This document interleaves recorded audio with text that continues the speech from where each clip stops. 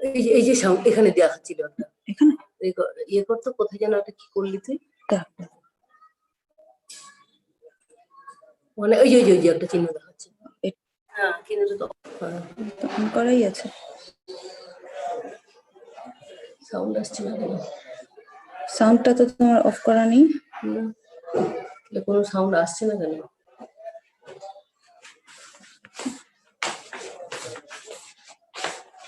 হ্যাঁ, কেউ তো কথা বলছে তো। বলছে না? তাহলে আসছে না।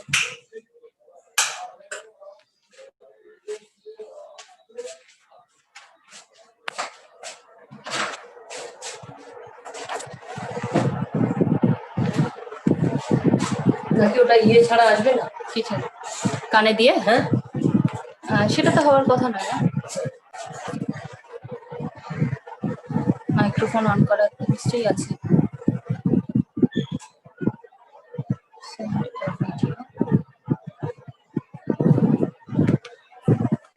আচ্ছা, একটু করেই দেখ।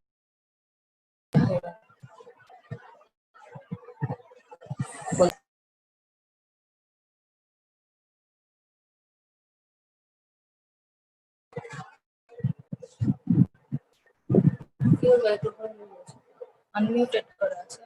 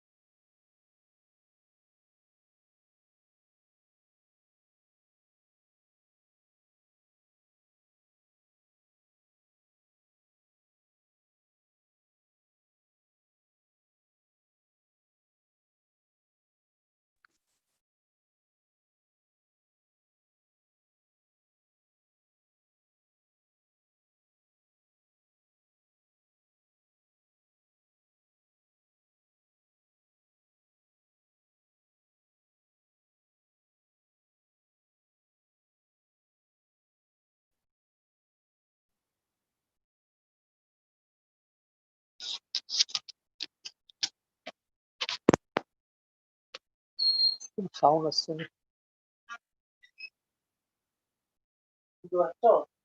সাউন্ড হচ্ছে না, ওদের কোনো সাউন্ডই আসছে না।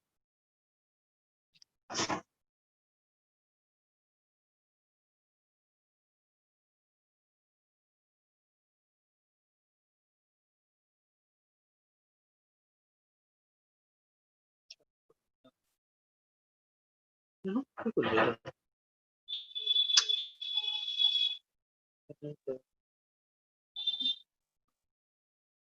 কি করিস না? সাউন্ড ফুল আছে।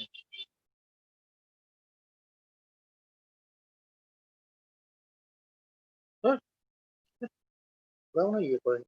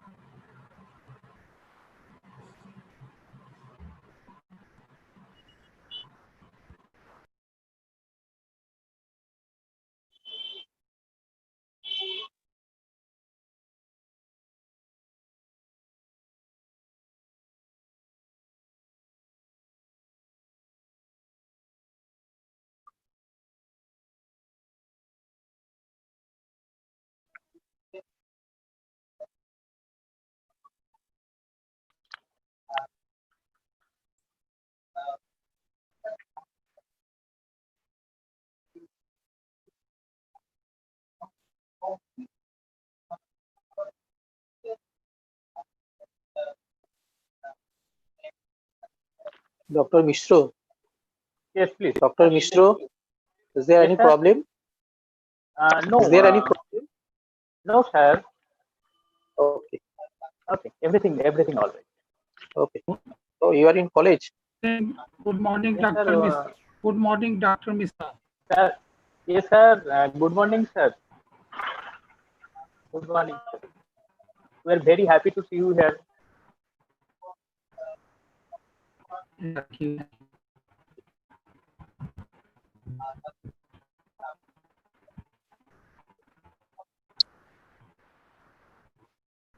Someone? Will we start? Yes, please. Am I audible? Yes. Am I Alright. audible? Someone. Yes, please. Someone, Okay. you are audible. Okay. Okay. A very, very good morning to all of you to the one-day international conference entitled on Human Development and Environment, exploring new equations in pandemic and post-pandemic world. In the very first session, I would like to take the opportunity to announce the name of our very honorable chief guest, our honorable guests, our respected dignitaries, and all. I'm really honored. I'm really honored to announce the name of Professor R.B. Singh from Delhi School of Economics, University of Delhi, as chief guest to this one-day international conference. I would like to announce the name of Dr. Subroto Saha, Honorable Administrator, Dr. Meghnad Saha College, as Patron-in-Chief. I would like to announce the name of Dr. Mukundu Mishro, the Vice Principal of this college, as the Chairperson. And I am really honored to announce the name of our respected guests.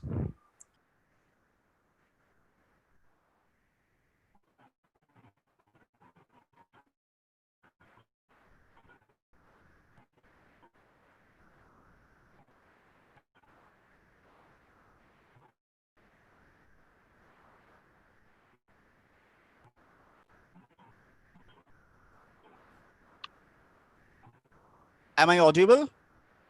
Yes, yes. Okay.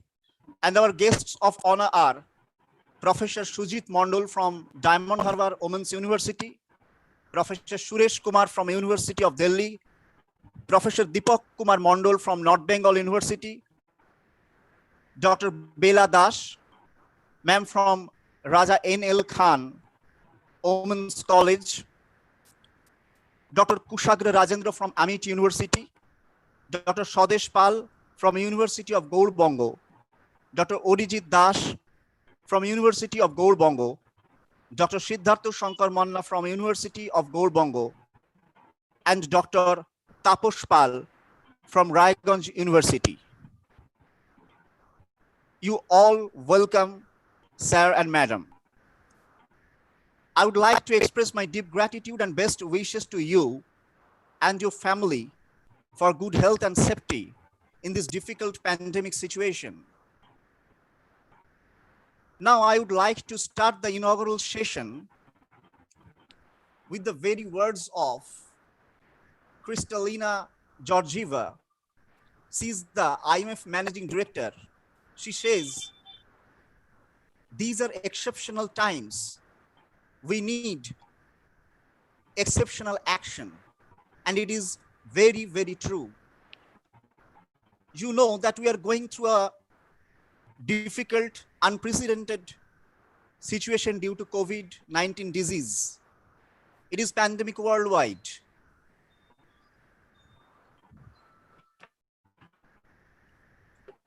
Hello.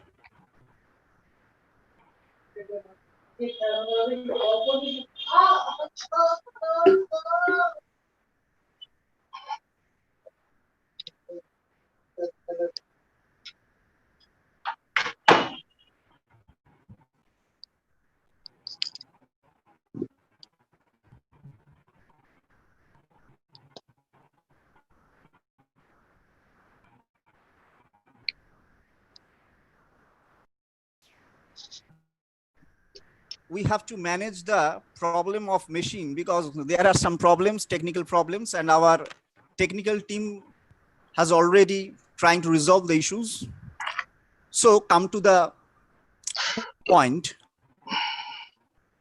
I am telling that we are going through a very tough situation. The COVID-19 not only threatened the life and safety, but it also has had a profound impact on how we perceive the world. It has reshaped the way of thinking. It has reshaped the mode of operation. It has reshaped the mode of response. But life can't stop. Time can't wait. So we have to move on. And in this context, education is the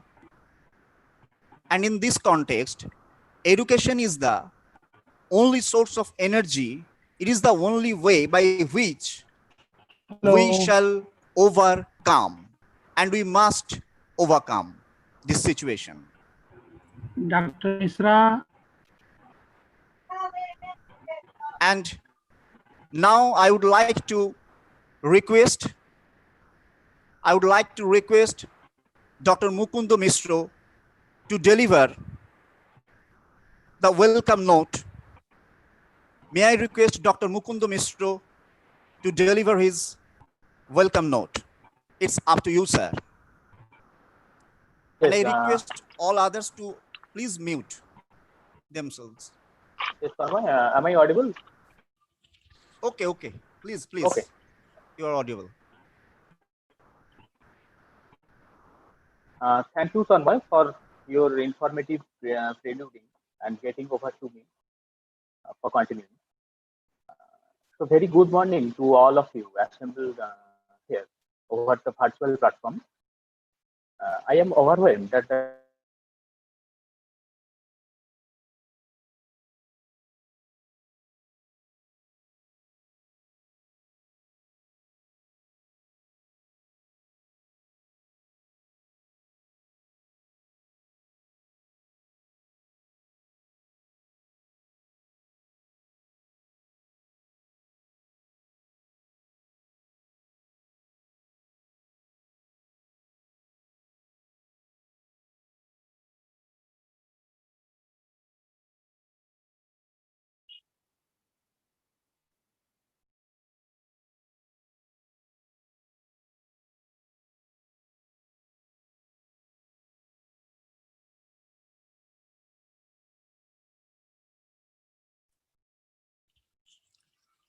Mukundo, please unmute yourself.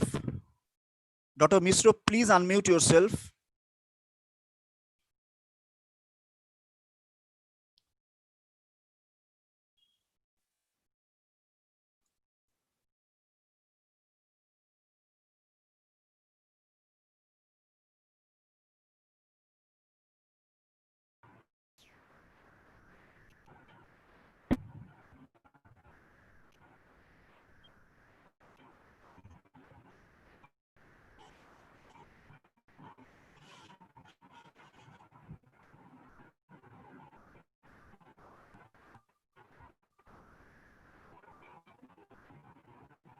Dr. Misro, please unmute yourself.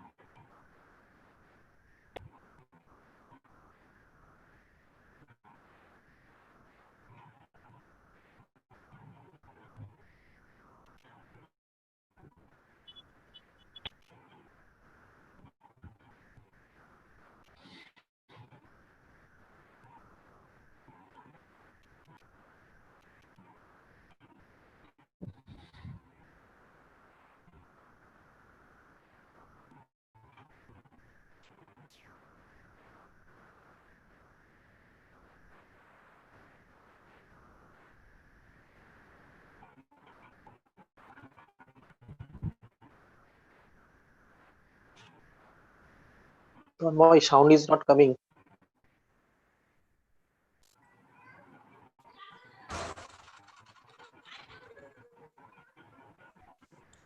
Hello.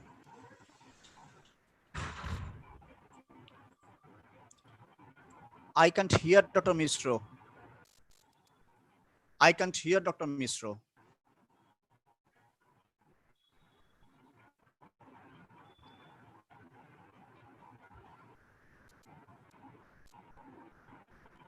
Dr. Mukund is showing muted. So call him directly so that he will unmute and then deliver his. Okay, sir.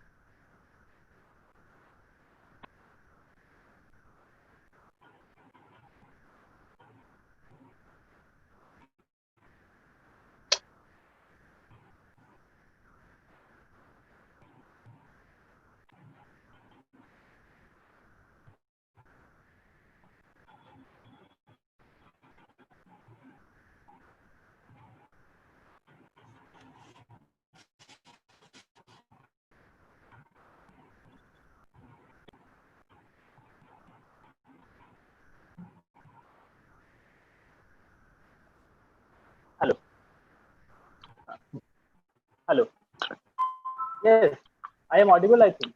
Tanmoy? Yes, yes, you are audible. Yes, actually, there is a huge acute network problem in my area, so I am extremely sorry for that. So I am continuing my address.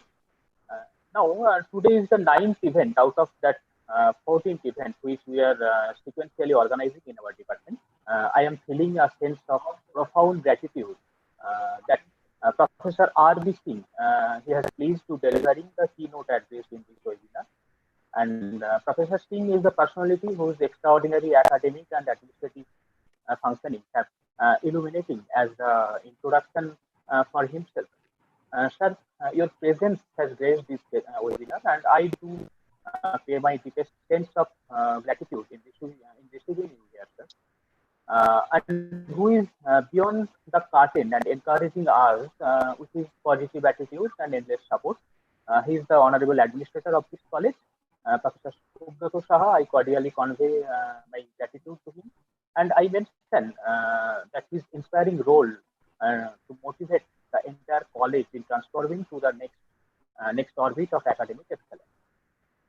I pay my thanks to all the faculty members and staff of the Department of Geography and the members of the organizing committee and the technical committee for successfully arranging this thing. Now I am coming to mention our honorable guests who are present here. Professor Sujit Mondol, I must mention him. He is the Dean, Faculty of Science, Diamond Harbour Women's University.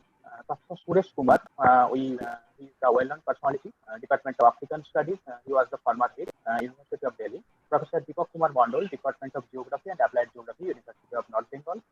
Dr. Bela Das, our former teacher in charge of this college, and HOD also in this department. He is presently associate professor at Raja N.L. Khan Women's College. Dr. Kushabro Rajendo, he is my very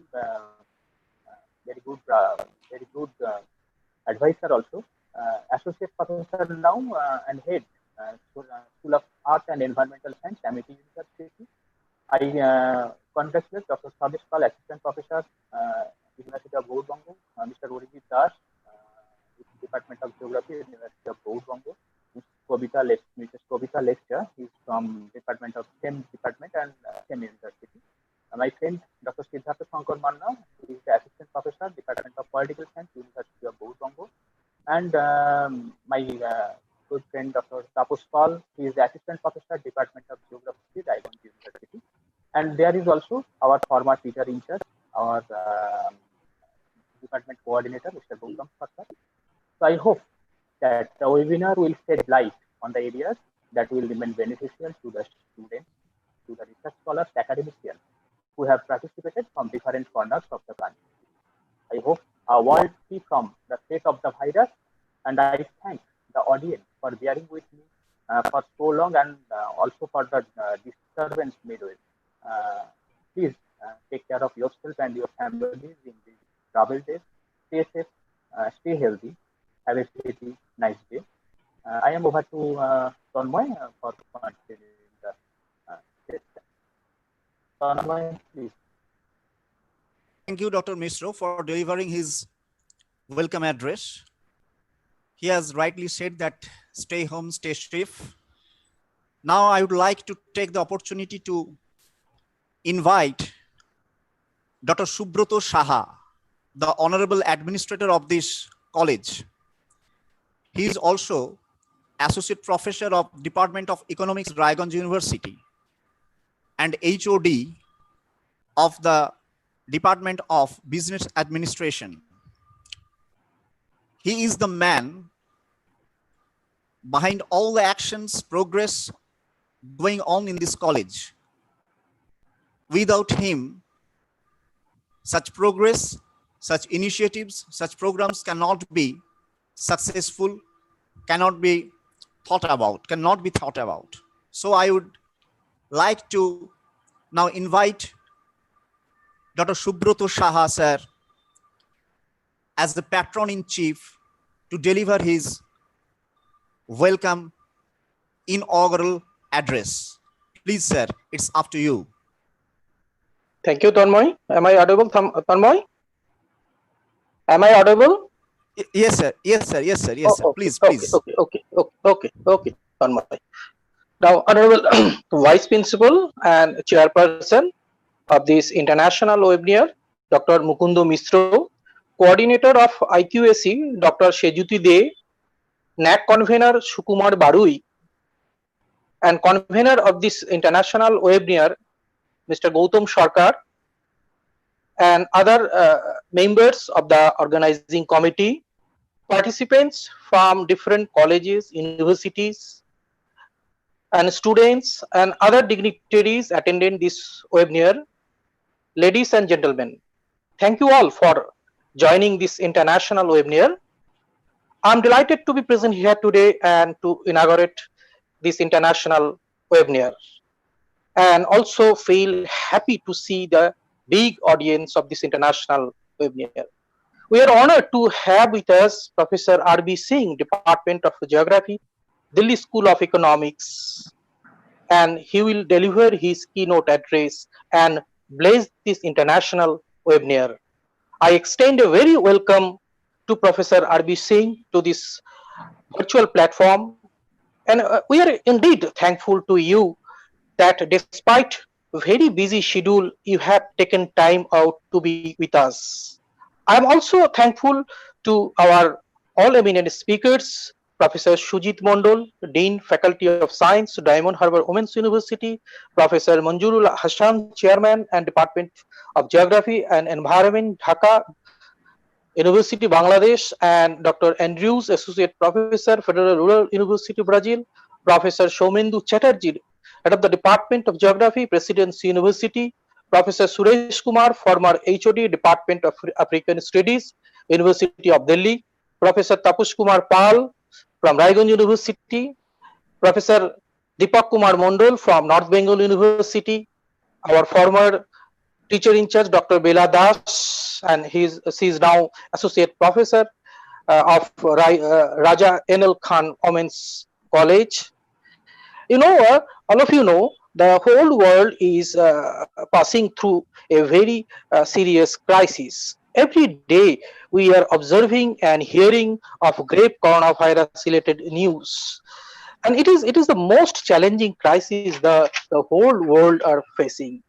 You know, all the academic activities have been suspended since March 15 after the outbreak of novel coronavirus, and we are completely locked at home more than 3 months. But in the time of pandemic, you know, the most of the colleges and universities suspended their classes, and almost all academic activities have been shut down more than 3 months. But few college of our state, you know, like Dr. Meghnad Shah College, shifted their conventional mode to online mode during the pandemic situation, during the period of pandemic, and all the faculty members of the Dr. Meghnad Shah College shared their study materials and made an attempt to clear the students' doubts, organizing several national, international webinars, special talks within this lockdown period. So the academic activities of the Dr. Meghnad Shah College are much less affected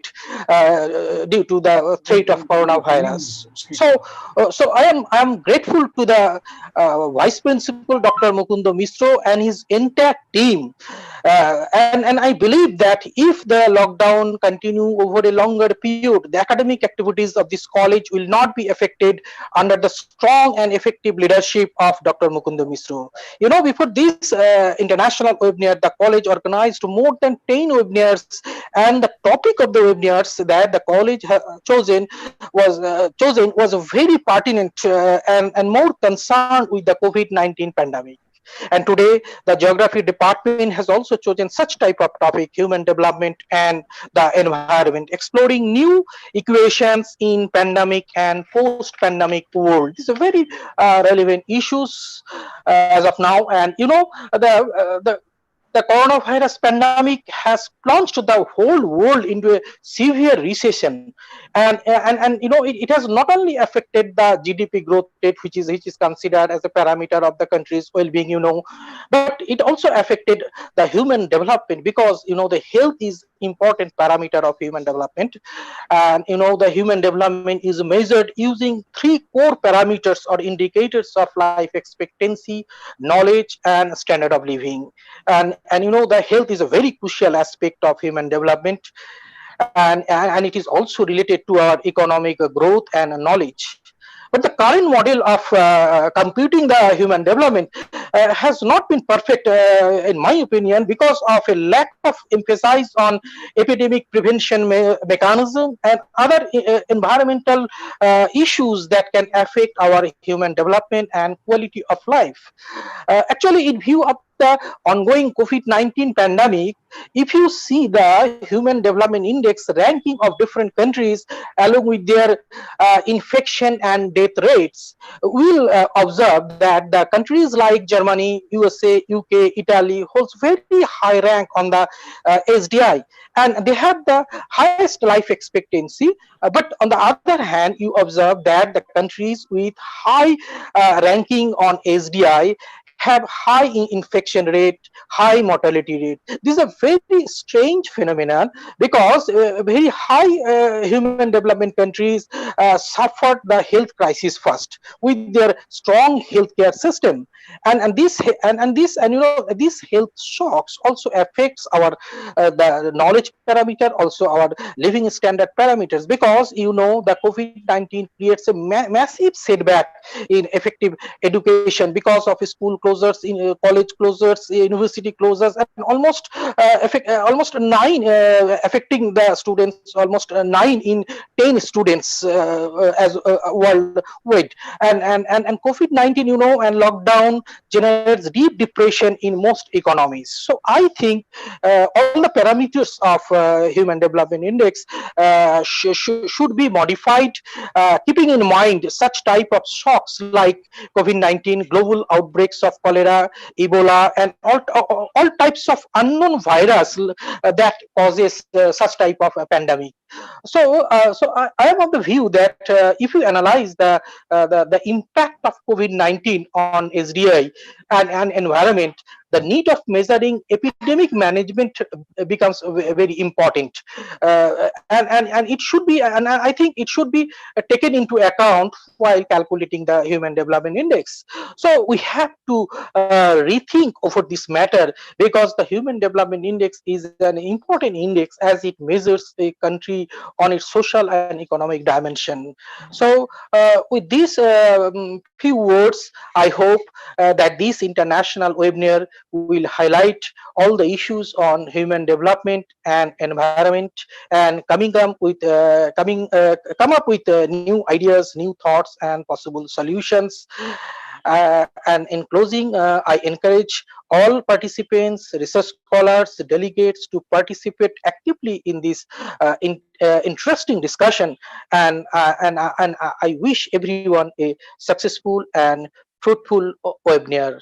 And finally, I request all of you take care of yourself during this pandemic situation. So now I proceed to Tanmoy. Thank you, Dr. Subroto Shah. I must thank you for very well organized inaugural speech. He has mentioned the progress of this college, how the college has been fighting to combat the COVID situation. He has also mentioned the various dimensions of development like epidemic management, Human Development Index, and the social dimensions of this pandemic situation. Thank you, sir. Now I am seeing Dr. Taposh Pal on my screen. Sir, my best wishes and deep gratitude to you, sir. A very, very welcome to this one-day international conference, and all other dignitaries are very welcome. Now I would like to invite Dr. Bela Das to address the well-wishing note. She is the former teacher in charge of this college and now the associate professor in Raja Enel Khan Women's College in Paschim Medinipur. Ma'am, I would like to invite you, to request you to deliver your well-wishing note. Ma'am, please. Hello, Am I audible? Hello. Yeah, Tanvi? ma'am. Yeah. Okay. Yeah. Perfectly. Okay. So, a very good morning. Indeed, a very refreshing morning also amidst dark scenario. Really, this time, the whole civilization is passing through a dark scenario due to this new virus, pandemic virus, COVID-19. So I first say that good morning to Chief Guest Professor R.B. Singh, Patron-in-Chief, Administrator Dr. Subroto Saha, Chairperson, Vice Chancellor, Vice Principal Dr. Mukundo Mistro, and other chief guests, dignitaries, convener, and other faculty members who played their vital role behind the screen. At first, I must congratulate the Department of Geography to choose such a time-bound, rather to say, timely topic, burning problem of the present day, everyday lifestyle. So, human development and environment, exploring the equations in pandemic and post-pandemic world. This is the most burning issue of this time. Now, the term pandemic, we are well acquainted with the term epidemic, endemic. Now, we are being introduced to the term pandemic.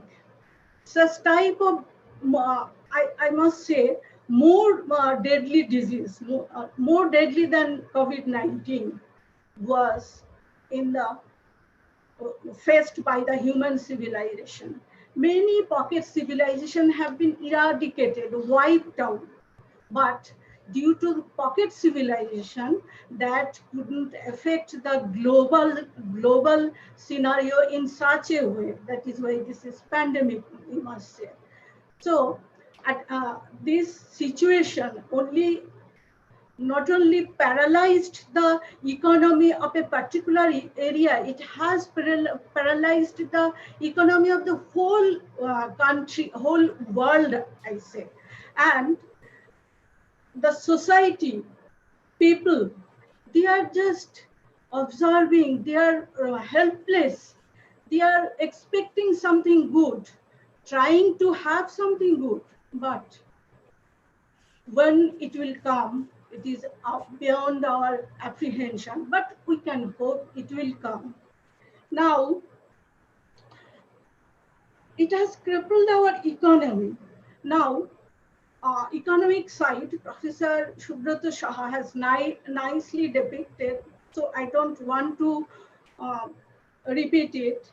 Now, one more concern, that is how human beings will respond to such situation. Now, as we are confined in our house, we are doing just necessary activities, essential activities. And we are meeting our demands also, just basic needs, based on basic needs. Now a new experience is coming to us. How much things we can control for our everyday life? Do we need much, or we can just continue our life, just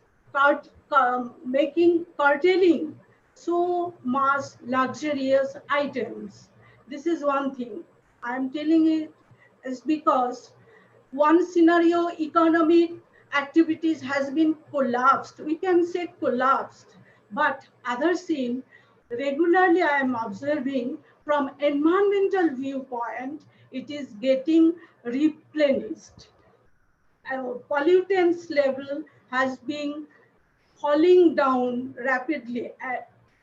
More to say, environment is getting cleansed and purified. in a scene, we have seen, probably all of us has seen a scenario that all sea coasts are full of flamingo and different types of migratory bird, which indicates they are feeling free, that pollution level is less and they can move around. And that is the point, that as because human activities have been restricted, the emission of pollutants is also controlled. But we must not say that all activities will be stopped and environment will be cleaned. It's not like that. My point is, now can we think that we should limit our consumerism? We can limit our product.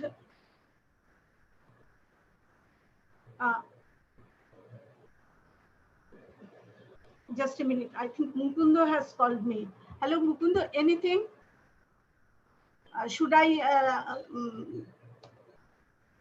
Time constant is there, so I'm okay. I think it is going beyond time now.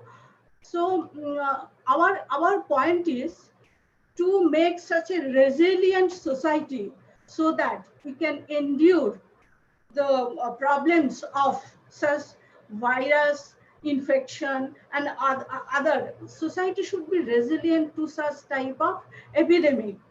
And I wish that our environment, from anthropocentric point of view, environment is an interaction between man and natural living things. And man is becoming idle naturally. Natural environment, it doesn't matter how and what it is. But if we think from the side of deep ecology, environment has an important role in it. So we can build up resilient society, resilient population group, and keep in mind the role of environment. Now, I just conclude saying one thing. The scenario probably reminds us, great economist Malthus' doctrine, that the carrying capacity of the earth will be balanced by the natural calamities or disease automatically. I think such type of things or disease which is beyond our control, beyond our civilization, or so much development as far as we can say. But we hope probably we will be able to cope up the situation, and a seminar is going to be a vibrating platform to discuss about all these things. I wish the seminar will all types of success of this seminar. Thank you. Thank you, madam, for expressing your views. Madam has expressed his views on human versus development. Now, in this context, I want to mention the quotation from Dr. Taposh Pal, as he earlier said that environment is your, but nature is not. I hope he will discuss it later. Now the time has come for which we are waiting for last couple of days. I am really honored to announce the name of Professor R.B. Singh. It is not only the name, it is an institution in itself. He is really a father figure for the present day geographers, the research scholars in the geographical science. I must welcome, and we are all very, very much thankful to you, sir. He needs no introduction, but it's our honor to make a brief note. Dr. R.B. Singh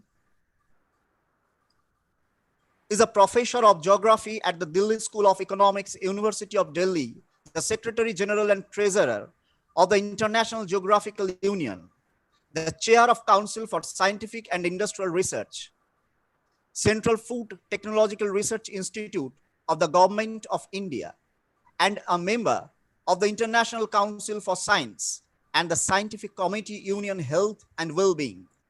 He was awarded the very, very prestigious Japan Society for the Promotion of Scientific Research Fellowship and has presented papers and chaired sessions in more than 40 countries. He has published 14 books, 35 edited research volumes, and more than 215 research papers in prestigious journals all across the world. He has supervised 34 PhD scholars and 79 MPhil students. In 1988, the UNESCO, the International Social Science Council, awarded him research and study grants in social and human science. So we are waiting for this time, sir. I would like to take the honor to invite Professor R.B. Singh to deliver the keynote address.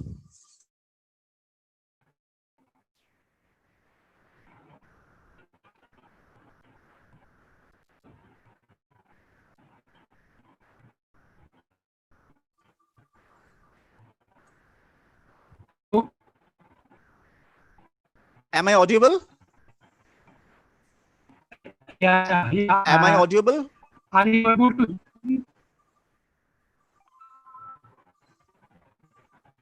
Am I audible? Yes, yes. Sir. Yes, Tanmay, yes, Okay, yes. okay, okay. So we can start. Yes, sir, please. Thank you, Mr. Dr. Sarkar. It's our honor, sir. I am really overwhelmed. Dr. Subrata Saha, Administrator, Dr. Mukund Misra, Vice Principal of the College, Mr. Gautam Sarkar, Professor P.K. Ray, my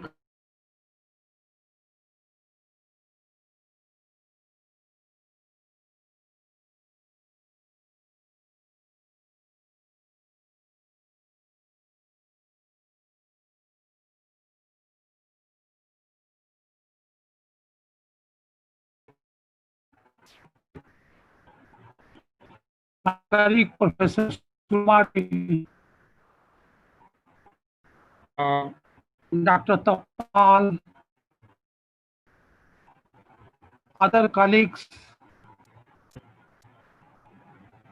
First of all, I would like to congratulate Dr. Meghnath Saha College for organizing the 9th event during the lockdown period. It is really a great success, and I would like to congratulate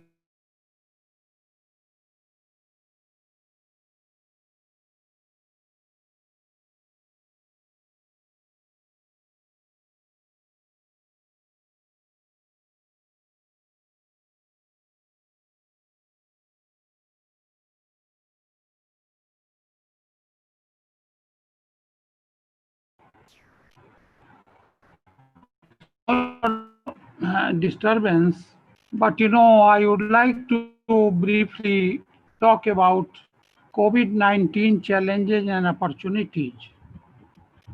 And I would like to go first history of the different types of major viral diseases like chikungunya in October 2006, avian bird flu February 2006, swine flu in May 2009, Zika virus diseases May 2017, Nipah virus in May 2018, and now coronavirus in January 2020. Why I would like to mention, because you have taken the theme human environment development, and if you see these all diseases, 70% of diseases originated from wild animals.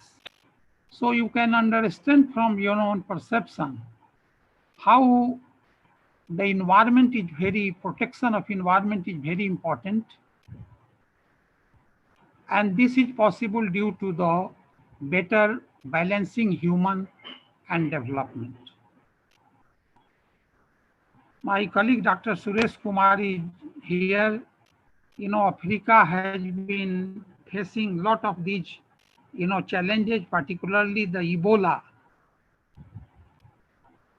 And another important point I would like to bring before you, that these all mostly, reported in the urban areas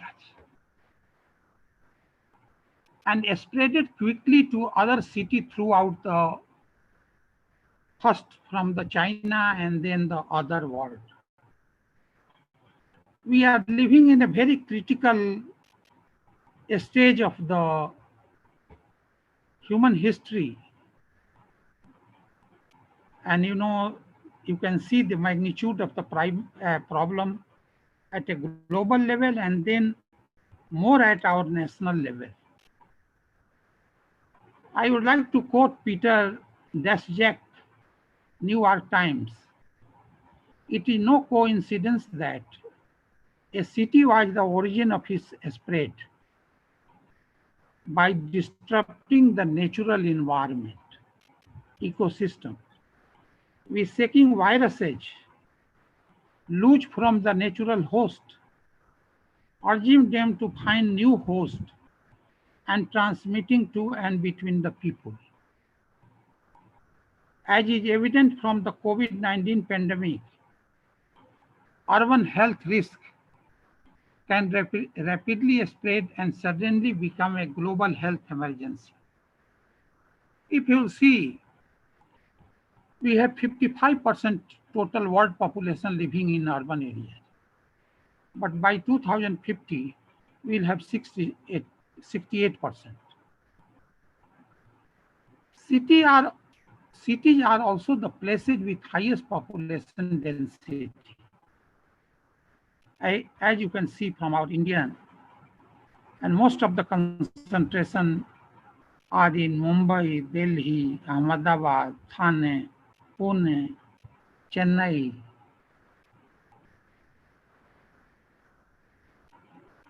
Throughout the history, cities have been the sites of infectious diseases, outbreaks.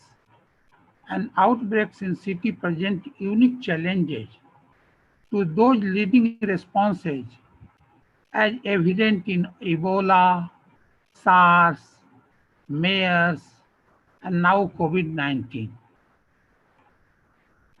But cities are also the site of solution to arrest the spread of infectious diseases and improve the population health.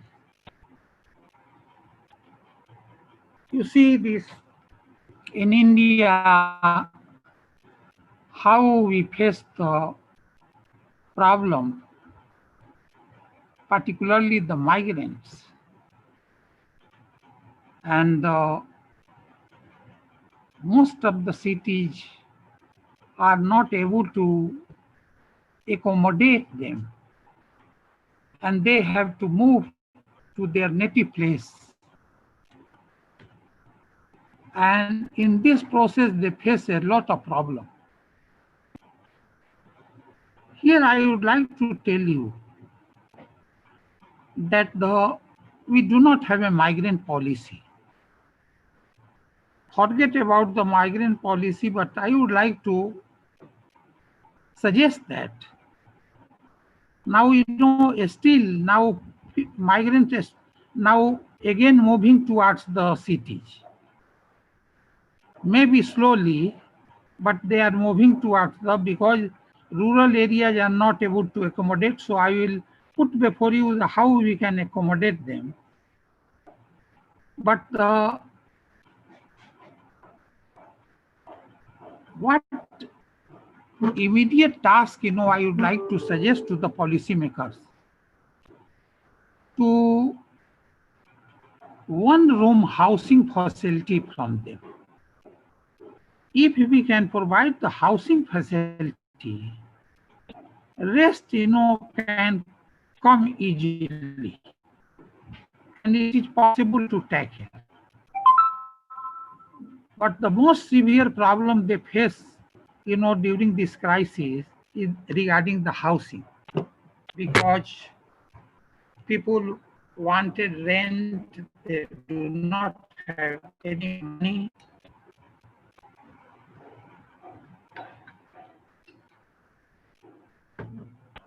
Now, I would like to bring, you have mentioned about the human resource. How we have improved the human resources very quickly. One testing facility was available in the March in India. Now we have almost 1,000 testing labs. Sometimes we are reaching 3 lakh testing per day.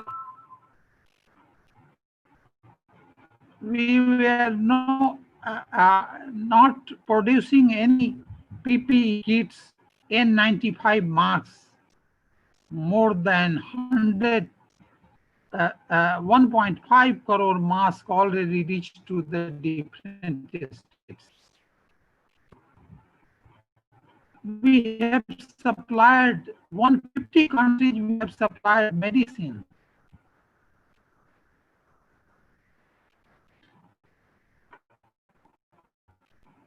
Another important point I would like to bring to you, recovery rate is 60.25%. It is quite a good achievement in a so short span period. No doubt, we have total 9 lakh, around 25,000 lives lost. That is very important for us. But India's rate of testing is very focused.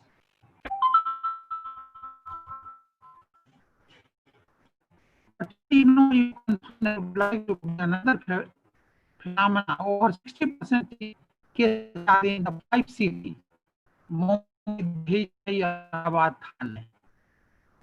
And it takes 7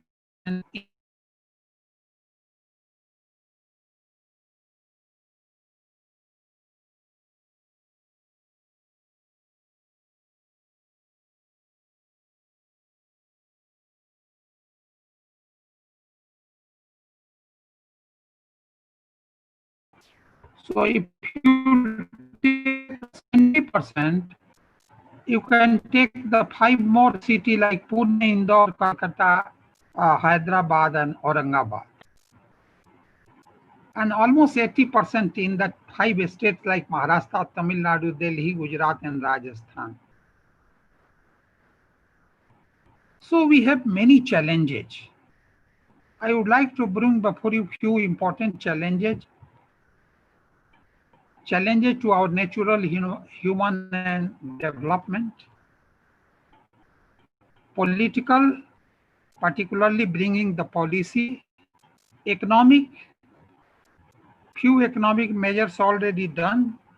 We need to do more, particularly through the policy, and particularly I would like to suggest for the one-room housing to our poor people, institutional network. So some type of the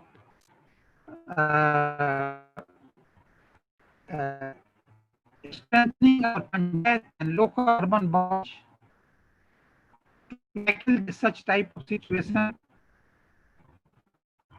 And socioculture.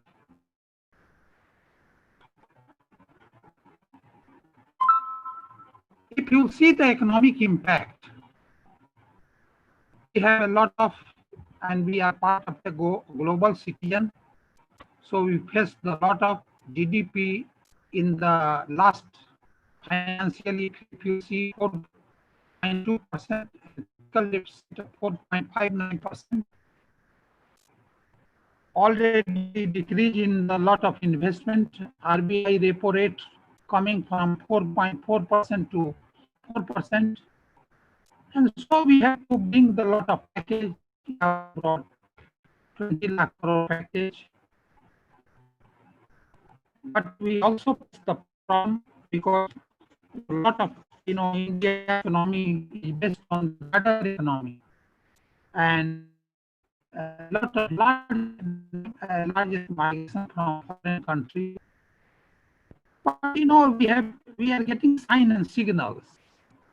Lot of investment incoming is Geo,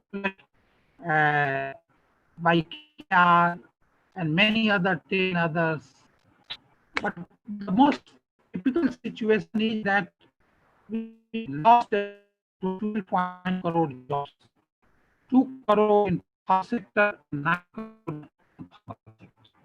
Now, how we can accommodate people who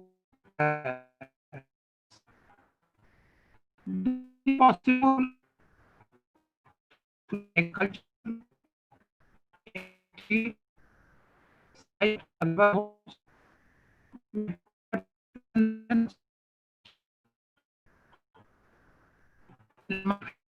have to compete with Taiwan, Vietnam, Mexico,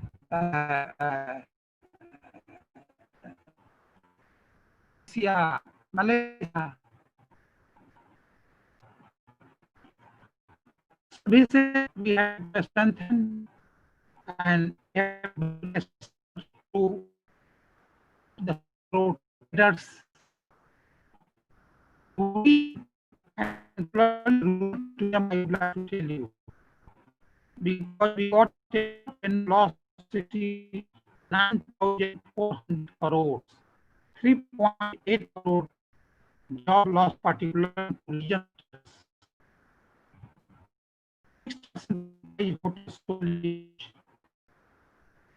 But before I proceed for this situation, I would like to also bring before you changing economic portfolio in India.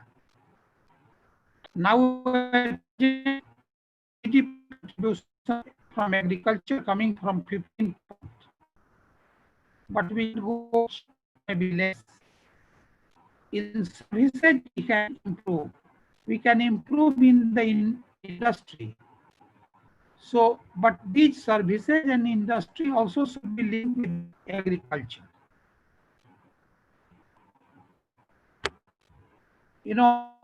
And we have very typical poverty country.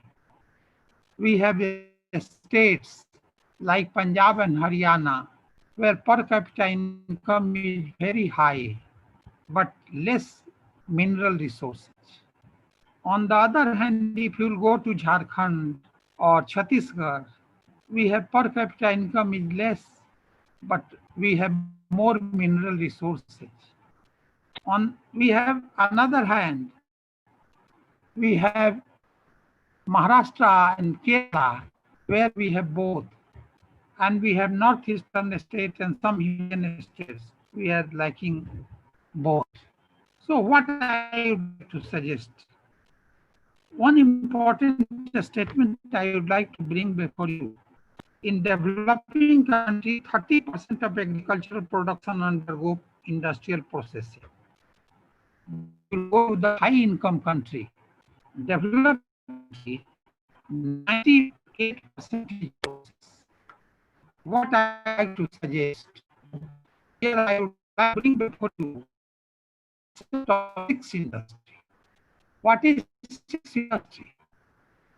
Six industry, primary, secondary two, and tertiary. We have history, we have history, we have agriculture, we have animal husbandry. What we need?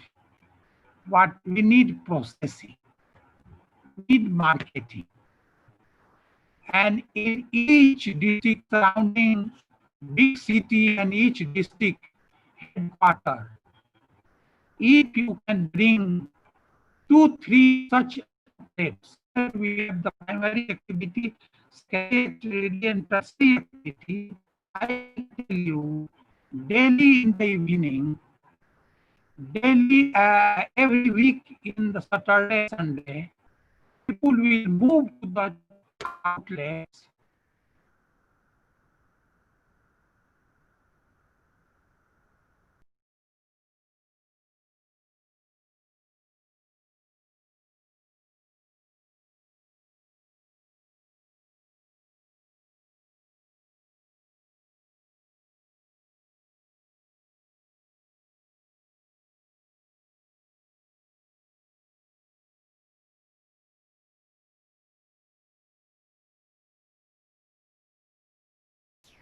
So they will buy product is just telling about secondary and tertiary and all towns, if you can get 2-3 such centers, people from the city, they go with family, they and do marketing to increase products. And in this way,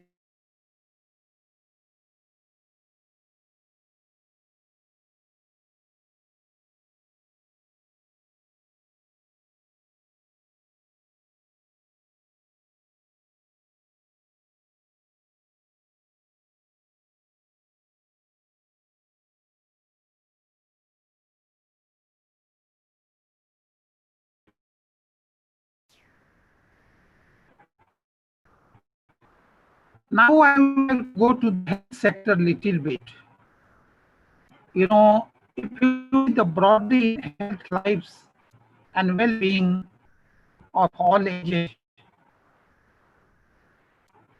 southern states like very progressive, Kerala, Tamil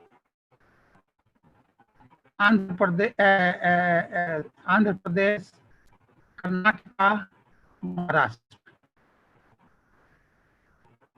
It is well, you know, some services, better services, Rajasthan, Chhattisgarh, Odisha. But in behind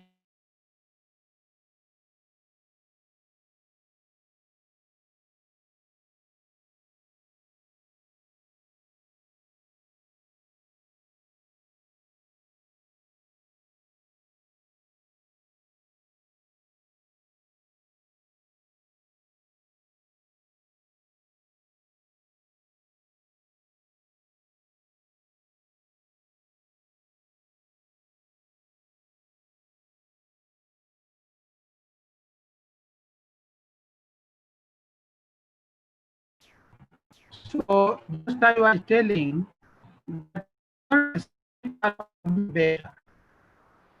northern states like Haryana, Uttarakhand, West Bengal, Assam, states lag behind about this service. Apart from services, health lives and promoting well-being,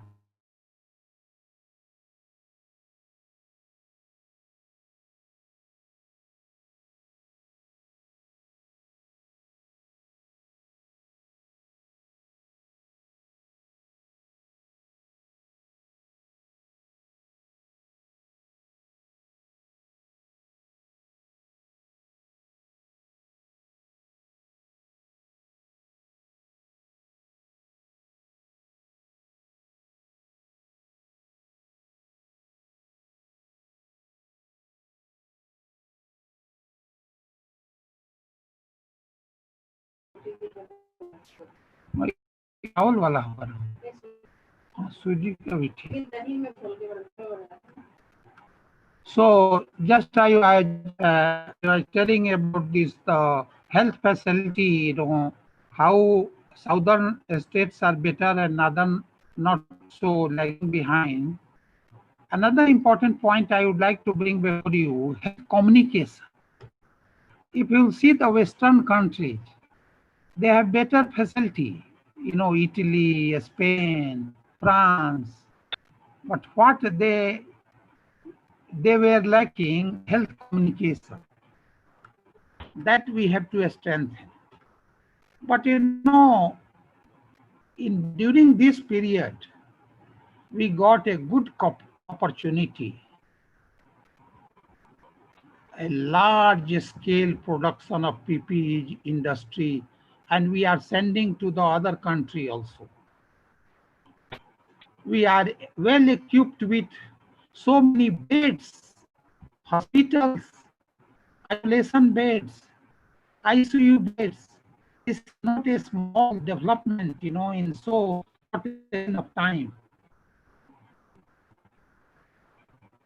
FDI in India grew 18% in 1920 to reach $73 billion from 13-14, it was only 36 billion. So this is also a good sign if you continue the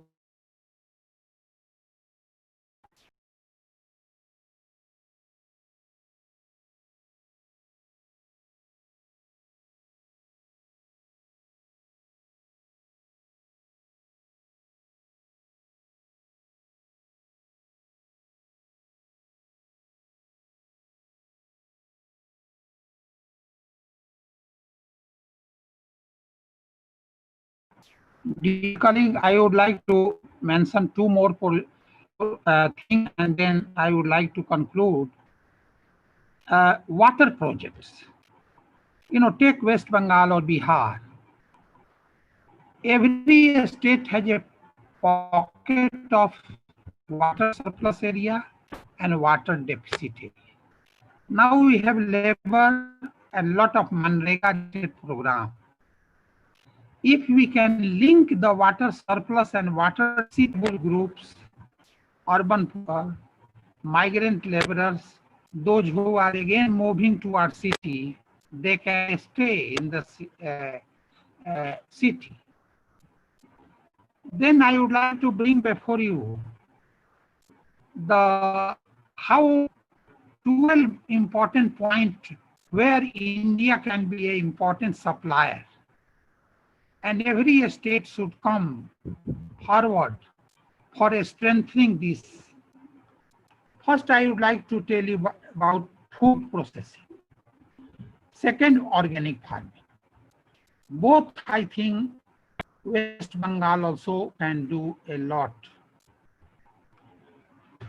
We have technology. I am chairing a research council of CSIR, CFTRI, Central Food Technological Research Institute, Mysore. We have so many technology for producing food from bajra, like expanded bajra, self-stable bajra flour, instant ragi, semolina, porridge, bread, ragi and bajra, cookies, muffins, from jowars flax, self-stable jowar flour, nutritious millet flour, multigrain sweet mix halwa, millet-based technology like ragi rusk, ragi generally in the south. So they are developing more. Ragi papad,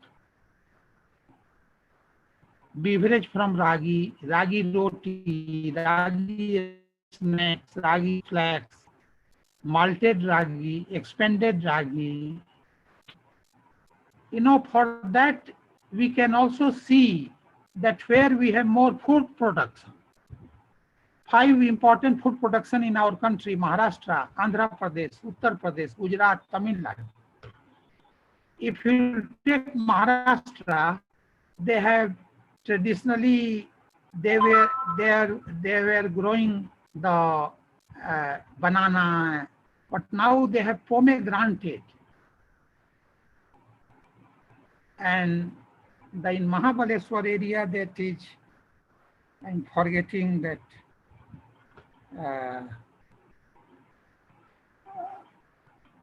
Just I will tell you. Then in vegetable production, Uttar Pradesh, West Bengal, Bihar, Madhya Pradesh, Gujarat. These are the area where we have the more migrants. You know, we can use for processing spices.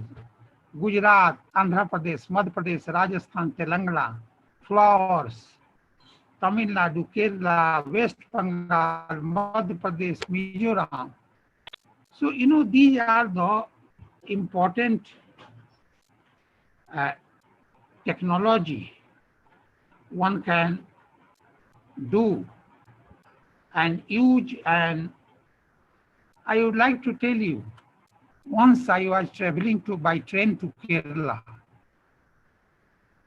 I saw people, you know, bringing banana chips, homemade banana chips, and selling in the train.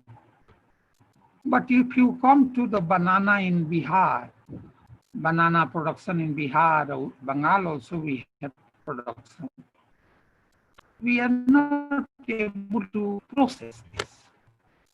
That culture we have to develop.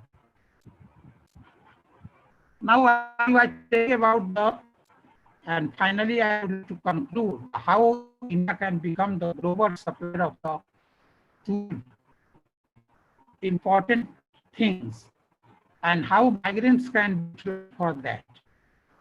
First, food processing, organic farming. Third, iron. In that also Bihar and Orissa, West Bengal, aluminum and copper, agrochemicals, electronics, industrial machinery, furniture, West Bengal also can contribute a lot. Leather and shoes, art parts, textile, you know, both are fully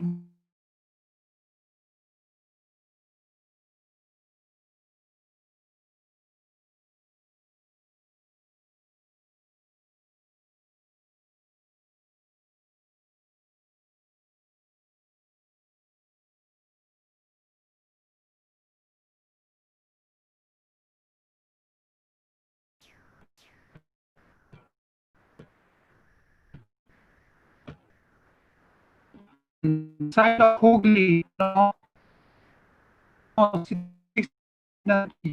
many mills were there, jute mills, all closed, and like PP,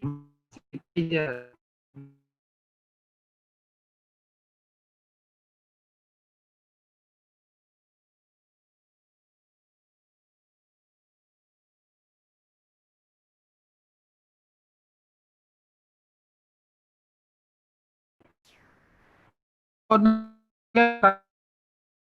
would like to do that.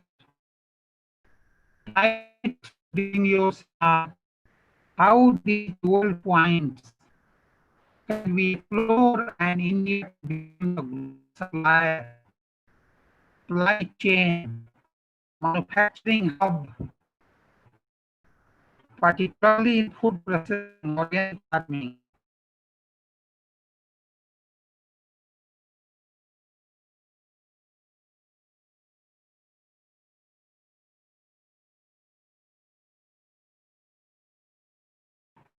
So thanks to Dr. Misra and our colleague from Dr. Meghnad Saha College for inviting me. Thank you very much. I conclude my talk.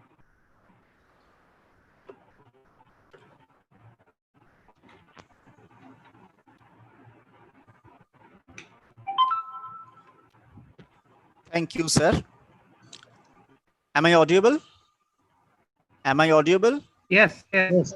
Yes, Okay. yes. Yes, yes. I would like to thank Professor R.B. Singh for his lifetime experience, and he have delivered a very well organized lecture.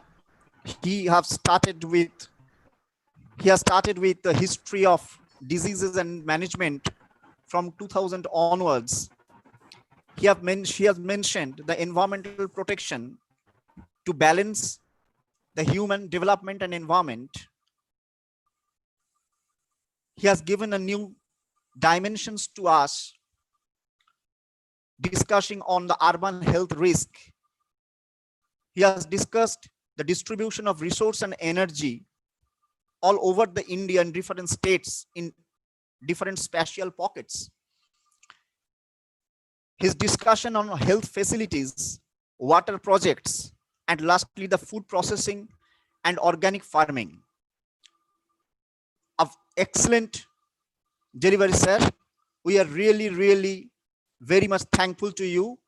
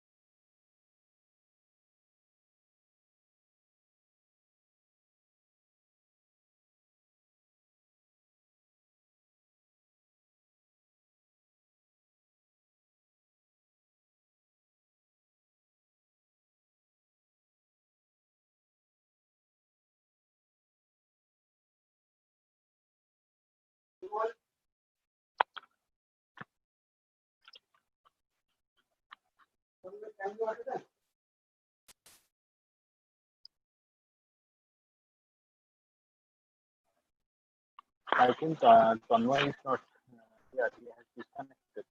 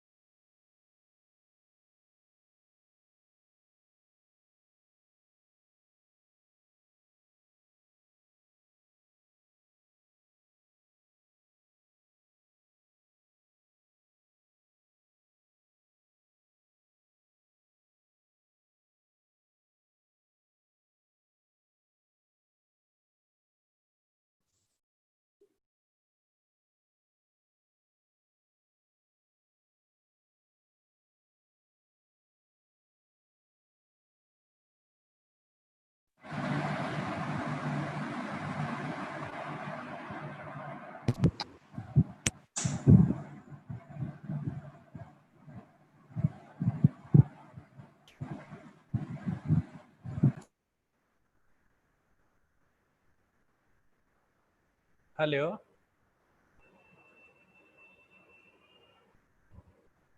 Hello. Am I audible to all? Yes, you are audible. Okay, so may I start then?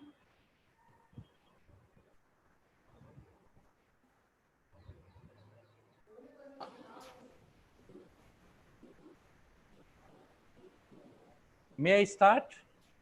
Yes, sir. Please go ahead. Okay, okay. I thank the organizer and particularly to Dr. Mukunda Mishra inviting me to speak in the international webinar.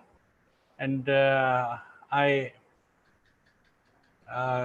pay my regards to Professor R.B. Singh ji, who has updated us about the current situations. And coming to my lecture, as we know, more than 1 crore, about more than 13.4 million people have already been infected across the globe, and more than 586,000 people have already died. So the world community in the first phase of 21st century faces this first virus war led by China, or you can call it third world war in economic terms, that has resulted in spreading this virus in Africa continent, having 53 countries, Europe having 44, East Asia, Latin America, South Asia, West Asia, Oceania world, USA and Canada. The use of coronavirus bomb is exacerbating the silent death in the society that leads to global devastation. Here I like to quote Mahabharata. Mahabharata mentions tasmata pramanata karyo dharma sukshmo vijanata ahimsa sarvabhute bhayo dharme bhayo jayasi matha. This means that the humanity should respect the feeling of all living creatures and behave with love and grace. Non-violence is the biggest weapon to solve all the disputes in the world, but China has transported this coronavirus in the world to destroy the peaceful global community and hegemon the economic order of the world as well. Talking about the naturalization activeness in my title, what exactly it means. India and the whole world went under the process of lockdown, and as a result, the ingredients of the nature such as air, water and light pollutant levels have come down drastically. Compared with the same period last year, levels of nitrogen dioxide have fallen by 40% as PM 2.5 is down 10%, which means that people without COVID-19 can breathe easier now. These two forms of pollution, which weaken the heart and respiratory system, are together normally responsible for about 470,000 deaths in Europe each year. Health experts said that the finding echoed their experience during the pandemic, and I like to quote the New York Times here. We have seen many fewer patients admitted with asthma and COPD over the last month, and there is no doubt that a fall in air pollution is a part of the reason, unquote. One report observed that the improvement in air quality over the past month of the coronavirus lockdown has led to 11,000 fewer deaths from pollution in the UK and elsewhere in the Europe. And coming to the naturalization in India, we can say the nature cure treatment through the process of naturalization cannot be ignored during this first international virus war and is observed scientifically in the world. For example, the Ganga and Yamuna are two most prominently polluted rivers of the country. However, visuals of the river that were taken during the lockdown show them relatively cleaner. I like to quote the NDTV report that observed that many industries and offices were closed due to lockdown. Yamuna is looking cleaner. The stoppage of industrial pollutants, industrial waste, and household garbage has definitely had a positive effect on water quality. Along with it, there is an increased water flow due to unseasonal rainfall and snowfall in some parts. The epidemic naturalization process has given a lesson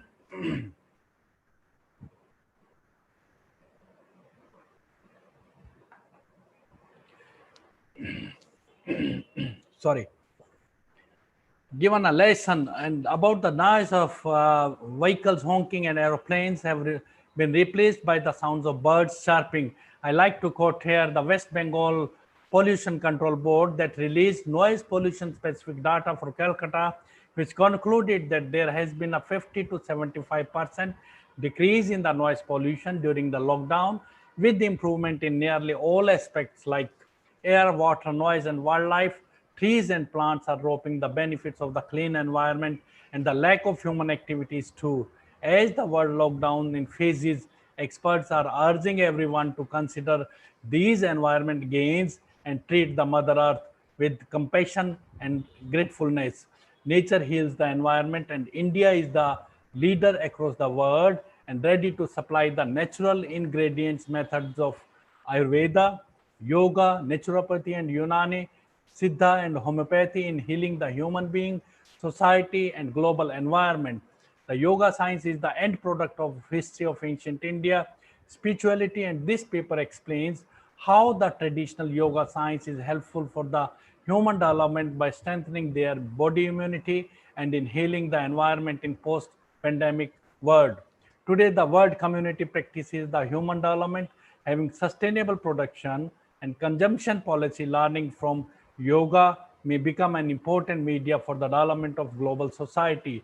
Yoga concerns around the world should address global challenges related to body immunity, shortage of resources, water scarcity, climate change, and loss of biodiversity, and planning, promoting coordination and overseeing the implementation of environment and forestry program by connecting it with yogic sutras.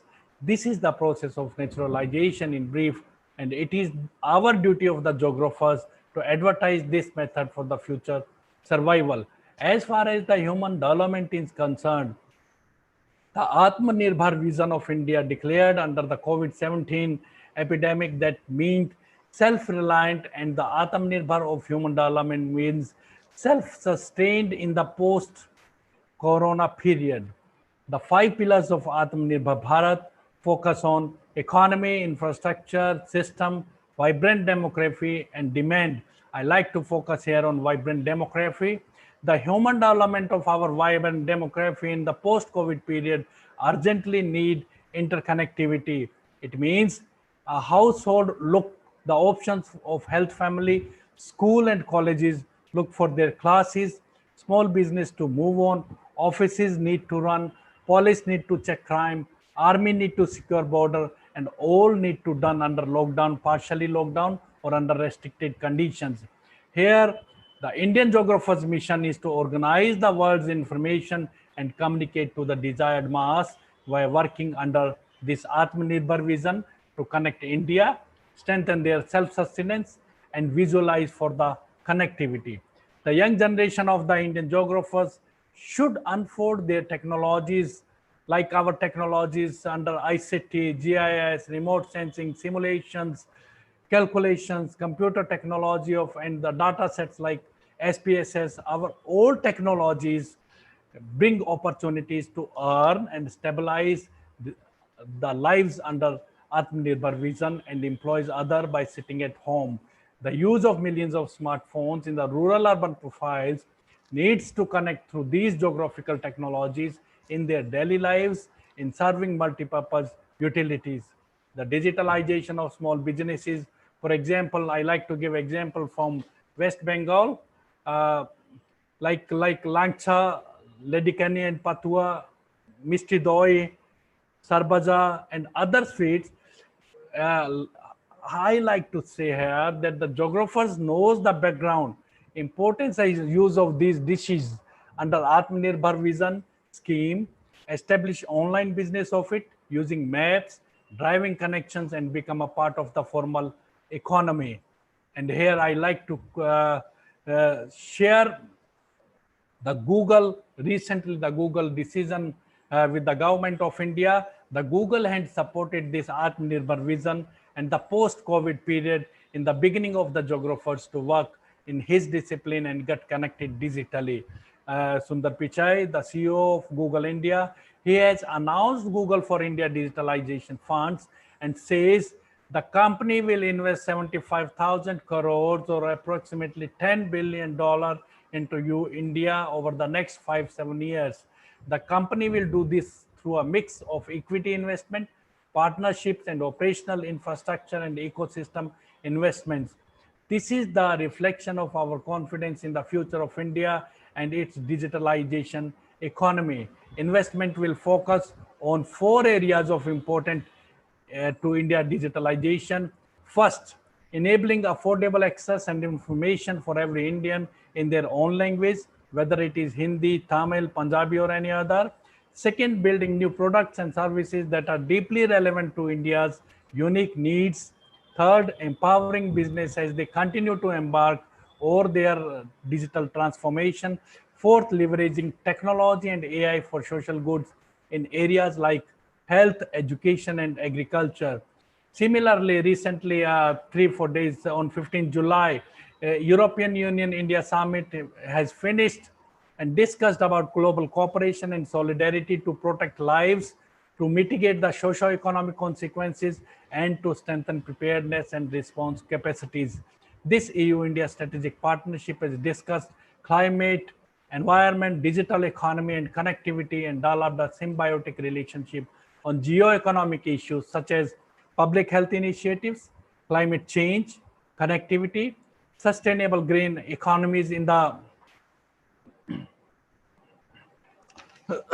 energy and resource efficiency, artificial intelligence, and data promotion, and market economy firmly based on the principles of multilateralism. Here I like to focus on climate change and green economies. In the area of climate, the Paris Agreement and recently the EU-India Clean Energy and Climate Partnership provides a foundation to build on. India being a signatory of the peace agreement, our government enthusiastically declared it would embrace European technology for the India transformation project, which stretched from clean and smart cities to clean rivers and even sanitation. The EU-India agenda here should include the promotion and de-risking of investment in renewable energy and green technology, the channeling of post-COVID-19 stimulus into green infrastructure, joint research and development, and business-to-business cooperation to contribute to the great transition. The EU and India can further facilitate the creation of institutions that attract financing to sustainable growth, modeled, for example, on the Green Growth Equity Fund created by the UK and India, or private financier like our Tata Clean Tech Capital Limited. As key stakeholder in the defining challenges of our time, climate change, robust India-EU relationship, including climate diplomacy, to support stronger climate action is a must.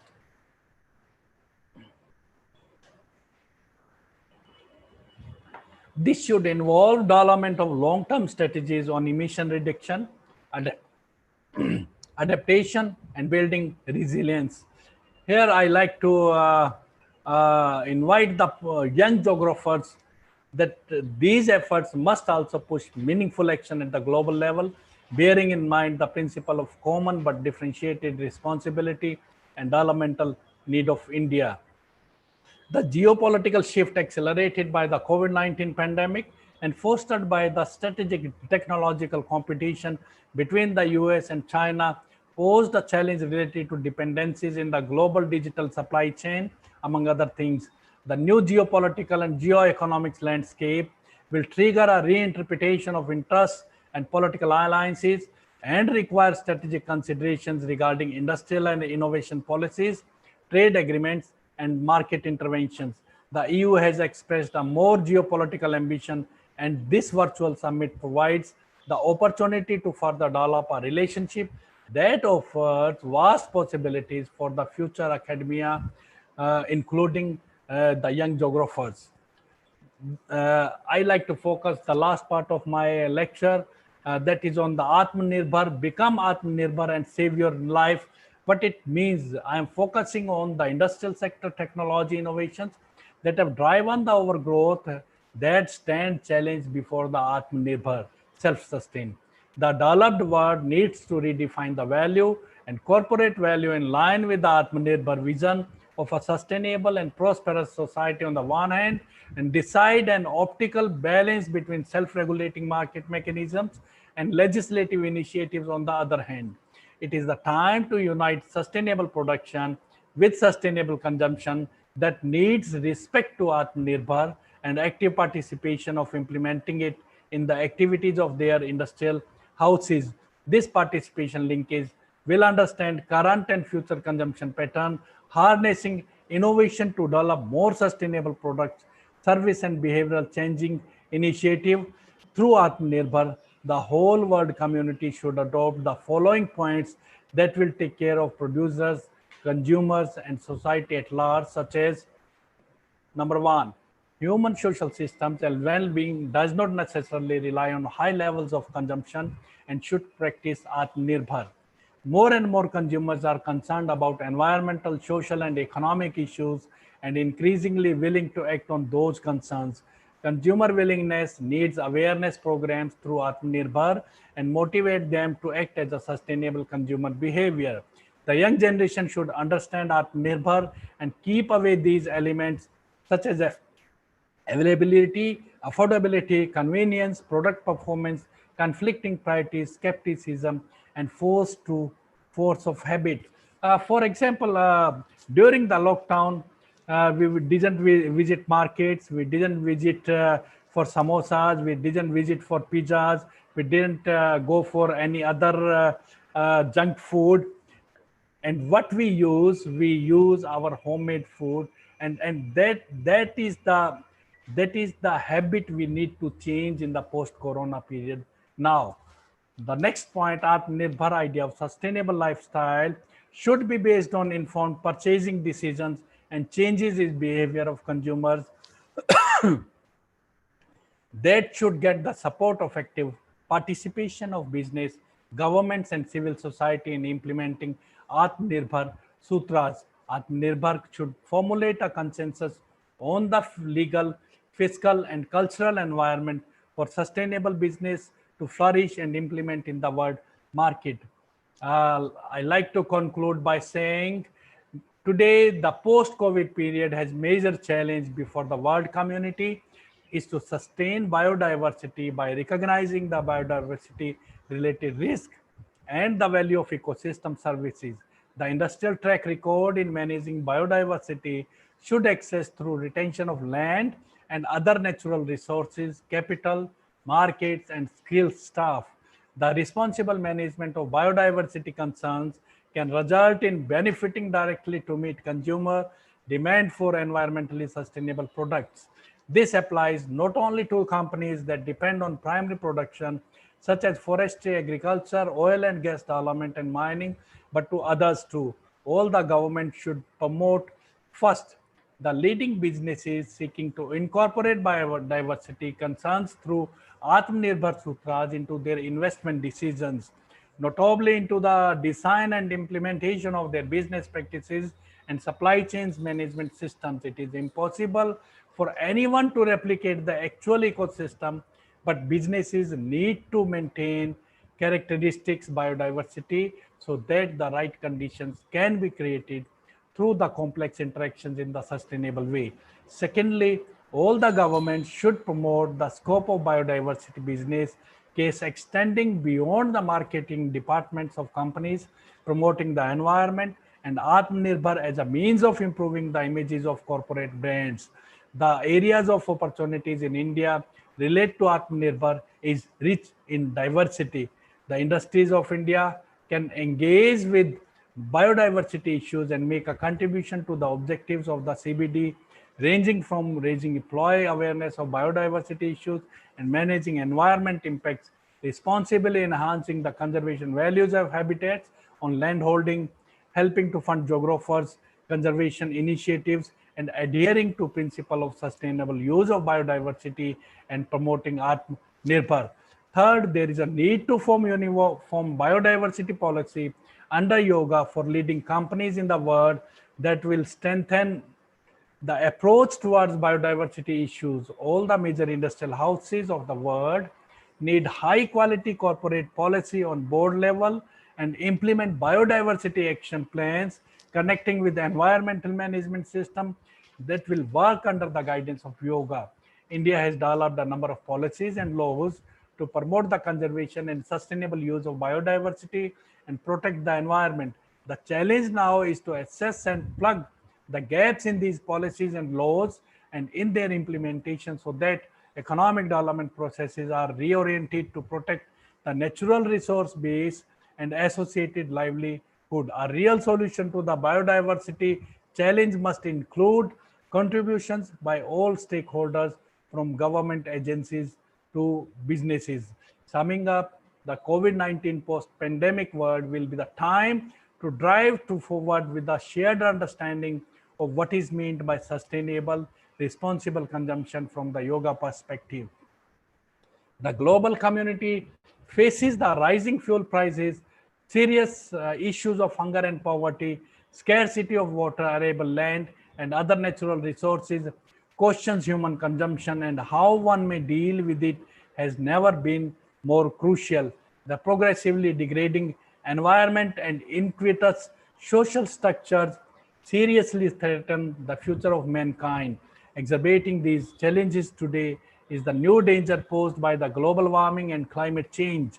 The global community bears the most severe burden of these environmental and societal imbalances. It wants the post-1990 unstoppable competition for survival in the liberal market economy, either to stop and to think for the future of the coming generations or face the natural destruction of the mammalian class and the natural environment. The yoga attracts the worldly governments towards more sustainable choices and sharing this information with the common man. This information will act as a trigger for innovation and ultimately set the trend towards sustainable environment through yoga among global community in the post-pandemic world. Thank you very much.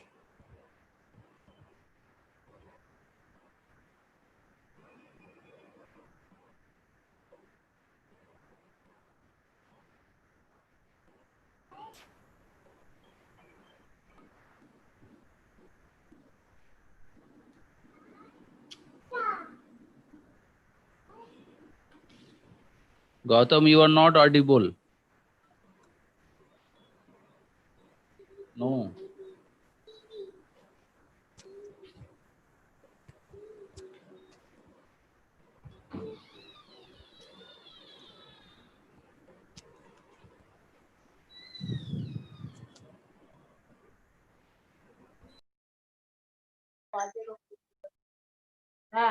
Gautam, you are not audible.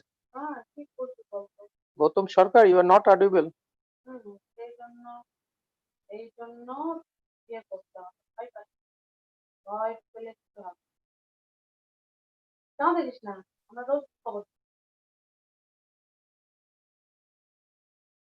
Gautam, sound is not coming. Hello.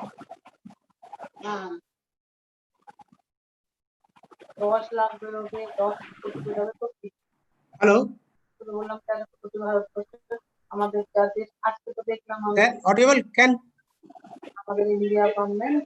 Okay. Thank you, sir. Thank you so much for your derogative speech. I hope the speech will help to increase your community. Now, we will start our second lecture. Will delivered by Professor Deepak Kumar Mondal on COVID-19 induced lockdown and eco-friendly initiative with limited alternatives. Before start this lecture, Professor Mondal is a well-known personality in the field of remote sensing and GIS. He is the professor of Department of Geography and Applied Geography, North Bengal University. He has a graduate diploma in remote sensing and GIS from Geosciences Division. As the faculty member of the University of North Bengal, since 1995 and teaching different fields, physical geography along with RS, PIS, photogrammetry, both at the PG and MPhil level. He has enjoyed 2 international research projects and 8 national major and minor research projects. And also he published 20 books in a chapter form and 3 edited books from reputed publication, and also published more than 30 articles and research projects, and so many activities in the academic world. Now, I request Professor Mondal to give his lecture. Sir, please proceed your lecture ahead. Good afternoon, everybody. Is it audible? Yes, sir, audible. Okay. Thank you, organizers of today's webinar on human development and environment. It is really a very difficult time through which the whole world passing. Till date, researchers yet to trace out the real cause of this problem. And at the same time, we know whole world waiting for solution for remedial measures, particularly medicine or vaccine. But yet we are waiting for, and worldwide scientists, they are working hard and bringing something new information, and all are in experimental phase. We don't know how far we are yet to suffer from. Now, the topic concerned, we know so far human development and environment. What appears to me, particularly in terms of present situation, that our main problem, particularly being Indian, is our elitism as well as our poverty. And being the second largest populous country after China, everybody knows. And at the same time, we have lot of infrastructure drawbacks, particularly in health sector. At the same time, so many people engaged in unorganized sector, and suddenly they are without work, without earning.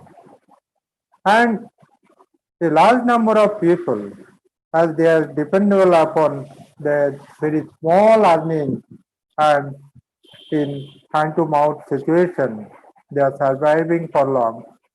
Now, this situation, just starting from lockdown, started in our country, as I remember on 23rd March, and recently in some states, in some cities, unlocked, but again forcing them to go back to locked situation, lockdown condition. I'm from Siliguri from yesterday, again for 1 more week, entire Siliguri municipality area containing 47 wards declared under lockdown. Now,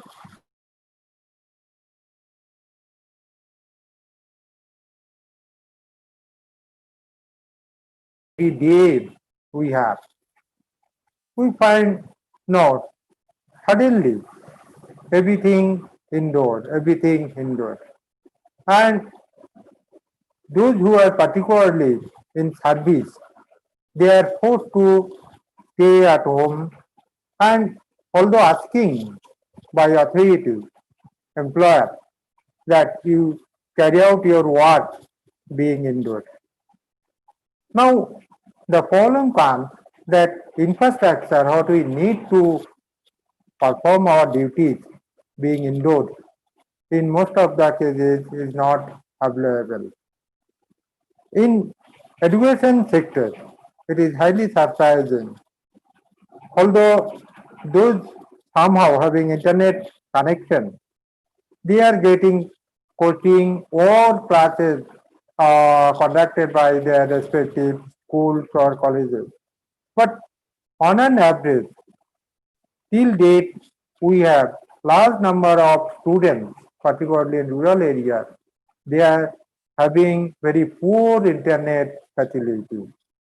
And in some cases, they don't have Android phone, at the same time laptop. If they, for preparation of project or dissertation work, it is mostly impossible by using any Android phone.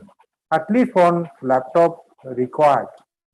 Now, if we, again, as our economic condition, particularly in rural sector, even also in some cases in urban sector, is not sound, they are unable to have a laptop. So how they can prepare map by using map making software, GIS and other things, or SPSS, or others, whatever is possible to have. But without laptop, nothing is possible.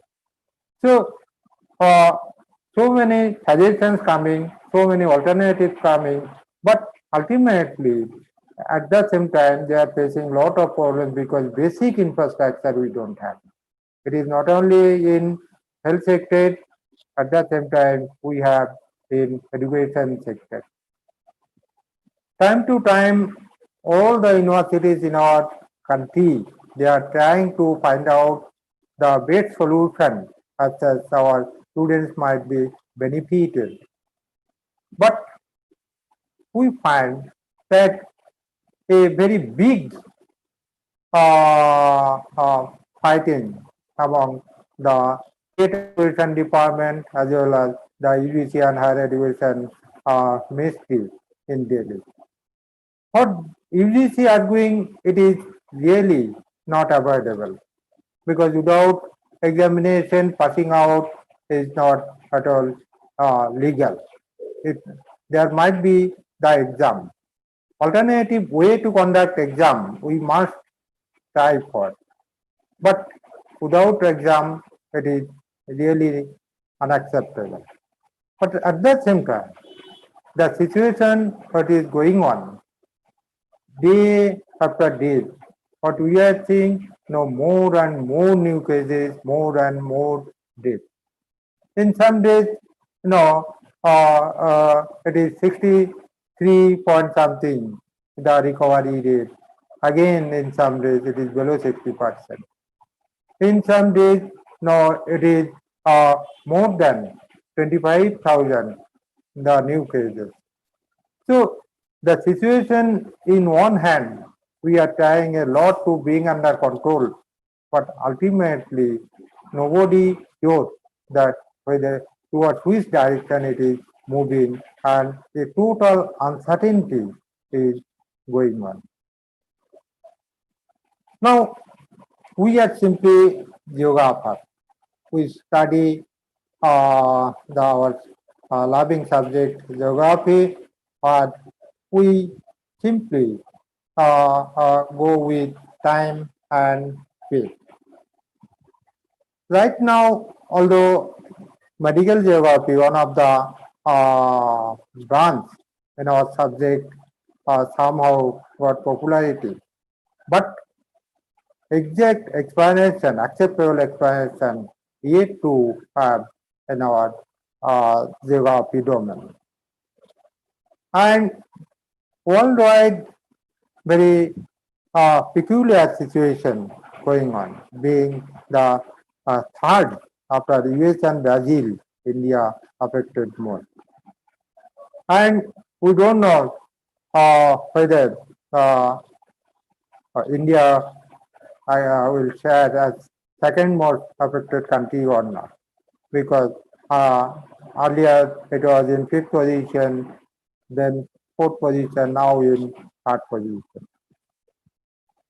Now, what we can think about, what we can provide, there are some positive changes. Of course, we have seen now pollution level comes down, now our noise level also is less, as no or very few vehicles are coming out. And at the same time, we have seen now river water is more clean, our skies are more blue, and some birds or turtles, they are coming out, particularly in beach area, in forest area, compared to their earlier appearances in numbers. So these are, of course, good signs. But at the same time, our task to survive ourselves, and of course we by following the sustainable ways. Sustainable development, sustainable ways of learning, it listen good. But we know that our journey started by Stockholm Conference sometime in 1973. Then our Prime Minister, Mrs. Gandhi, was one of the participants. But we know so far that after that, a series of roundtable conferences globally held and framed out lot of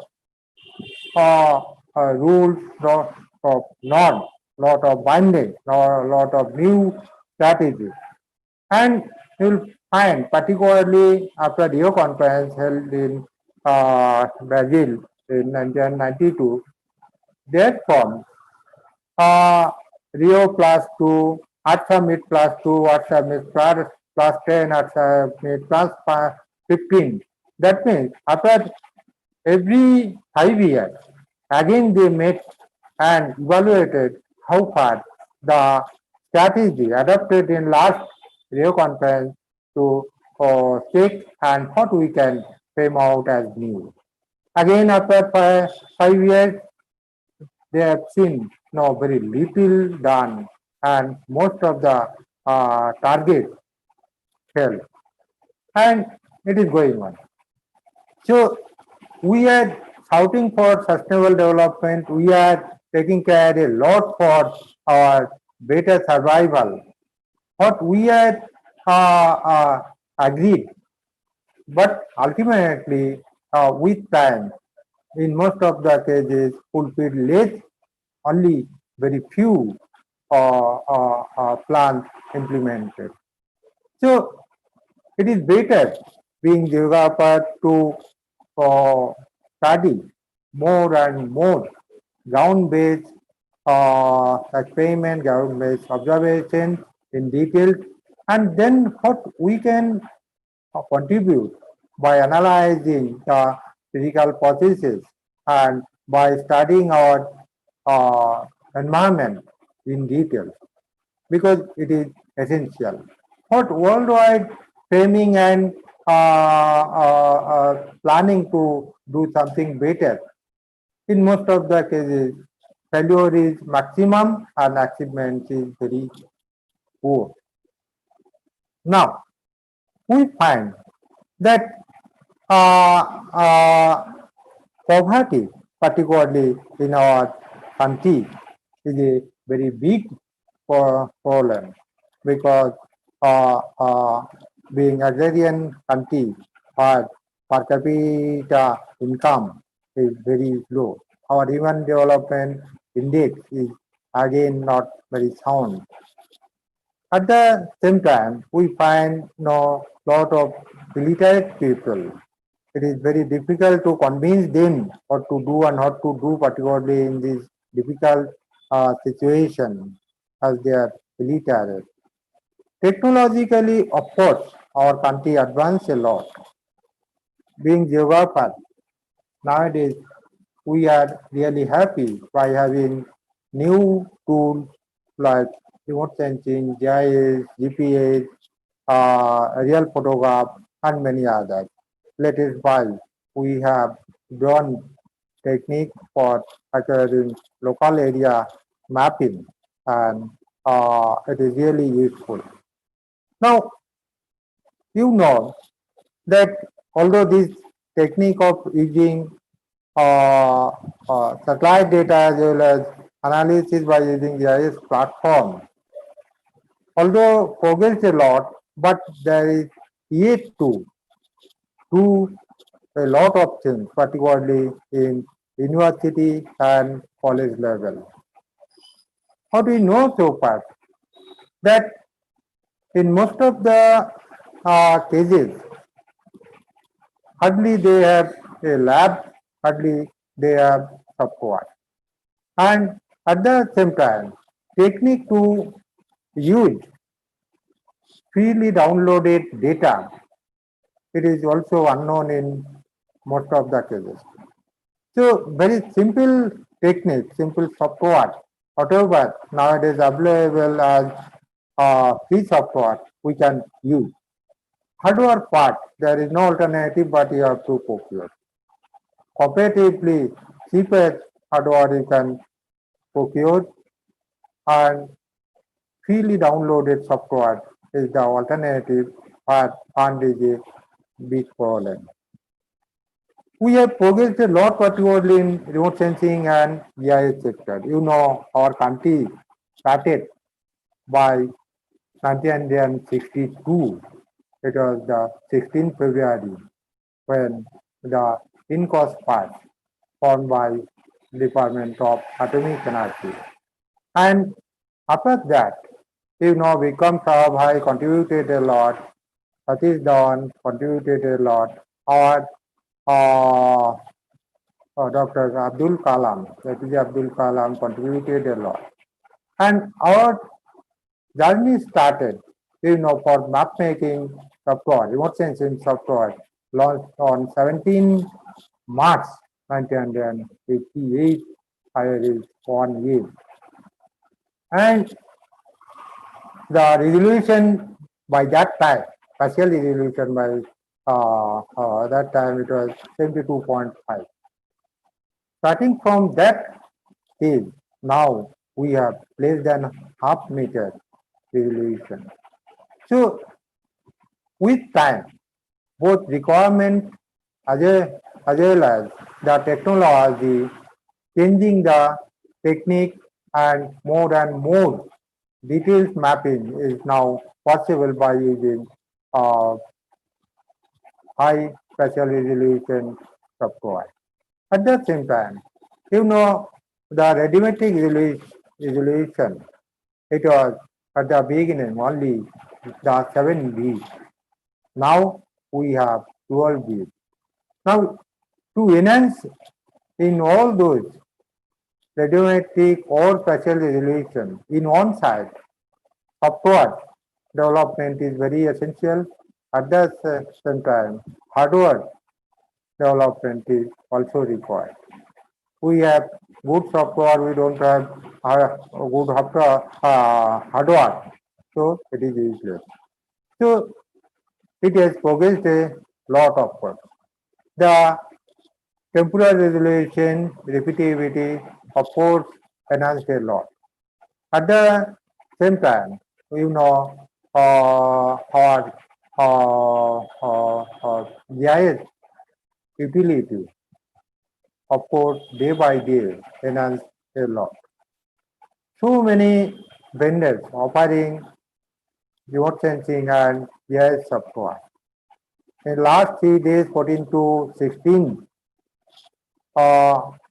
the India User Conference of ESRI, of course, held online, and we shall know lot of new things by last 1 year brought by ESRI, particularly in present situation, which now there is a necessity to scatter the distribution system, whatever tools we have. At the same time, we have to respond very quickly and identify very quickly where there is a deficiency or there is a surplus in terms of medical facilities. So this technique of GIS analysis is very, very useful, and very quickly we can prepare map, we can meet a roundtable or post online, and very quickly it is really helpful for taking very quick response. At the same time, we find no it has so many other applications, particularly in pandemic situation. Our main problem worldwide facing that every day more and more newly affected areas, and at the same time, no, even second time cases also for Indiality. So nobody is sure that towards which direction it is really moving, how far person after treatment is really safe or not. Anyway, it is really a surprising situation, and when nobody is sure that what is our future, towards which direction it is going. At the same time, you will find initially what said, no, you drink hot water. It is really helpful to keep your health, to keep yourself free from infection. Now, at the same time, and stated by some physician. Now, recently, again stated by some physician, no, these are not the remedial measures, because the temperature, the hot water you are drinking, it is not enough to kill the virus. So what to do? At the same time, they are suggesting a lot, you do this thing, you do that thing. Again, after a few days, no, these are not enough to fight for this. So in this situation, we are really uncertain, and we are really thoughtful how far this situation will continue and how far we will get the real remedy. But I hope a time will come, somehow vaccine be available, and that will be our final remedial measure. In the past, we have so many other problems related to virus, and of course, with time, our scientists, our physicians, of course, brought some medicines, vaccines, and ultimately, of course, after some casualties, ultimately saved us.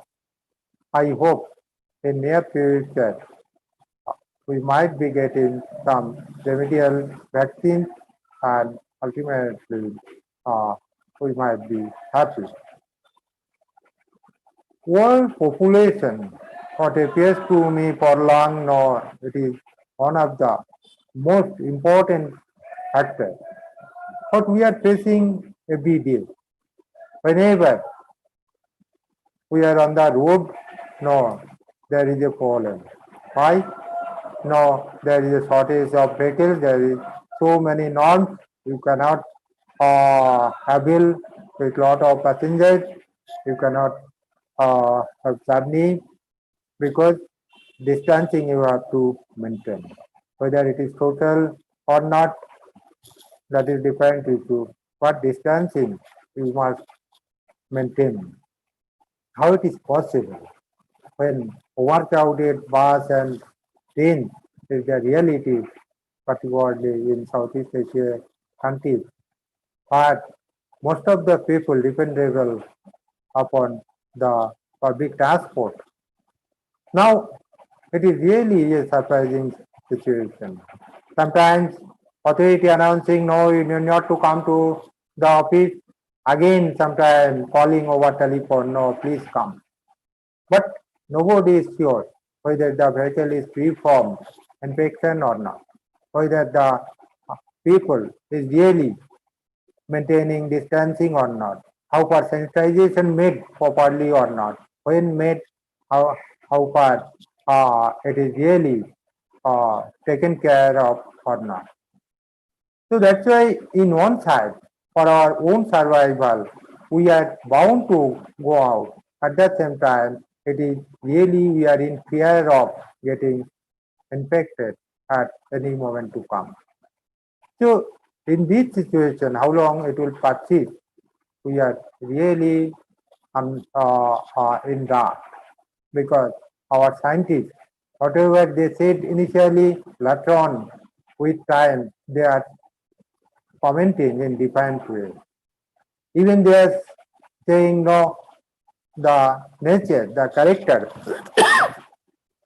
of COVID changing with time, which is very, very dangerous, because scientists working based on their observation. Again, if the virus itself changes the character, then it might be very difficult to bring the actual vaccine, which might be useful, which will save us worldwide. Now, of course, being geography students, geography scholars, geography as a whole, I will suggest that this type of seminar, of course, is good to listen some lectures by some eminent speakers, but at the same time, our limitation is there, because simply what we study, it is mostly field based, and indoor bookkeeping of course help us to learn something, but outdoor field visit totally stop. If you have a project, if you have a paper writing purpose, but you are unable to go out. At the same time, our students, whatever they are trying to learn something, they are mostly facing internet problems. Most of the students of different level, as they are now fully dependable upon internet connection. Now there is a problem of very slow internet service. So all those who have found, they are arranging the alternative way, but internet service provider is incapable of helping you, because a large number of students using the same platform totally based on internet. Whatever it is, I must suggest both UGC as well as the State Higher Education Department of all the state and union territories that they must discuss not one-sided decision taken by UGC or Higher Education Department of central government, Ministry of Human Development. I must suggest that discussion among all concerned will show us the new way as such we can go forward, and our students' interest might be keep in mind, because for this situation nobody is responsible. although it was started in China for the first time.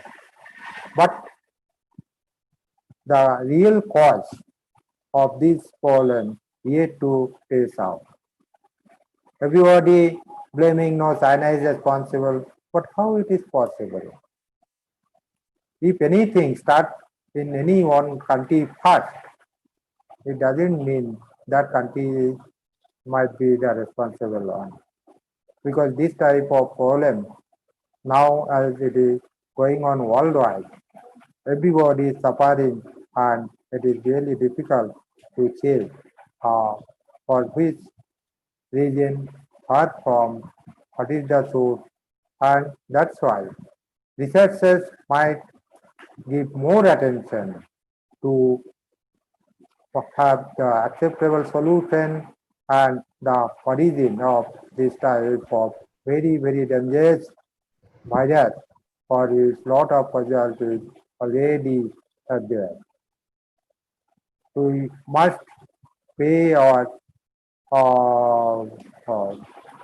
respect, pay our attention those who have lost, and we are really having a deep mourn those who have lost for the very, very dangerous COVID, which has spread throughout the world even. Anyway, once again, I must congratulate and particularly my earlier speaker, Professor Suresh Chaudhary, for his very, very good talking, good presentation. Congratulations to our organizers of Dr. Meghnad Shah College of Ittihad, and once again, thank you all. Thank you, sir. Thank you for your informative piece on that issue. Now, the time to start panel discussion 1. Panel discussion 1 theme is the geography of COVID-19 in India, human development and environment. In this discussion, the moderator, Dr. Kushagra Rajendra, Head, School of Art and Environmental Sciences, University, Amity University, Haryana. And there are some panelists, Dr. Arijit Das, University of Gaurbango, Dr. Siddhartha Shankar Manna, University of Gaurbango, Dr. Sanjeev Kumar, Raiganj University, Dr. Kamaleshwar Kalita, Tinshukia College, Assam, Dr. Vishal Setri, Southfield College, and Dr. Shobnath Haldar, Kaliachak College. Now, I switch over my microphone to rapporteur, Mr. Tanmoy Sarkar. Mr. Tanmoy Sarkar, proceed the panel discussion. Thank you, Dr. Gautam Sarkar. Now I would like to request Dr. Kushagra Rajendra. Sir, please to proceed in your way. Thank you very much, Tanmay. I welcome you all to this rapid fire round. I say rapid fire round means we have the 5 or 6 panelists and they all are expert. I mean, they are going to put a different perspective, a fresh perspective based upon their specialization. But we are facing the organizer. I'm going to ask organizers 2 very pertinent points.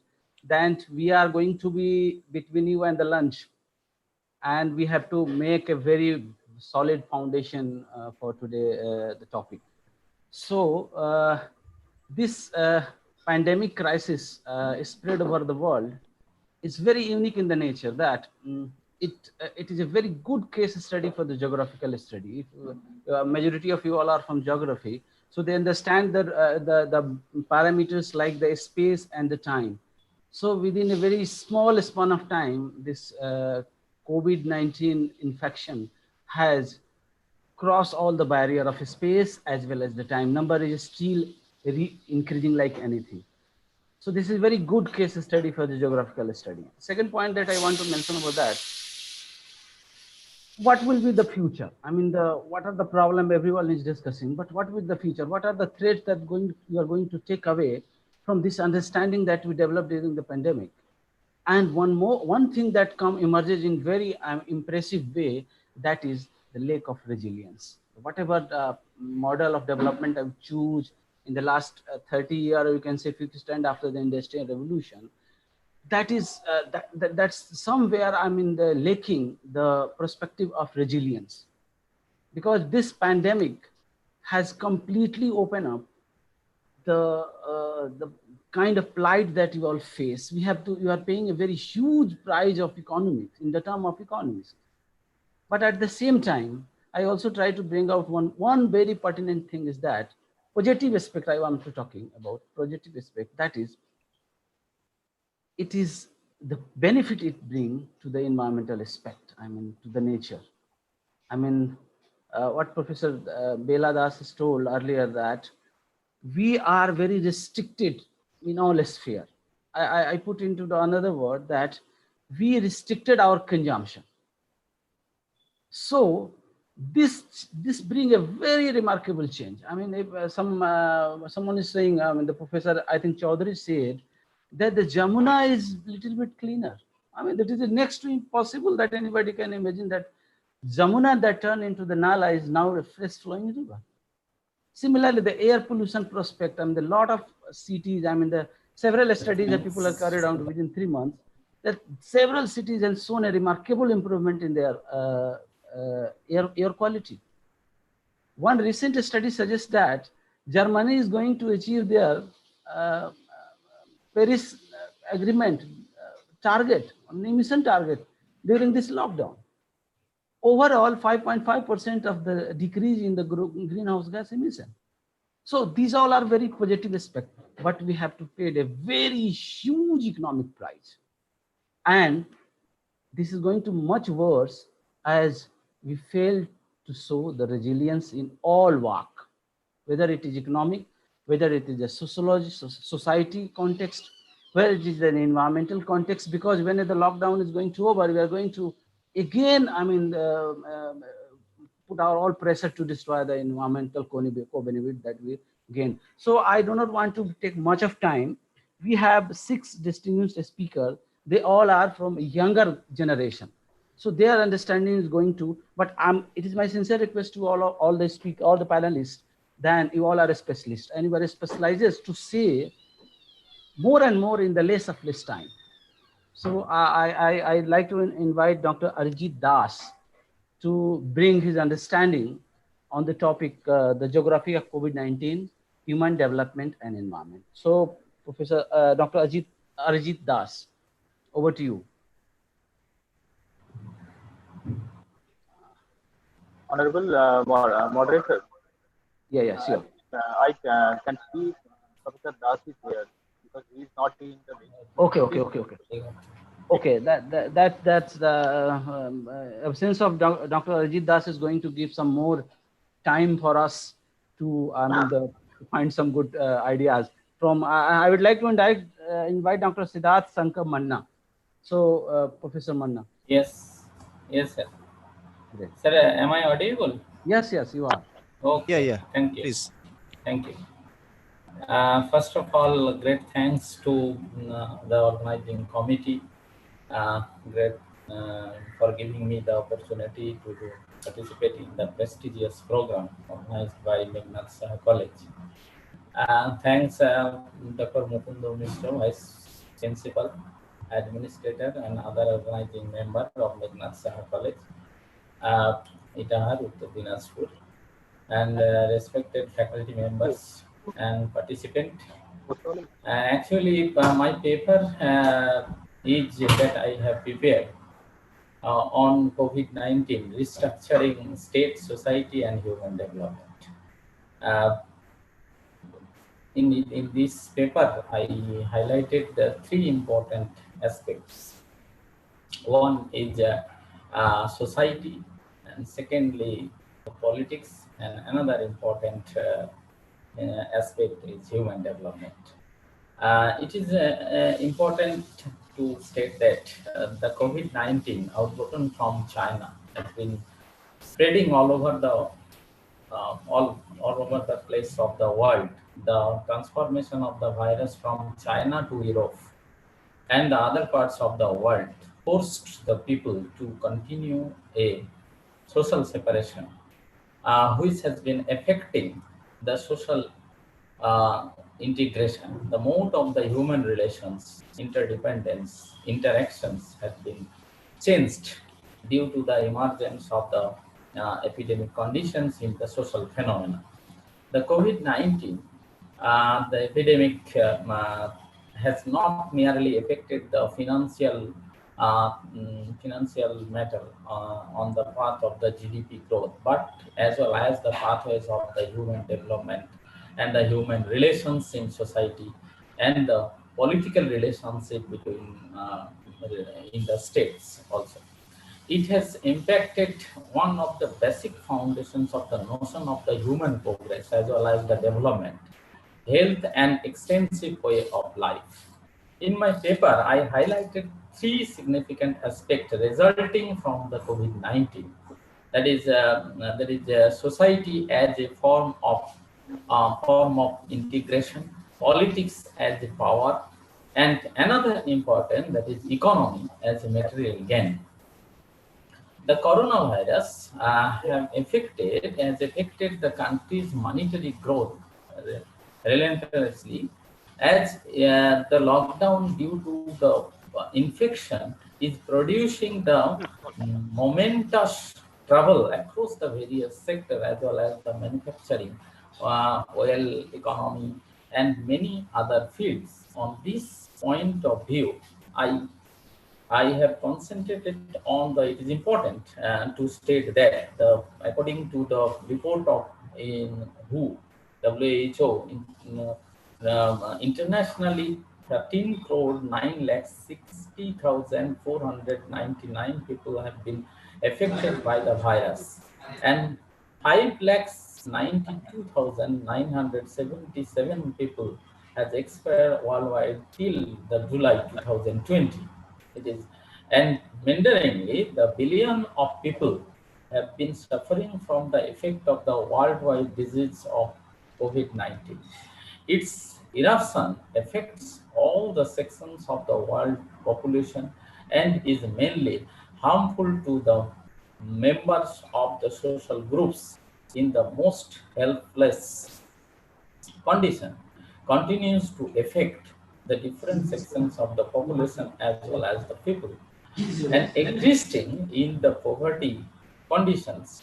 Basically, I have concentrated on the different types of people, those who are residing in the society. They are to be called as old age person, who will take the responsibility of the marginalized people, especially the old age person with disabilities, persons, young men, or aboriginal people.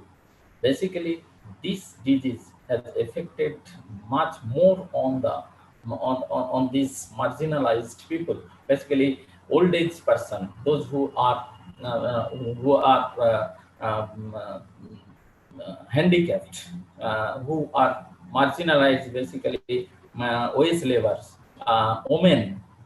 They are the sufferer from this problem. So society is not only the combinations of the different kinds of the people, but it affects the different challenging factors that has been faced by themselves. Certainly, this COVID-19 has put the global economy as a great risk and threat. It affects the economic particularities of the global business. Observers have recognized that the occurrence as the result of the hyper-globalization or the opening of the deglobalization, when we are going to stop the state boundaries, we are disconnecting, and social distancing have been affecting the social integration, social problem. Also, in this point of view, the global system is going to face the downturn and the worldwide damages. The damage of and the downturn might go beyond the World War, basically World Wars One, World Wars Two, and combined. And simultaneously, the deterioration has added the additional concern and disputes. On this point of analysis, on the other hand, if you see the world system that ASEAN and European Union and the South Asian countries convened a high level of the video meeting on 20 March 2020 to discuss the COVID-19 situation. ASEAN, SAARC, and the European Union agreed to, European Union countries agreed to continue the working closely together to mitigate the impact of the COVID-19, including the social and economic development.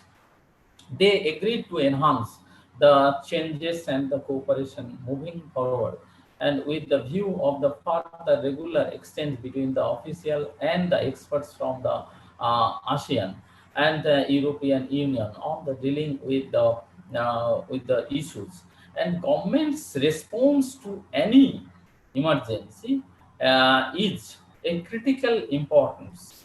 The stable and coherent policy prepared in accordance with the expert advice and using the scientific approach can have the tremendous impact in dealing with the public health emergency, similarly to the COVID-19. The policy response indicators seek to examine the time taken by the government, a country come up with the coherent response to the epidemic management. It seeks to also highlight the importance of such a policy at early stages of crisis such as COVID-19 through the non-pharmaceutical measures such as lockdown and social distancing.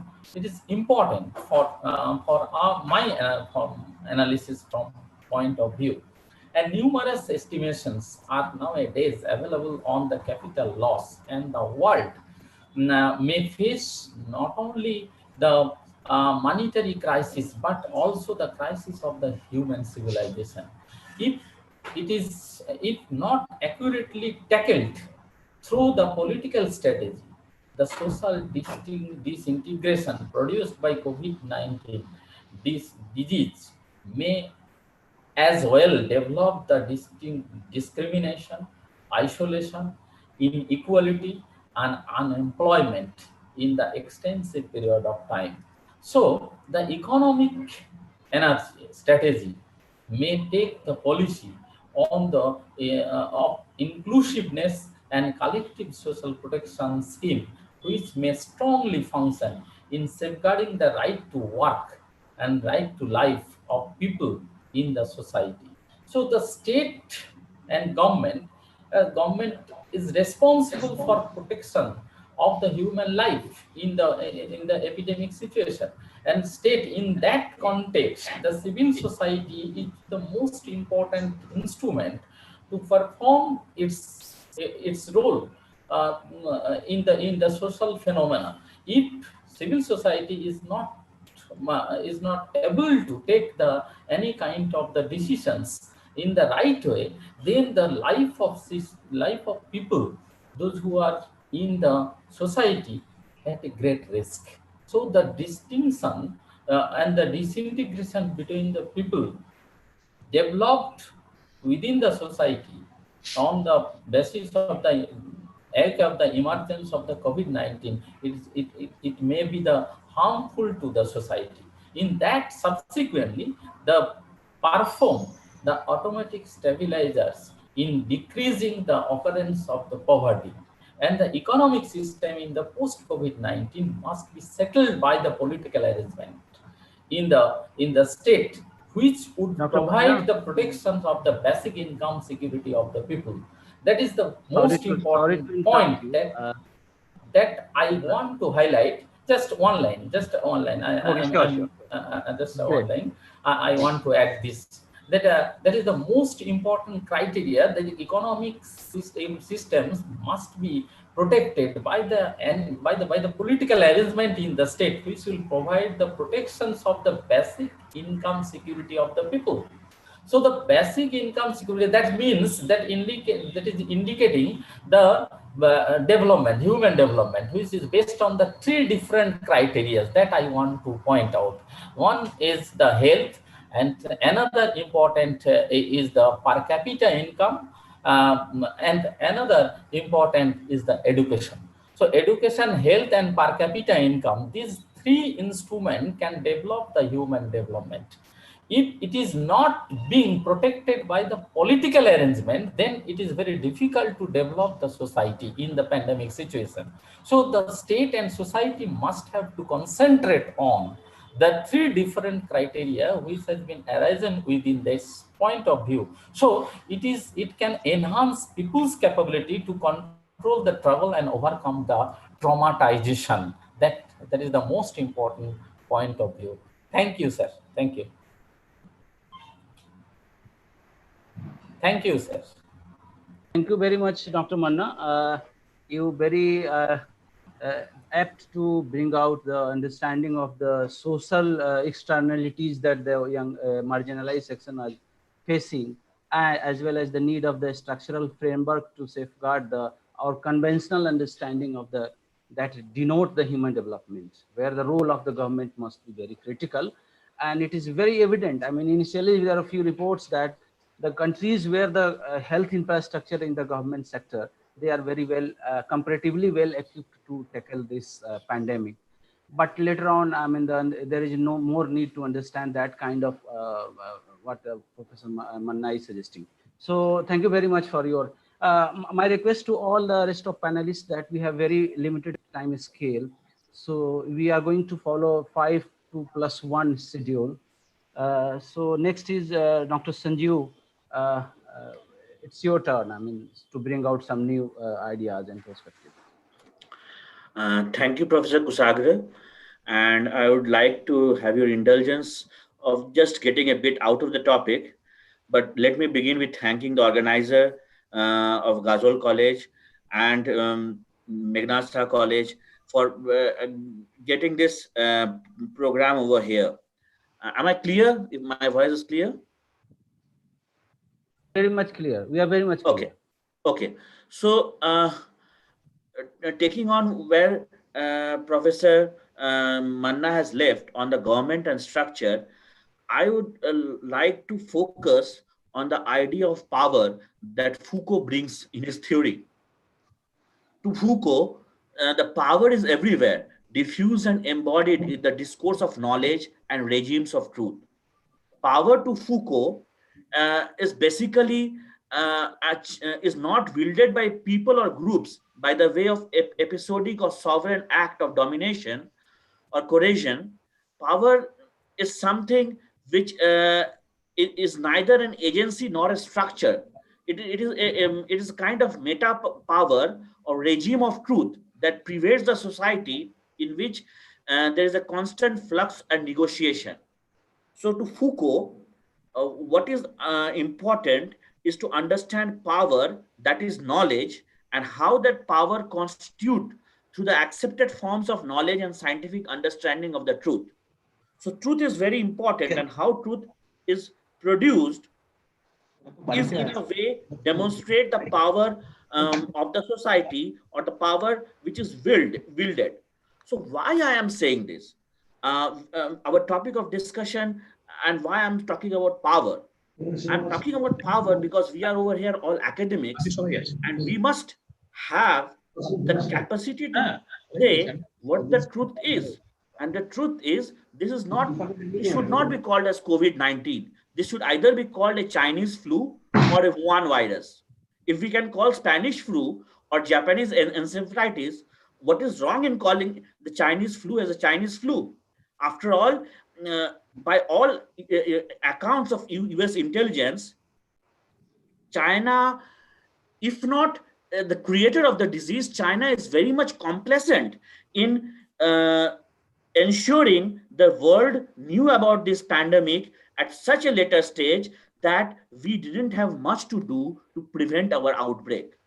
In fact, if we go by the CDC report, there is cover up by China to an extent that they intentionally concealed the severity of this pandemic from the world as early as January. And to remind the audience, the first reports of this kind of virus in China started as early as November 2019.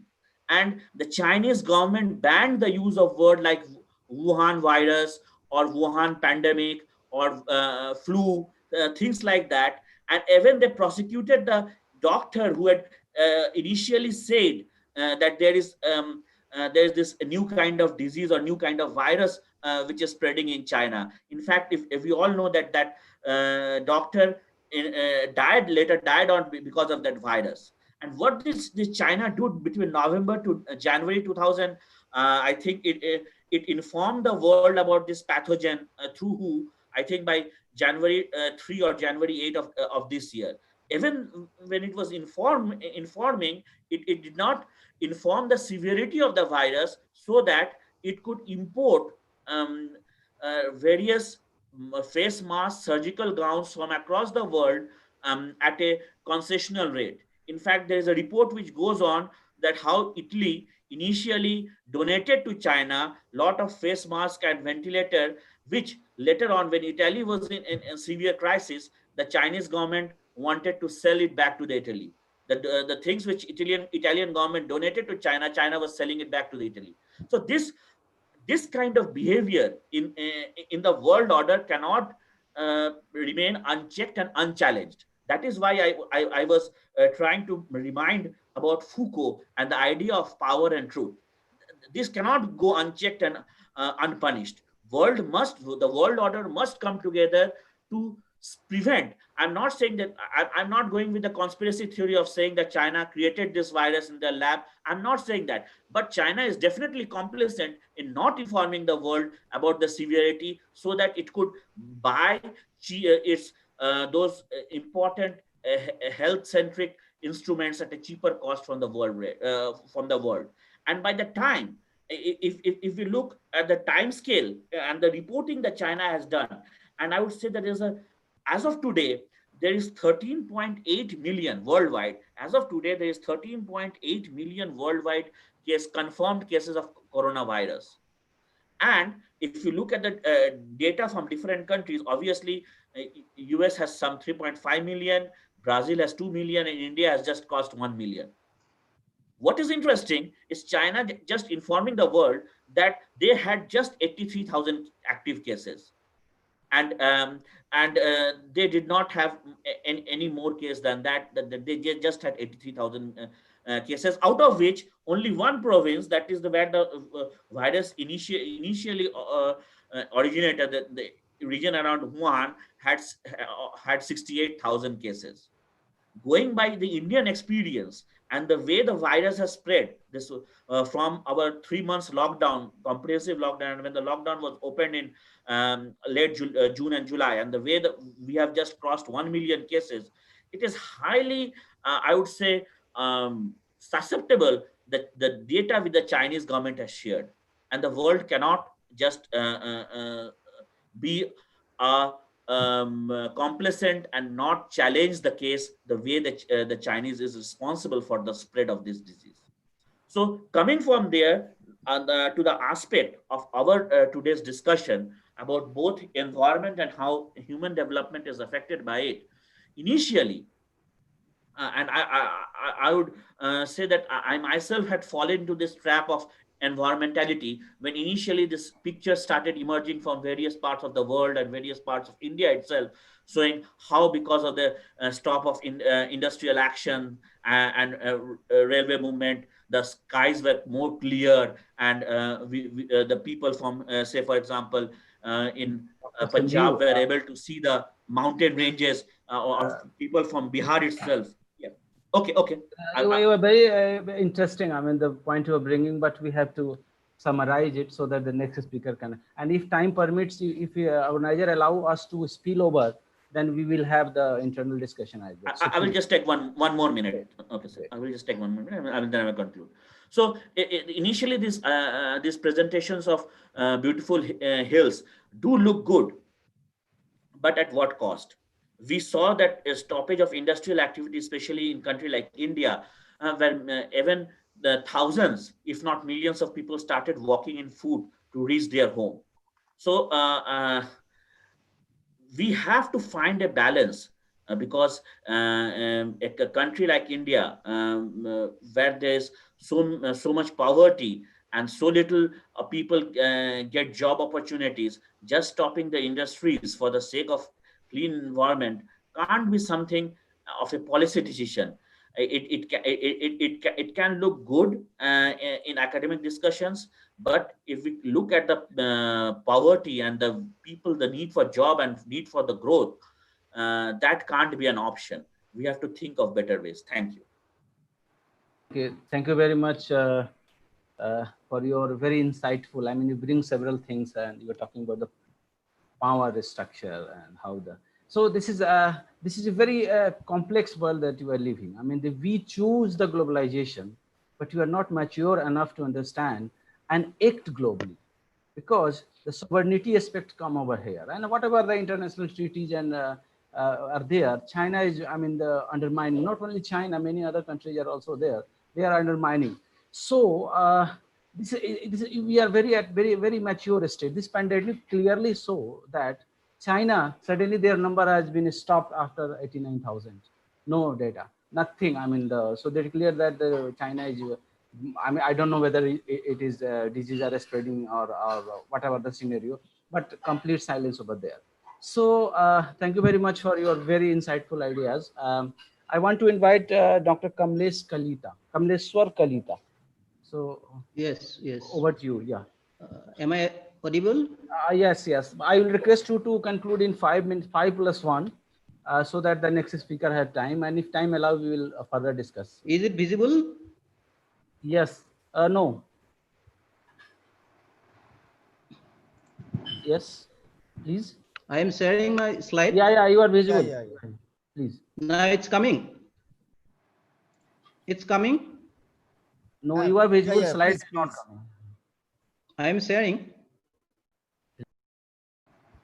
Just I have shared, no? The host disable participant screen sharing. Mukund, are you there? Tell me. Please help Dr. Kalita. Yes, it is activated. It is activated. Please do it again. Now it is coming? No. No, I can't find.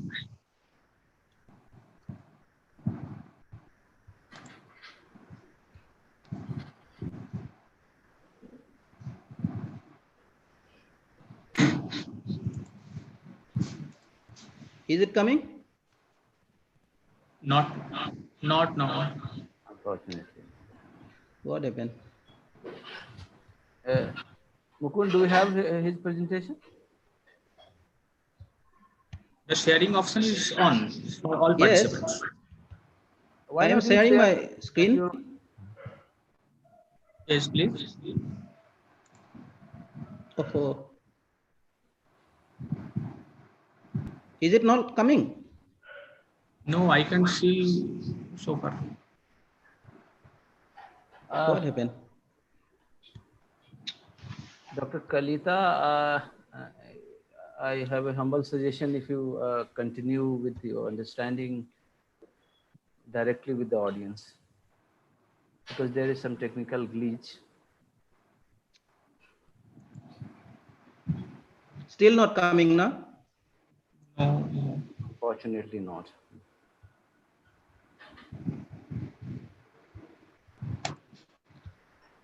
I am sharing my screen, sir. Is it coming? No. Yes. Yes, coming now. Yes, yes. Yeah. Okay. Great. Anyway, Okay, please. Thank you. thank you very much. The respected moderator, sir, respected organizer, and learned audience. So my topic will be positive impact of COVID-19 on the environment in India and observation. So I will talk about some positive impact on environment of COVID-19 in India. So these are some brief about the COVID-19. It's a zoonotic virus. It's very important. COVID-19 is a zoonotic virus, and who has declared it as a pandemic 11 March 2020. So who reported that on 15th July, up to 15th July 2020, it has infected more than 10 million person and took lives more than 5 lakhs. Around 218 countries and territories across the globe. And India also, we have lost more than 18,000 people, and still we have infected more than 6 lakhs. It is around 6 lakhs. The data is up to yesterday. And Maharashtra is the most affected state of India. They have lost more than 10,000 people. And first case was, of course, reported from the Kerala, Thrissur district. It was in the 30th January 2020, and 24th March was the important date for us, for Indian people, because from that day onward, actually we are quarantined. So nation was quarantined, and there was lockdown 1, lockdown 2, and of course now unlock 2. So during this period, we have affected by the economy, education, and environment. So COVID-19 has actually I refer to impact. One is positive impact, other is the negative impact. So negative impact is mostly on the economy, employment, and education. In India, in economy, per day actually we have lost 4.5 billion USD per day during this lockdown period. Even in the employment, we have lost 122 million jobs during this lockdown period. And in education, as far as the education sector is concerned, over 32 crore students actually are quarantined during this lockdown period. This is some negative impact, but positive impact, of course, already it's discussed. It is on air, water, and biodiversity. Air quality, as if we observe these photographs by CNN, it was 8/11/2018. So this is the picture of most polluted city of our country. This is the Delhi, 2018. And now 8/4/2020, this is the Washington Post picture. So this is the clear vision of the Delhi. So we can differentiate the air quality has drastically gone down. That means improve. PM level has gone down, and this is the positive impact of our COVID-19 pandemic. If we compare these two pictures, easily we can understand the positive impact of our environment, particularly in the air quality has improved to a desired level.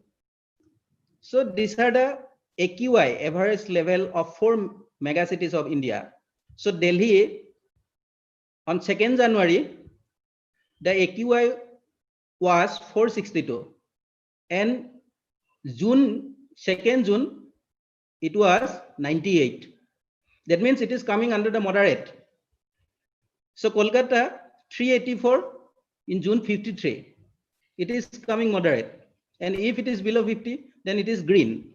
So Chennai 450 and 66. Mumbai 175 and 180. The data from the Delhi Pollution Control Board, Tamil Nadu Pollution Control Board, and SAFAR also. So we can easily differentiate the quality of environment.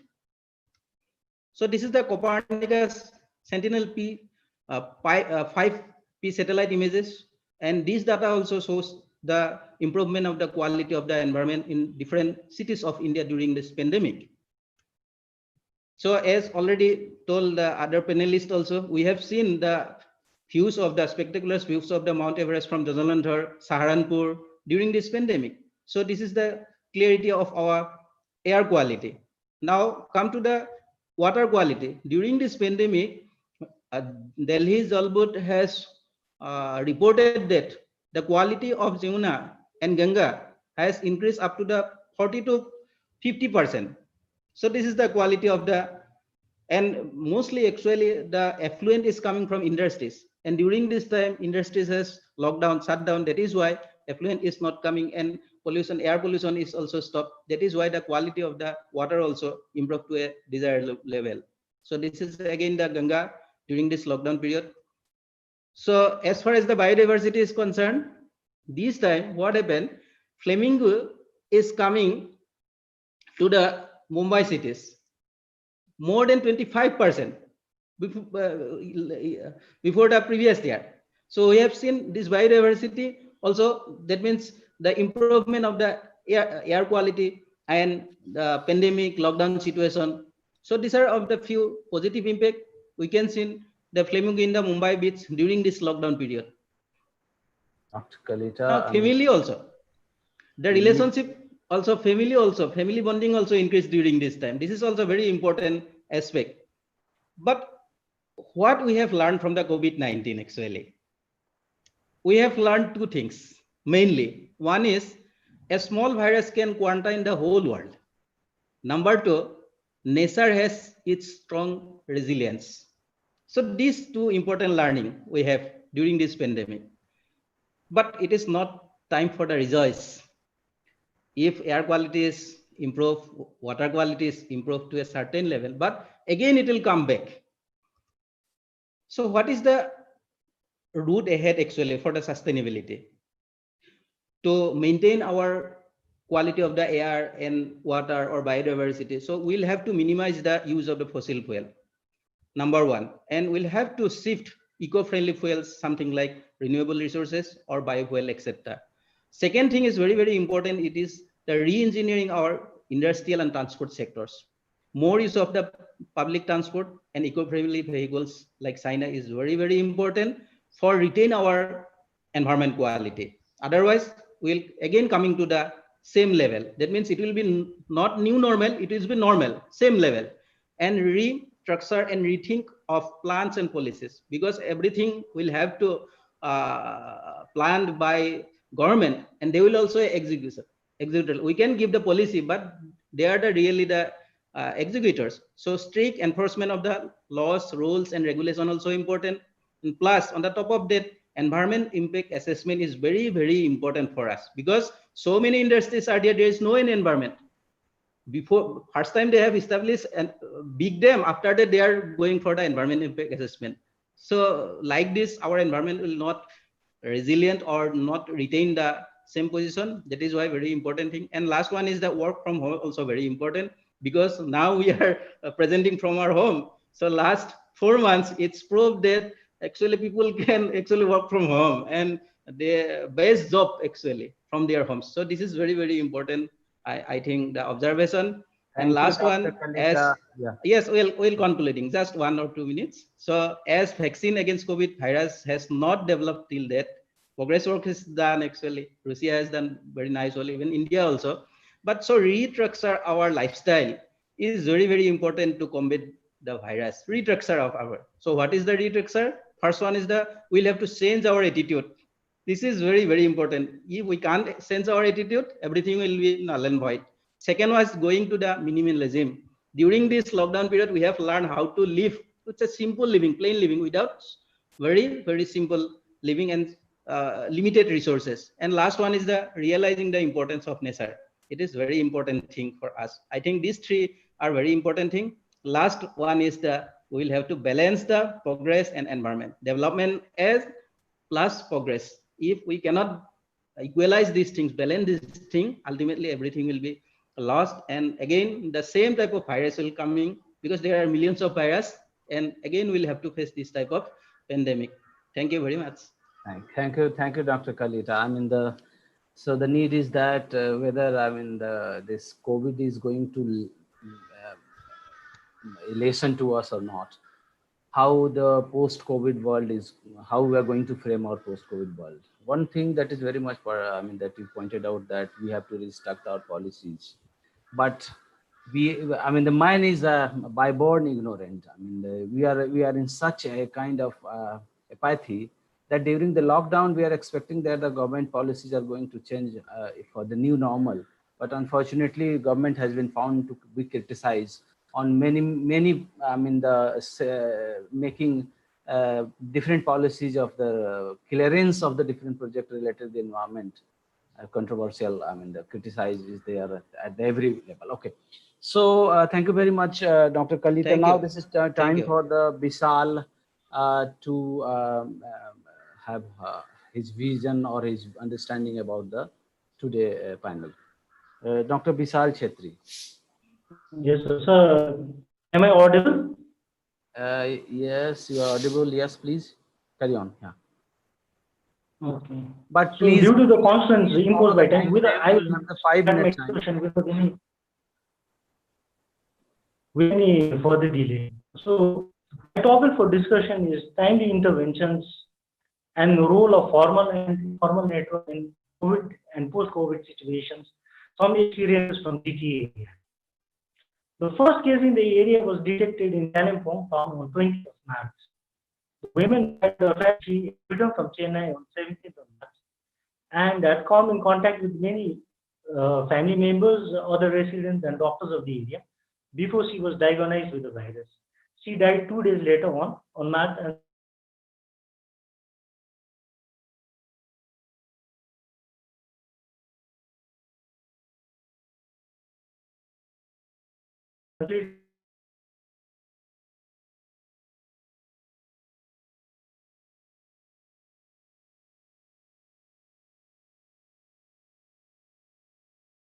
He's not. Hello. Yeah. Bisal? So as of now, there are active cases in GTA area and 2 facilities have been reported so far. So the transition of the area from being a hotspot to the present condition is the testimony of timely interventions and the role played by different formal and informal institutions in the area. In the areas under Gorkhaland Territorial Administration, the authority in concurrence with the district administration had already started responding much earlier. The first interventions which was done was the barring of the tourists into the GTA area and setting up of checkpoints. As the news of COVID-19 had spread from the Italian tourists had been out, the authorities started meeting the various stakeholders in tourism industry in the GTA area, as March is often regarded as the peak tourist season and many people depend on tourism sector for their livelihood. After much deliberations in the GTA area, the GTA decided to bar the entry of tourists from 17th March onwards, and by 20th of March, all the tourists present in the town were requested to immediately vacate the hills. And the 2 checkpoints were set up at Simulwadi and Chittre to record the names and addresses of the people entering the hills from 19th of March onwards. When the nationwide lockdown was imposed, then strict and stringent measures were adopted within the GTA area. In the meantime, Kalimpong was declared as a cluster and different agencies promptly swung into coordinated actions. As you know that in the GTA, the responsibility is shared GTA and the district administrations of Darjeeling and Kalimpong. Right from the very beginning, there has been a very efficient coordination and understanding between them. When Kalimpong was declared as a hotspot, contact tracing was being done and the primary and secondary contacts were isolated and identified. Around 500 people were kept at home quarantine and 62 were kept at institutional quarantine centers. While the GTA started converting different buildings like vacant guest houses, resorts, community halls, Rangman's Bhavans as a quarantine centers and started providing facilities and upgrading the infrastructure, the district administration, on the other hand, was busy focusing on preventive measures. The administrators clamped down on unnecessary movement of the people into the urban centers, and the violators were promptly booked under the Epidemic Act and arrested. District level and block level task force were formed with the help of Intelligence Bureau. Inbound movement of the people were monitored. The GTA and the district administration upgraded the 2 checkpoints into screening centers and started quarantining people institutionally who were entering the hills from other parts of the countries. If any people somehow managed to sleep from those entry points, then the block level task force, which was already in place with the help of civic volunteers, ASHA and ICD's workers present in the different areas, quickly traced those people and quarantined them. They frequently monitored them, and help was provided to them.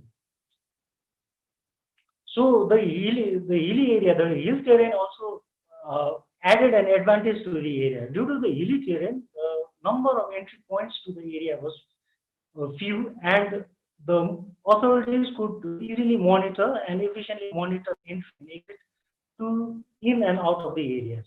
Moreover, the urban centers also have large number of migrant population, and in order to discourage their movement out of the area, community kitchens were established by the GTA, by the municipalities and informal institutions within the area. The meals prepared within these community kitchens were provided to the community centers, to the quarantine centers, to the police force, to the volunteers, and to the migrants and the poor and needy in the area. So because of this, we didn't see any kind of back migration from the migrants within the GTA region during the lockdown phase. So the GTA chairman and the municipality chairman frequently got involved themselves into confidence building measures. They visited the affected areas, they televised interviews and set up helpline numbers where they could provide help to the people.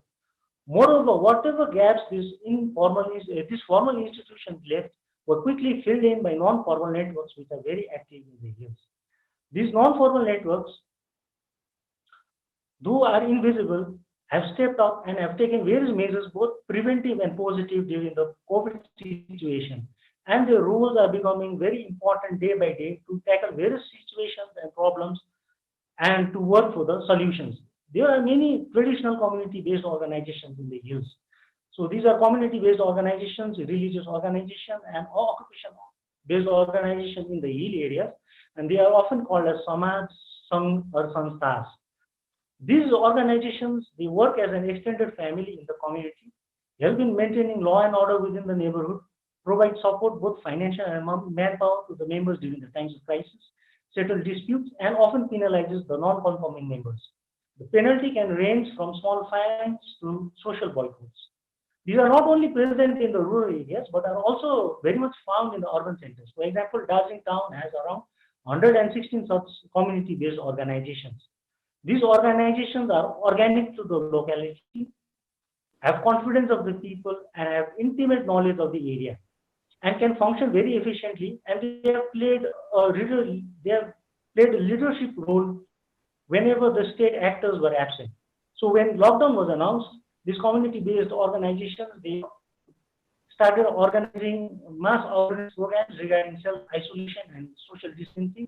They organized drives against stigmatization of the patient, as a result of which we could see was when contact tracing was being done in Kalimpong, people, they disclosed their identities themselves. So the movement of the people was discouraged from moving from the locality unless and necessary. Various checkpoints were set up in the communities and neighborhoods by these informal institutions. And in times of emergency, people had to carry letters issued by these organizations, and people were made to wear face masks outside their homes, and hand wash and sanitizers were provided at the different checkpoints which were set up by the community-based organizations at different localities, different points in the locality. Moreover, these institutions also reported the entry of the outsiders into various localities to the authorities and converted community halls into quarantine centers at a local level.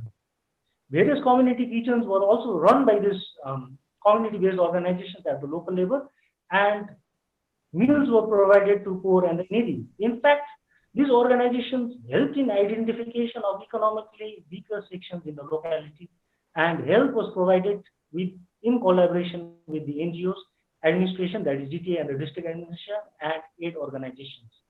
They often filled up the void created by the absence of formal institutions. Dr. Bisal, can you share your understandings, takeaway understanding from your work that you Okay, yes, sir. Okay, sir. I'll conclude.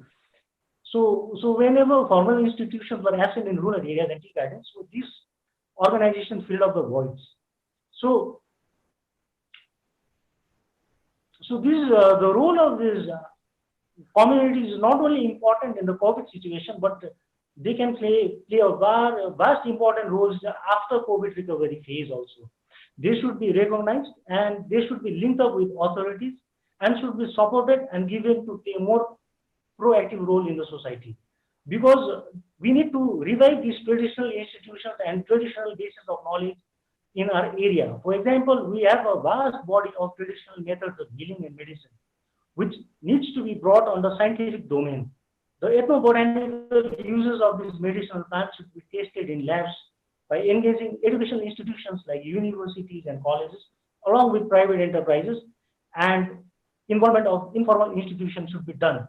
In this era where Ayurveda and natural healing is in fashion and most sought after, so if we include this knowledge bases in a scientific manner, then I think that can remove the problems of unemployment in the hilly areas, can be addressed.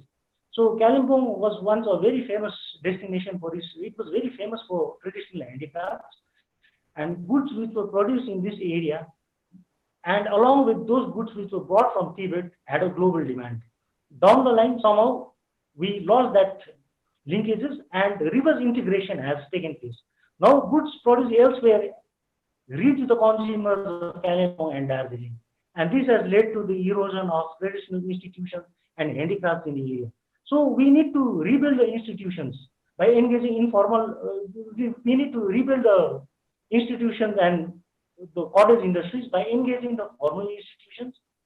And these areas need to be relinked with the markets to government support. The rural areas of Kalimpong have huge potential in this sector. I have seen some organic vegetables being wasted due to lack of efficient network connectivity that link the producers with the consumers. Demand-supply interface should be developed with the help of NGOs, social organizations, and private enterprises. We need to make these invisible institutions more visible. We need to support them during the COVID and post-COVID situations.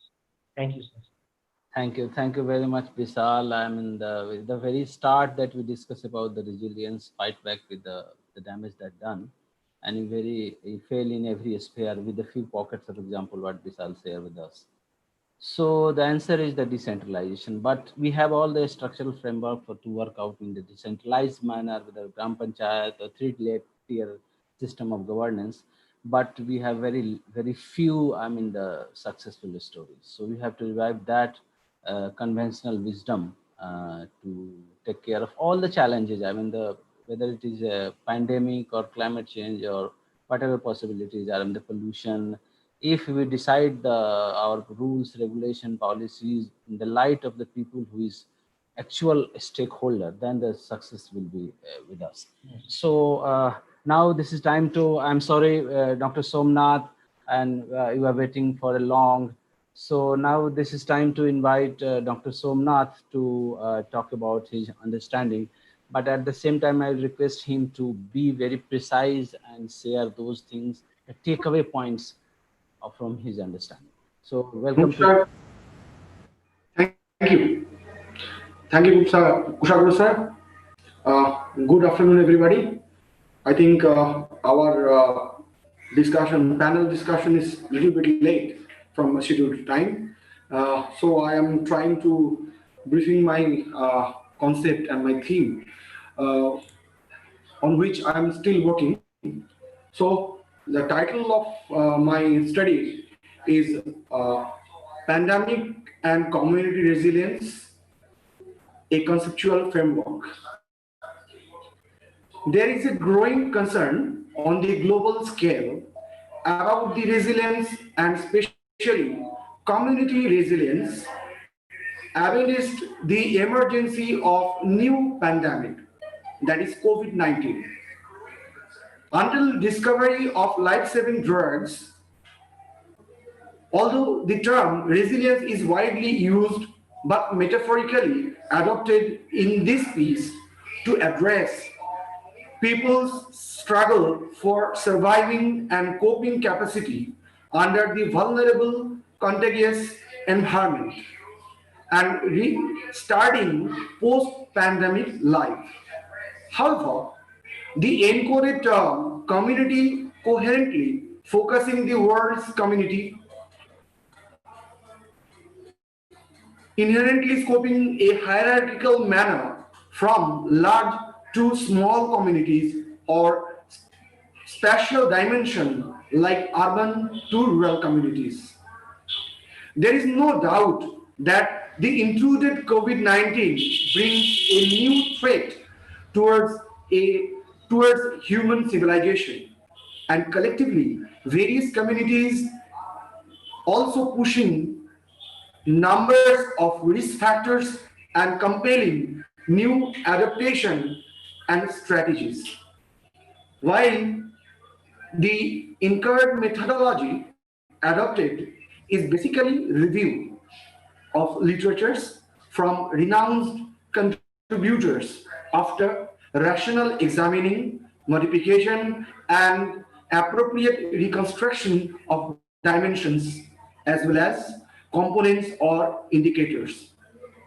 In pandemic perspective, the four major dimensions of community resilience and their underside indicators are: first one is society and economy, and the components are demography, livelihood, employment, awareness, culture, safety, and security. The second dimension is environment and climate change. And the components are pollution control, land use management, slow onset of pandemic, rapid onset of pandemic. Third one is infrastructure, and the subcomponents are, and the components are public health infrastructure, rescue operation, transportation, communication, subsidiary support. And the last one, the fourth one is administration and governance. Underneath this dimension, the components are policy and law, institutional initiatives, warning and awareness campaign.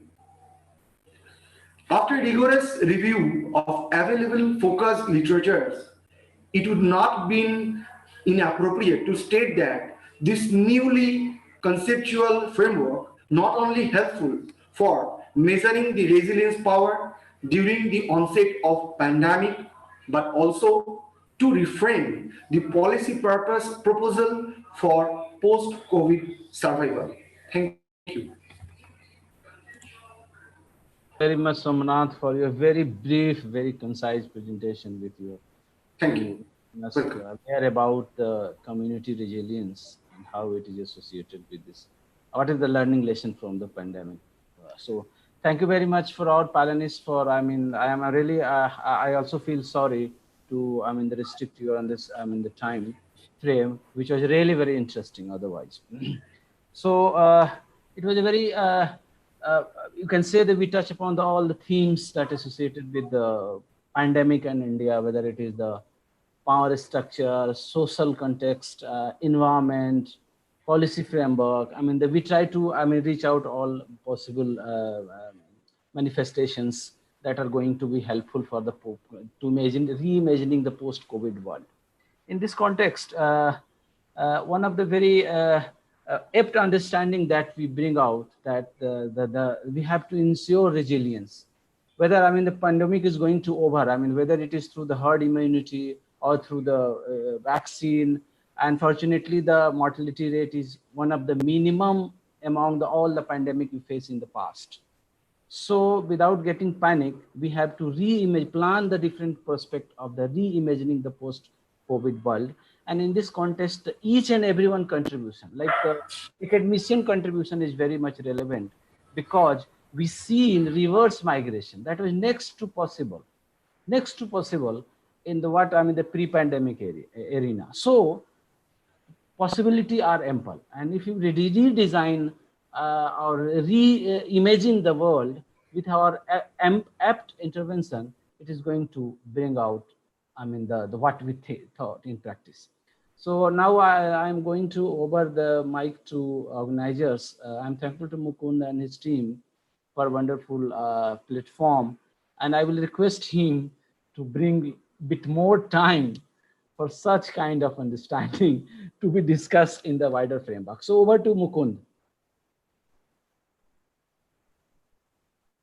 Okay, thank you, sir. Sorry. Thank you for giving your time. Thank you, all panelists. Now, the time of lunch break. We already late 25 minutes. So I request all are come back in the post lunch session in exact time. That We are is expecting 2:30. the announcement of lunch venue. Where is the lunch venue? The lunch is the lunch is okay. Start the inter-session play and come back in shop. Thank you. thank you. Thank you, everybody.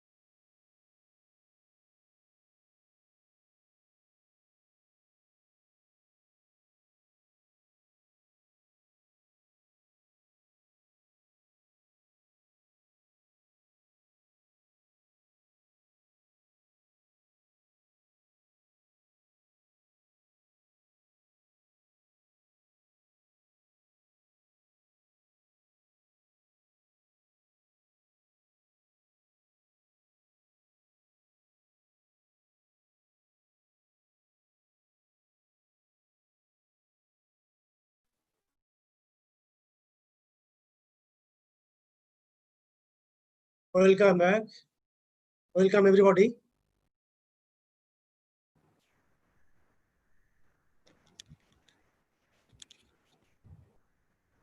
Now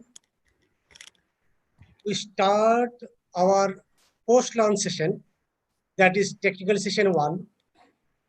In this session, Chairperson Dr. Kobita Lepcha, Department of Geography, University of Gaurbango, Co-Chairperson Dr. Aninda Basu, Department of Geography, Diamond Harbour Women's University, and rapporteur Dr. Onigopal Kapasia, Assistant Professor, Department of Geography, Malda College. The technical session, paper presenter 5, and I switch over my microphone, Dr. Nunigopal Kapasia, rapporteur. Nunigopal Kapasia, please proceed the session. Okay, thank you very much, convener of the seminar. I also welcome to all the presenter of this technical session. And I proceed to chairperson of this session, Dr. Kobita Lepcha, for conducting this session smoothly.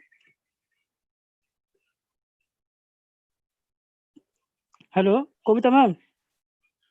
Dear paper presenters, please unmute your microphone as well as make yourself visible. Please start the video, and if there is something technical problem which you are facing, please let me inform about that.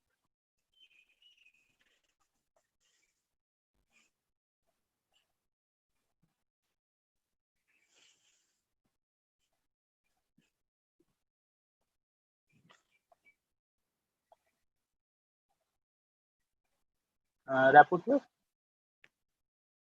Yes, sir. Yes, please proceed the session. Co-chair is there, so no problem. Yes, Kobita ma'am also, she has entered. No problem. Okay. Hello, am I audible? Yes. Yes, yes, yes. Okay, sorry for the network. No problem, ma'am. Okay, so we'll start the technical session, the first technical session, and we have the 5 presenters here, and the time given is 2:30 to 3. So each presenter will get 6 minutes time, I think. So Yes. I request all the presenters to keep the time on your mind, please. So without further delay, we'll start with the first presenter, that is Anandita Sarkar.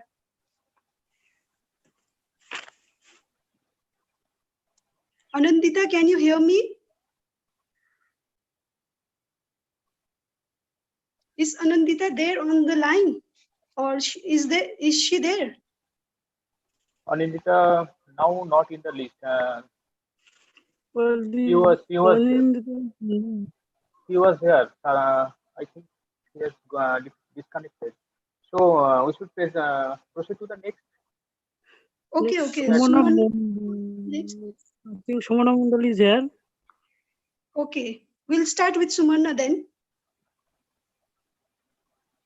Yes, Sumana. Okay, ma'am. Okay, please start. Please, your time is 6 minutes. Okay, Sumarna? Okay, ma'am. Okay. Good afternoon, everyone. I am Shumona Mondol, going to present my PowerPoint presentation on impact of COVID-19 on environment and economy, special reference to India. Ma'am, please show my PPT. No.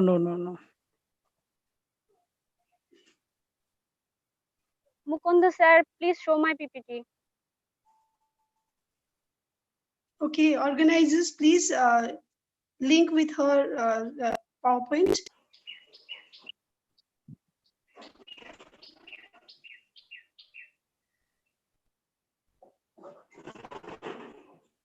Mukunda sir?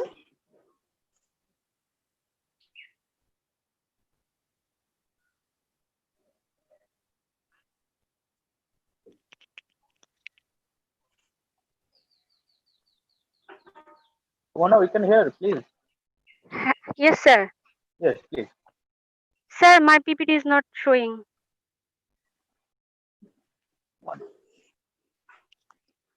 Sumana, what is the file name? Will you specify? Sir, what? GOPPT. GOPPT, is it? Yes, sir.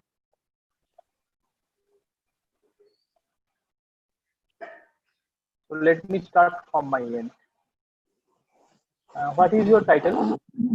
Sumana, title of the what? Impact of COVID-19 on environment and economy, special reference to India.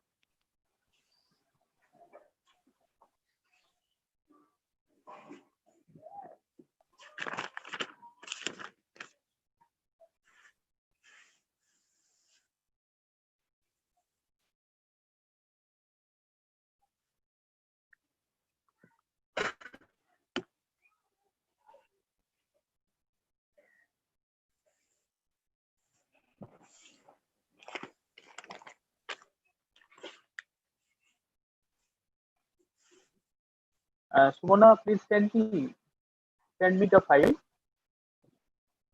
so that I can play it. Sir, can I try? Yes. First, start your presentation, MS Microsoft presentation, and minimize it.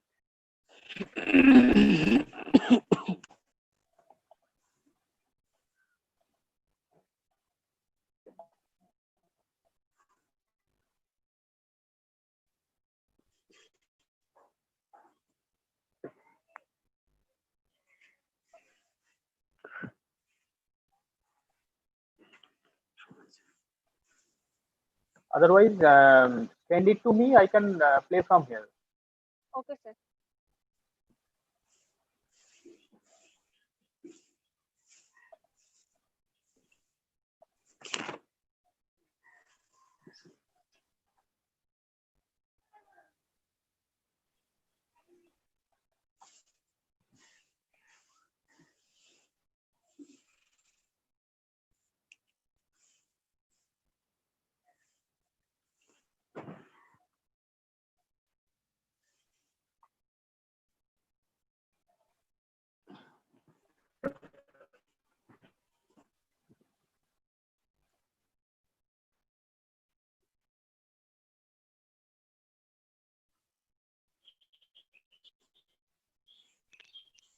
So sending is done.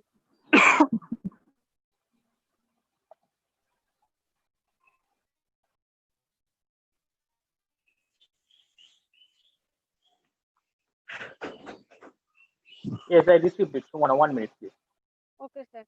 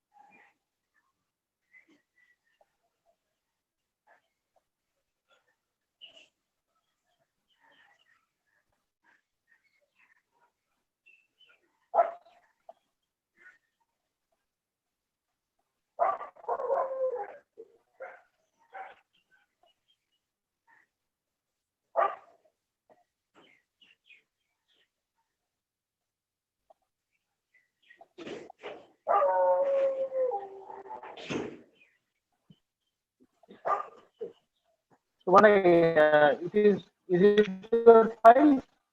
Yes, sir. Yes, sir. This file? Yes, sir. Okay, please start. Okay, Sumana, start. Good afternoon, everyone. I am Sumana Mondol, going to represent my PowerPoint presentation on impact of COVID-19 on environment and economy, special reference to India. First of all, pandemic have always, sir, next slide. Pandemic have always had an impact on human civilization. The emergence of COVID-19, sir, introduction slide.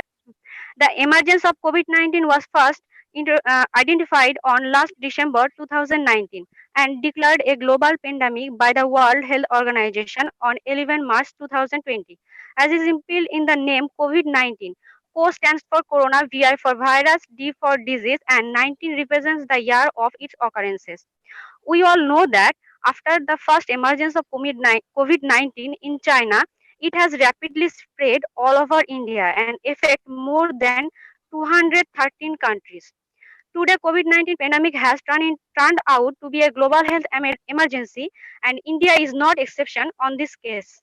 Next. Main object of my study is, sir, next slide.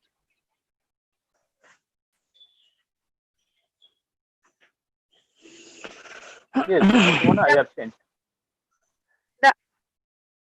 Yes, sir.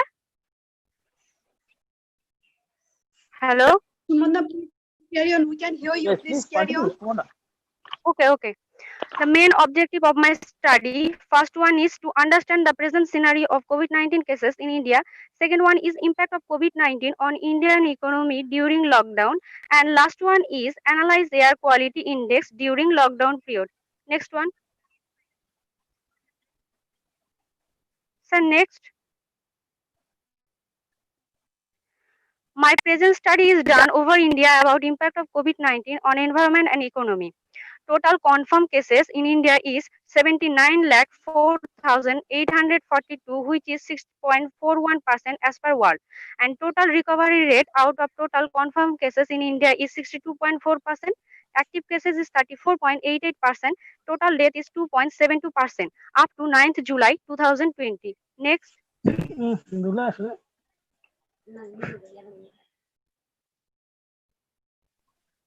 Percentage calculation has been done for showing the statewise and country-wise scenario of COVID-19 cases in India, and trend analysis has been done for show the trend of COVID-19 reported cases as well as trend of unemployment rate in India. Next.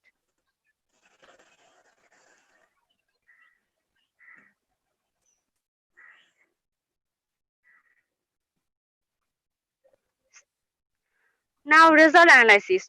First, present scenario of COVID-19 cases in India. Sir, name are not visible. Sir, previous slide. Yes, please. Yes. The country name are not visible in this diagram. I have not changed anything. I am just playing your slide. No problem. Please proceed. No problem. Okay, sir. This diagram shows percentage of reported COVID-19 cases out of individual total of top 25 countries in the world. From this diagram, it is clear that India has the third highest number in case of confirmed COVID-19 cases in the world after USA and Brazil. Next. We all know that India has currently the largest number of COVID-19 confirmed cases, and first COVID-19 cases in India was found 30 January 2020 in Thrissur district, India. This diagram shows trend of COVID-19 cases in India, and from this diagram it is clear that COVID-19 cases gradually increases.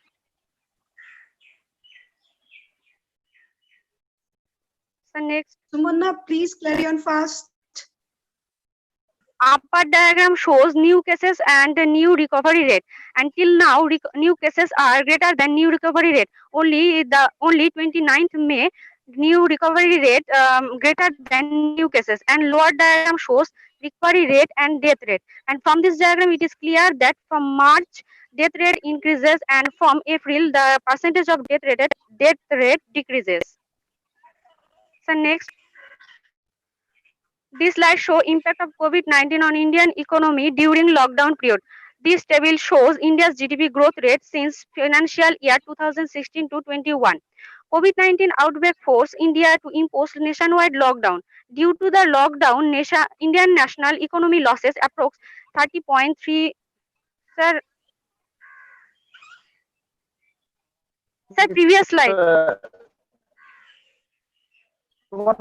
Please proceed. Sir, No, previous slide. Sumana, please proceed. Your time is Okay.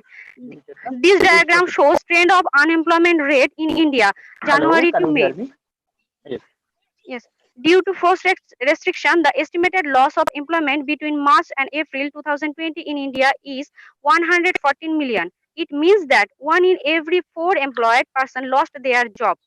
This slide shows analyzed air quality index during lockdown period. Air pollution level in cities across the country drastically fall just within a few days. I have selected some polluted cities like Ghaziabad, Delhi, and collect data of air pollutant parameter and show the bar diagram. This is air quality index, and from this bar diagram, it is clear that air quality drastically improved. The next. So next slide. Now major findings. First one is India currently has the third highest number of confirmed cases in the world after USA and China. Second, Maharashtra is more affected by COVID-19 than other states in India, and only Lakshadweep free from COVID-19 cases. Third one is reported COVID-19 cases gradually increases day by day, but percentage of death rate it gradually decreases. Four, only 29th May 2020 percentage of new recoveries greater than new cases.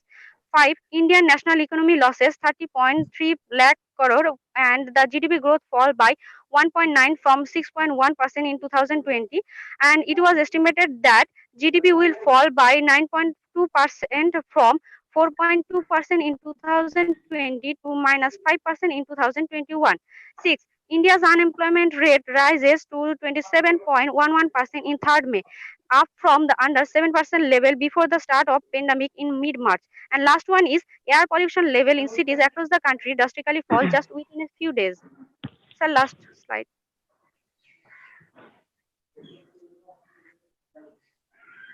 Sir, last slide.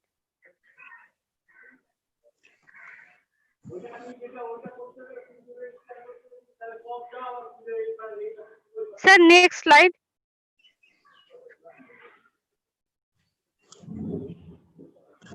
Mukundu sir, next slide.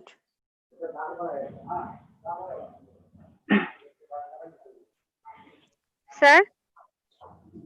It's better you continue and conclude.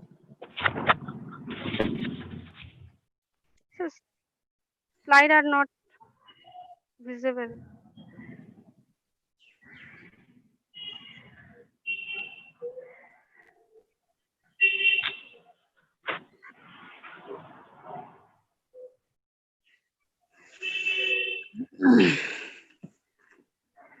Sir?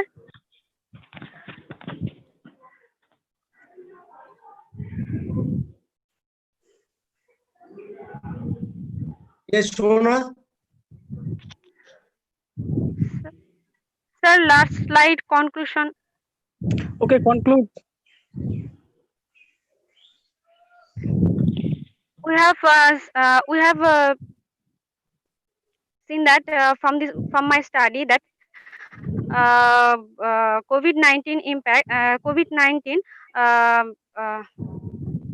showed the negative impact on human and economy and on positive impact on environment, and because the air quality is drastically improved than previous year. Thank you.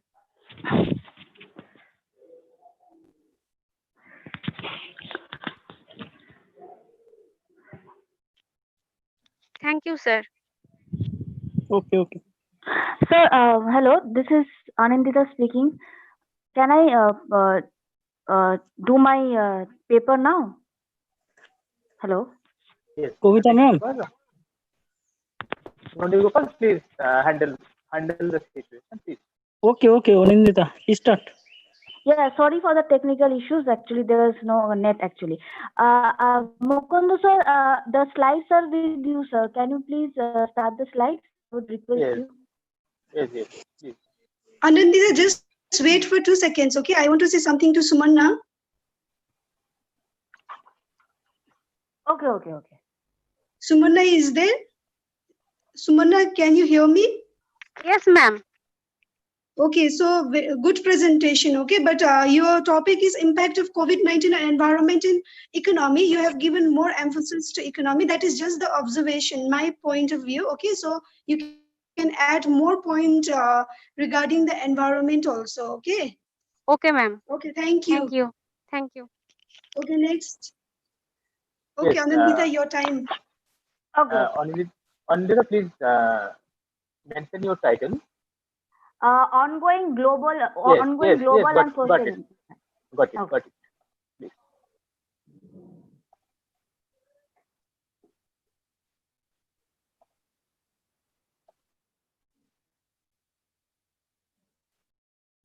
Yes. Thank you, sir. Thank you so much, sir. Okay. Good afternoon, everybody, and I'm thanking everybody for letting me. Sorry for the inconvenience. Okay. The COVID-19 pandemic is considered as the most crucial global health calamity of the century, and also the greatest challenges that the humankind had faced. As far as history of human civilization is concerned, there are instances of outbreaks of diseases caused by a number of viruses. It has rapidly spread around the world, posing enormous health, economic, environmental, and social challenges to the entire human population. The outbreak is severely disrupting the global economy. Almost all the nations are struggling to slow down the transmission of the disease by testing and treating patients, quarantining suspected persons through contact tracing, restricting large gatherings, maintaining complete or partial lockdown, etc. The outbreak affects all segments of the population and is particularly detrimental to members of those social groups in the most vulnerable situation.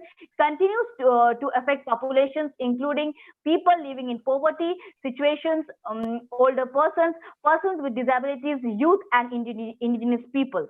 Every evidence indicates that the health and the economic impacts of the virus are being borne disappropriately by poor people. For example, homeless people, because they may be unable to safely shelter in place, are highly exposed to the danger of the virus. People without access to running water, refugees, migrants, or displaced persons also stand to suffer disappropriately both from the pandemic and its aftermath. Whether due to limited movement, fewer employment opportunities, increased xenophobia. If not properly addressed through policy, the social crisis created by the pandemic may also increase inequality, discrimination, and global unemployment in the medium and long term.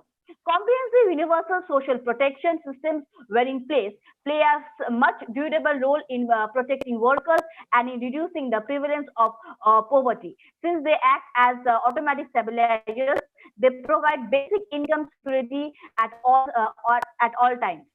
Now, coming to the next slide, the novel coronavirus designated as 2019 COV emerged in Wuhan, China at the end of 2019.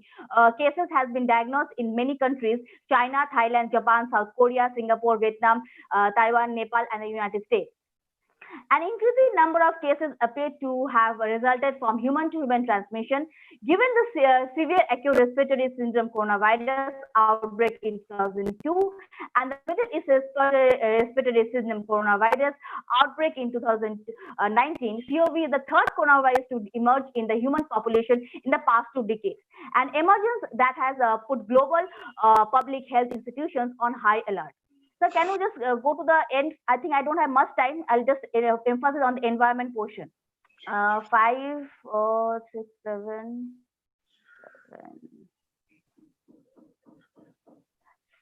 Slide 12 can do, sir. Slide 12 can do.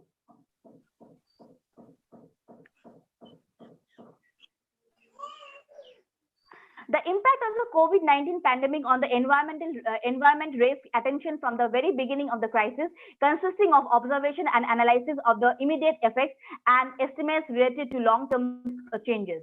Qualitative assumptions prevail, with consistent quantitative research must wait for relevant data sets and additional knowledge. Most facets of the environmental impact of the COVID-19 pandemic have not directly resulted from the virus itself.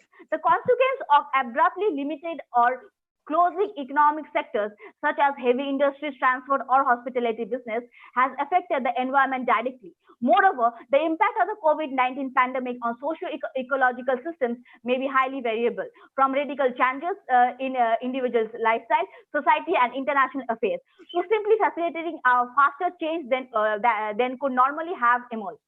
From an anthropocentric perspective, the pandemic may lead to a more sustainable future, including increased resilience to the social ecological systems or shorter supply chains, which is a positive development. However, it is still possible that some nations will opt for less sustainability by pursuing rapid economic possible, that some nations will opt for less sustainability by pursuing rapid economic growth and focusing less concern on the environment.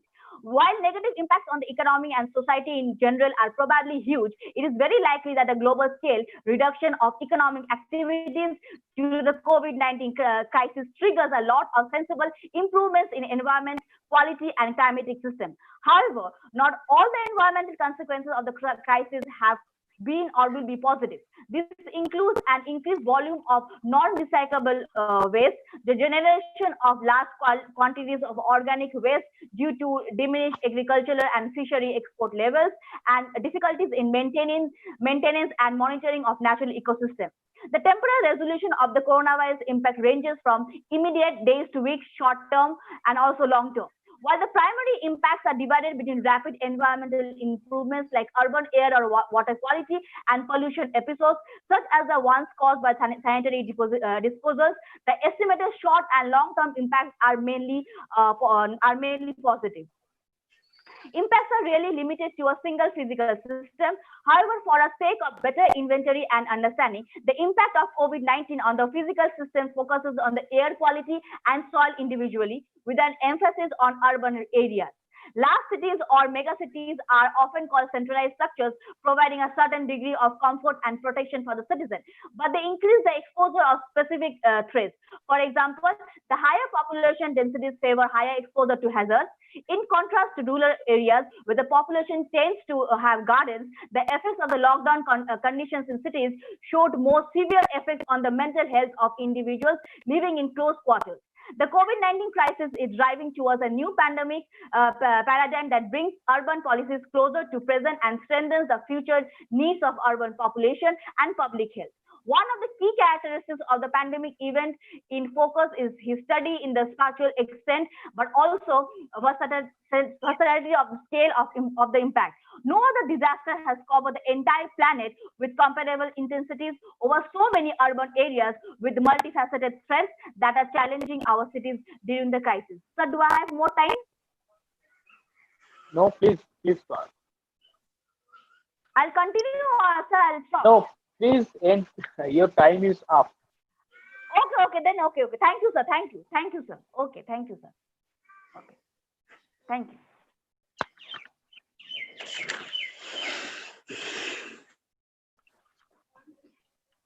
Over to share.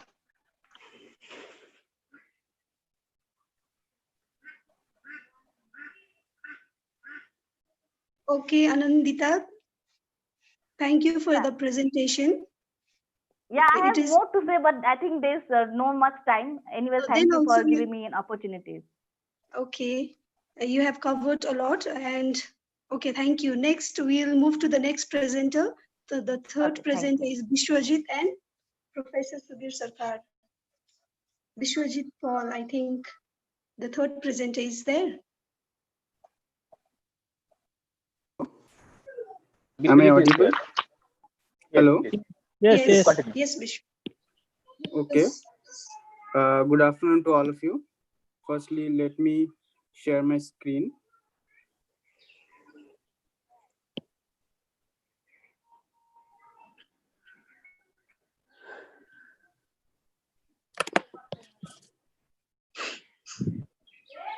Is it visible now?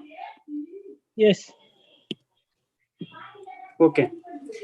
Good afternoon to all of you. I'm Bishwajit Paul, research scholar in the University of North Bengal.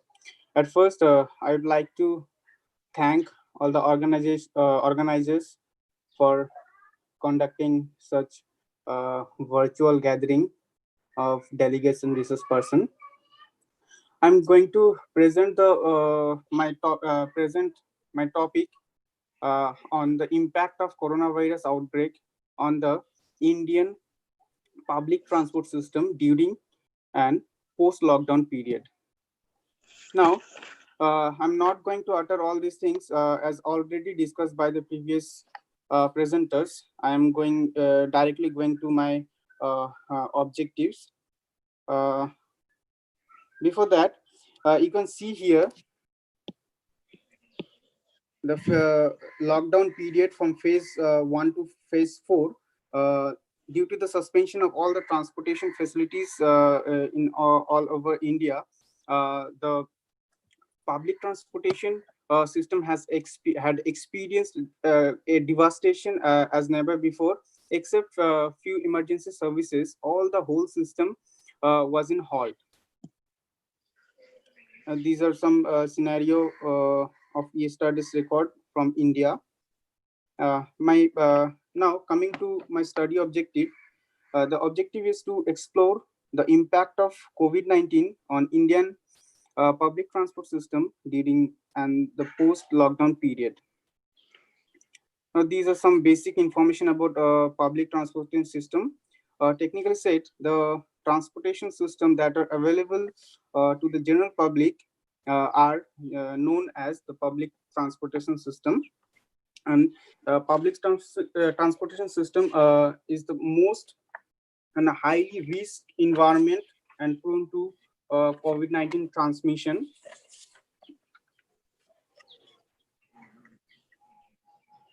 Because at one time, public transportation accommodate or try to accommodate a high number of passengers within a limited space and poor ventilation.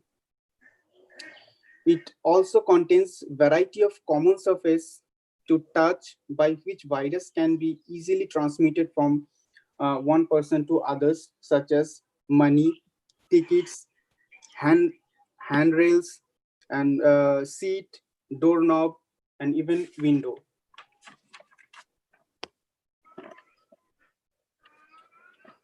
These are the data and methods used in my study. For the collection of primary data, I have used Google Form, and secondary data I have collected from different sources and organizations like World Health Organization, Ministry of Health and Welfare, Government of India, the World Bank, and UITP, COVID-19 India.organization, and different scientific journals. For the analysis part, I have used only the percentage analysis. Now coming to the effect on public transportation system during the COVID-19 lockdown period. In every sector of public transportation system, that is railway transport, road transport, and even air transport, we have experienced a downfall, huge downfall. In case of rail transportation system, the rail, according to the railway projection, the estimate that the lockdown may result in the fall in total estimated earning to rupees 1.48 lakh crores for the upcoming financial year. Whereas in case of road transportation, COVID-19 will result in sharp 13% fall in the total collection of toll tax, and for the airways, which could fall for 24,000 crores revenue loss. Vishwajit, go fast. Okay. Now, along with the transportation sector, as the the tourism sector is all directly related to the transportation sector, it has also impacted negatively. You can see here the foreign tourist arrival rate decrease rate at from January to March at minus 22.6%. Whereas only in the month of March, the foreign tourist arrival rate was negative at minus 66.4%. In case of foreign exchange earning also, huge loss of has been experienced as minus 15.6% and 64%, minus 64%. Now, these are the other effects, like our education system is also directly dependent on the public transportation services, as a huge number of day scholars and resource persons visit to the education institute using public transportation system. But due to the lockdown and the pandemic, the whole education system has shifted to digital platform, irrespective of all the existing socioeconomic disparities. There is 5 times surge in the subscriber base in the e-learning platform initiated by the government of India, and the same situation is present almost every online platform, such as OTT platforms. There is a 80% increase in the OTT platform use. Even in the religious activities, there is a 73% increase in the live Aarti in India. You can see here a clear difference between two time period of same place before prior to lockdown and during the lockdown period. There is a huge decrease in the total number of public transportation ply on the same road here in Delhi near India Gate. Now, effect on the public transportation system during post-lockdown period. Now, the lockdown is over, except only few containment zones. The challenges are persist to contain coronavirus disease. The public transport system is unable to get back to the previous condition. Almost every office and workplace are now reopened, but people are avoiding public transportation service, including shared mobility services like taxi and cab, because of coronavirus fear.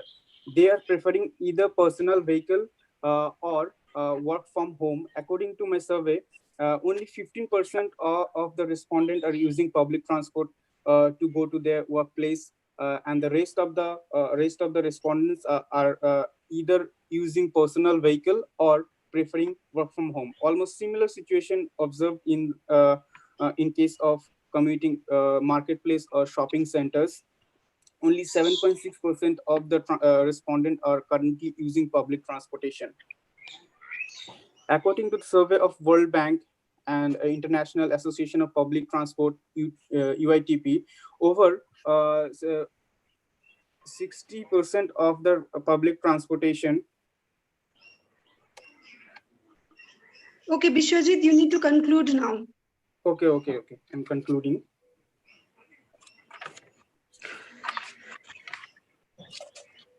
At last, I should mention the imagination of the society without mobility and transportation. What was impossible just few months back is now reality.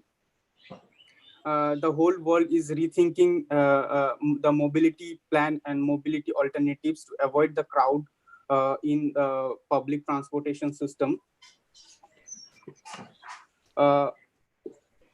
Here, I should also mention, for now, the pollution is in all the form are less, but can we actually say so? No, we can't, because the number of private vehicles are increasing on road to avoid public transportation, which will lead to congestion, noise pollution, and air pollution again. We are moving away from the concept of shared mobility vehicles or sustainable transport so far. Thank you. Okay, Bishwajit, good presentation. Thank you for the presentation. Okay.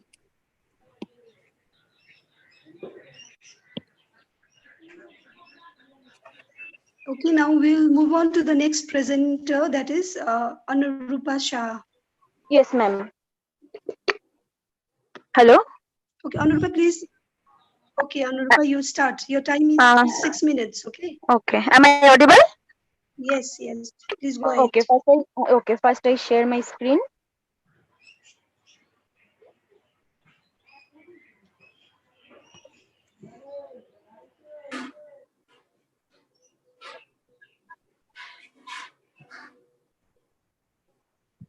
Good afternoon, everyone, to the International Conference on Human Development and Environment. Myself, Anurupa Saha. Topic of my presentation is Environmental Impact of COVID-19 Outbreak, a study in Indian context. We all know that what is COVID-19, so I have not introduced more, but COVID-19 now is declared by the WHO as global pandemic, and up to this time there are many ongoing clinical trial evaluating potential treatment, as no specific vaccine is come out. COVID-19 lockdown and the environment. COVID-19 lockdown may have forced us to stay indoors, but it has been a boon for the environment with industrial shut and people staying indoors due to the lockdown. Nature appears to be in rejuvenation mode. From cleaner air to liberated wildlife, coronavirus lockdown across the world appear to have had a number of positive effects on the environment. The United Nations predicts that there will be more plastic in the ocean than fish by 2050, but coronavirus pandemic will undoubtedly accelerate this trend. The World Health Organization saying that every year 3 million people are died because of air pollution. So in some manner, lockdown is good for the environment. The COVID-19 lockdown is healing the planet in a way never seen before in living history. India is home to 21st of the world 30th most polluted cities according to IQAIR's 2019 World Air Quality Report. But recently air pollution level have started to drop dramatically as the second most populated nation endures the lockdown. After the lockdown was put in place in many countries, there was lesser traveling done by people. So with absolutely limited movement of vehicle on the roads, most of the metro cities in India are breathing is much cleaner with relatively safer level of pollutant to deal with. And in Delhi metropolitan area, the pollution level is dropped most dramatically. Here some vital changes for the environment. India went through post COVID-19 lockdown period.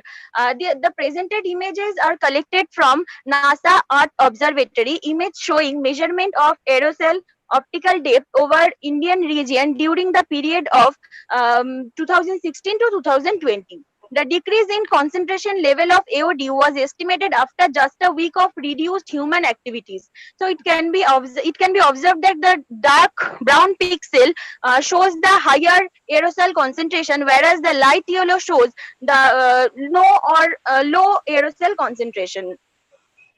The upper left picture shows the India Gate War Memorial before lockdown, and the bottom picture shows the air pollution level began to drop during the lockdown month in April.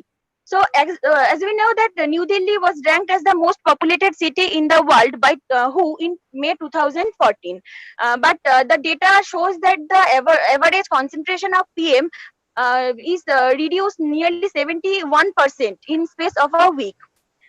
In the right side, in social media, news was vital that people in Jalandhar can see the Himalaya from the rooftop for the first time in decades. Jalandhar Mountains, Dhuladhar Mountains range lies nearly 213 kilometers from Jalandhar. So this shows that how pollution made us blind. COVID-19 lockdown also works as a ventilator for rivers. The impact of COVID-19 lockdown on Ganga's health is nevertheless encouraging. BOD level indicates the amount of decaying organic matter in water. A low BOD indicating good quality, and low BOD level low DO level signifies poor quality. If dissolved oxygen level decline, aquatic life is impacted badly. On an analysis, it was find out that the dissolved oxygen level increase up to 25 to 30%, where biochemical oxygen demand is decreased up to 35 to 40%. You can see the surface of the river, which could not be cleaned despite spending crores of rupees in now cleaner than it was in 1986. Jamuna, which is also much cleaner than previous. A similar case is also happened with Jamuna due to blanket reduction in industrial pollution and decrease of water from Haryana to Delhi. A cleaner image is visible in these days. And due to the reduced pollution in water, the South Asian river dolphin have been spotted at various Ganga Ghat of Kolkata. So it is assumed that due to lockdown, the drainage of industrial waste into the river water has stopped and brought a significant change in the water quality. In the upper picture, it is shown that as a result of lockdown, thousands of flamingos have gathered in the city of Navi Mumbai. The Bombay Natural History Society stated that it has increased nearly 25% more than the previous year. And the lower picture shows that as restricted movement of humans, over 8 lakh olive ridley turtle have returned to the coast of the Odisha as the Garirmatha beach for mass nesting. As the economic activities are halt to so it drive down the emission of greenhouse gases also nearly 30% reduced, and it reduced fast decline such amount in last 4 decades. And the international agencies also said that this year the global oil demand is also expected to decline. But all the environmental consequences to this crisis have not positive, with millions of people staying indoors. Concern were raised over increased generation of household waste, primarily the non-degradable type. Local waste problem have emerged as many municipalities have suspended their recycling activities over fears of virus propagation in recycling centers. The number of persons infected with the COVID-19 is continuously rising throughout the world. So during the viral outbreak, many types of additional medical waste are generated, including infected masks, gloves, and other protective equipments. And packaging from online shopping resulting in increased level of waste. So all this created acute challenge for the waste management industry at a time when they are opening with limited capacity due to the coronavirus crisis. And severe cuts in agriculture and fishery export level have led to the generation of large quantities of organic waste. So maintenance and monitoring of natural ecosystem have been also temporarily halted, and tourism activity to natural areas has been seized. Across the world, the lockdown may just showing us how quickly the natural world around us can adaptive, and there has been a positive impact on the environment due to the lockdown. There is fear that once people start traveling again or go back to doing what they have been doing, all the positive impact will also disappear. The environmental impact of nationwide complete lockdown during the outbreak of COVID-19 has opened a wide window to perform present environmental safety rules in India. The public awareness for the segregation of waste should also be promoted, that might help to segregate the waste before it can harm any other human beings. Though nationwide lockdown will certainly affect economic growth, GDP, and every individual directly, but proper strategy can minimize the loss and maximize the environmental impact for betterment. We know that environmental safety is directly related to human health and sustainable development of any country. These are the references of my study, and thank you to everyone. So it can be said that when we move out, nature can move in. Okay, thank you. Okay, thank you, Anurupa.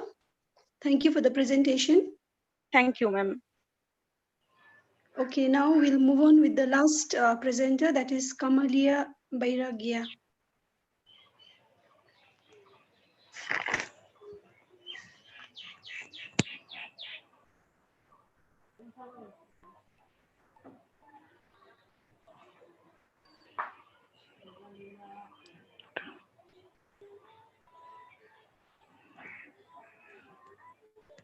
Okay, the last presenter is there.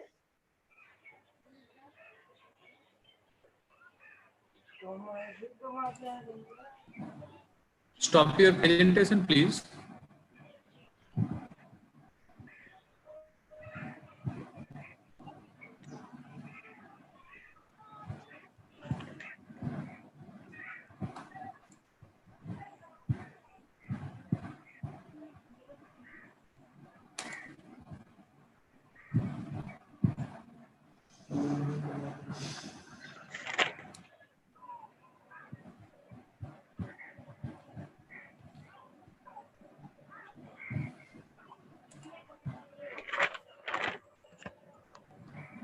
Hello, ma'am.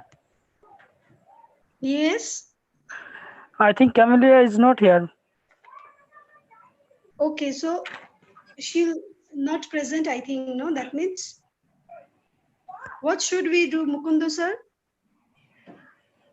Yes, so this is the end of your session. Thank you, Honorable Chairperson, Co-Chair, and Rapporteur for your constant support. So I should over to Gautam, the convener, for the next instruction. Sir, I am presenting paper.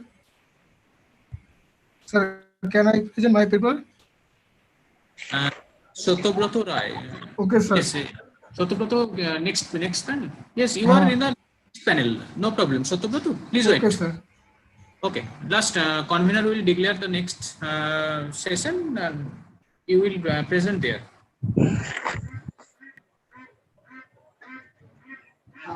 Thank you, everybody. Now we will start our technical session 2. In this session, Chairperson Dr. Taposh Pal, Department of Geography, Rajgaj University. Co-Chairperson Dr. Sanjay Shah, Assistant Professor, Department of Geography, Anija College. Okay, so okay, thank you. Dr. Ansar Khan, Department of Geography, Lal Kumar College. He is a rapporteur.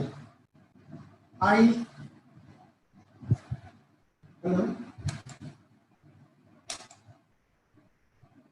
switch over the microphone, Dr. Khan, to continue in the technical session 2.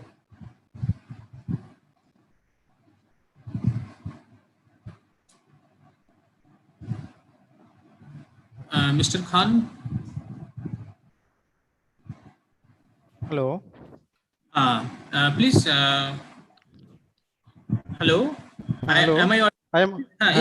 Yes, you are audible. Please continue the session. Yes. Thank you for giving Possible, me please. to the rapporteur. Yes. Yes, sir. Please, I request to chair and co-chair to start the session.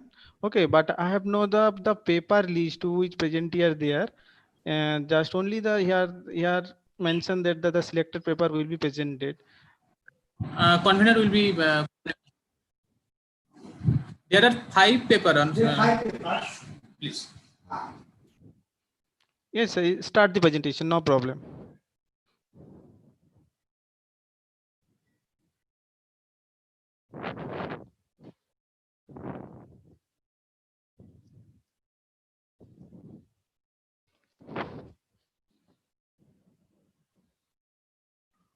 Hello.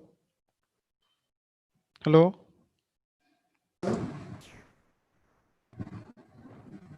First presenter, Mahabur Sarkar. Mahabur, will you present?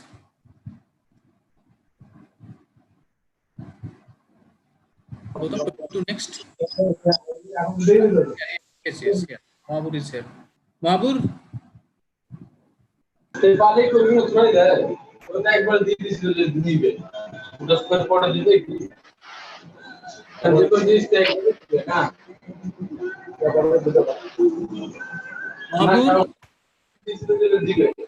Hello, sir. Yes, please start your paper. Start your presentation. Sir, I could not complete my paper. Okay, sure. Next. Over to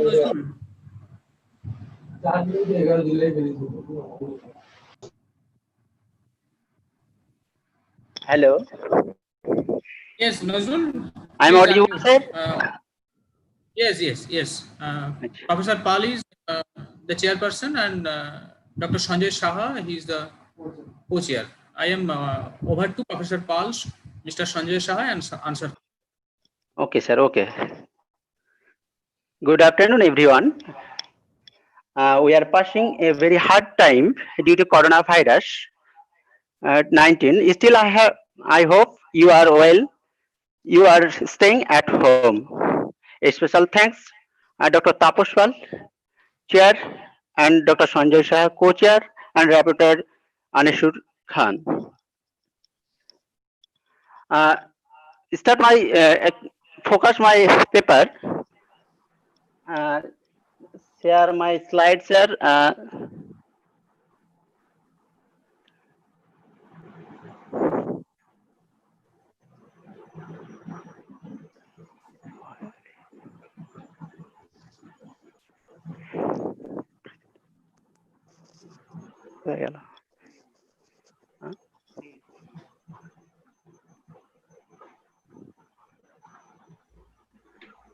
Nazrul?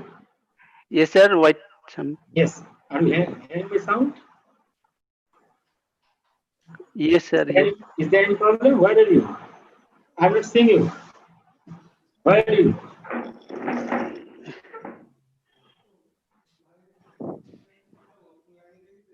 Yes, sir. Conference. Share my presentation, sir. Okay, okay, no problem. Start, please. Yes, sir. Focus my paper, COVID-19 pandemic and its impact on socio-economic life of migrant worker in Uttar Dinajpur district, West Bengal, a critical synthesis.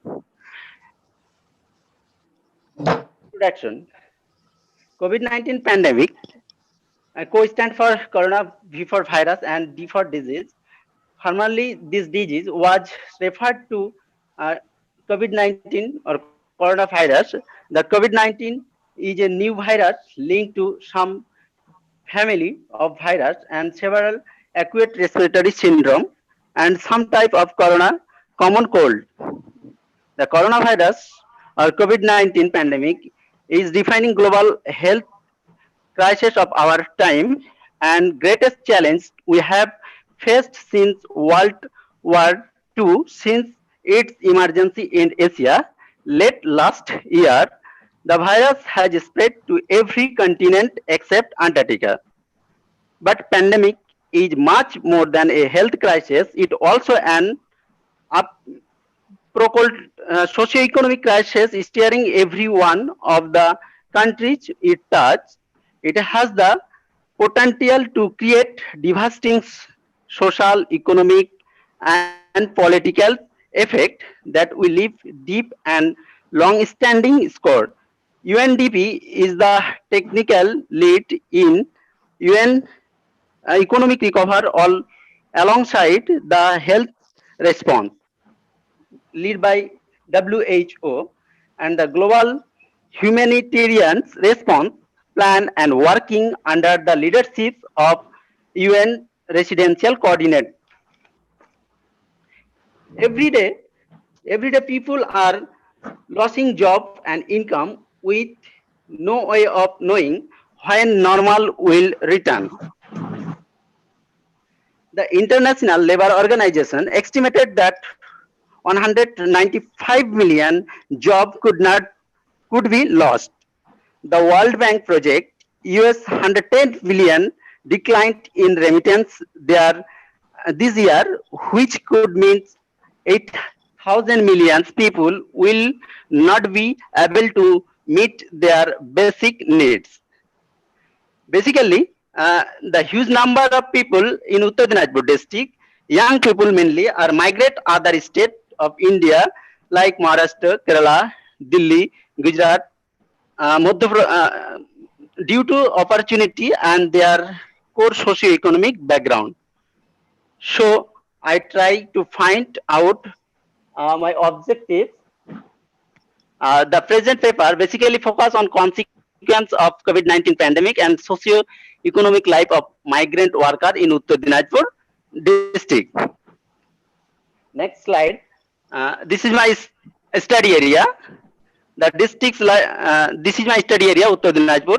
The district lies between 25 degree 11 minute north to 26 degree 49 minute north and longitude 47 degree 87 degree 49 minute east to 90 degree east.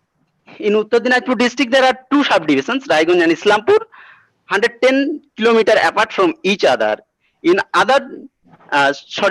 this district is surrounded by other districts of West Bengal like Darjeeling and Jalpaiguri districts, to the north, Malda to the south, Bangladesh to the east, and Bihar to the west.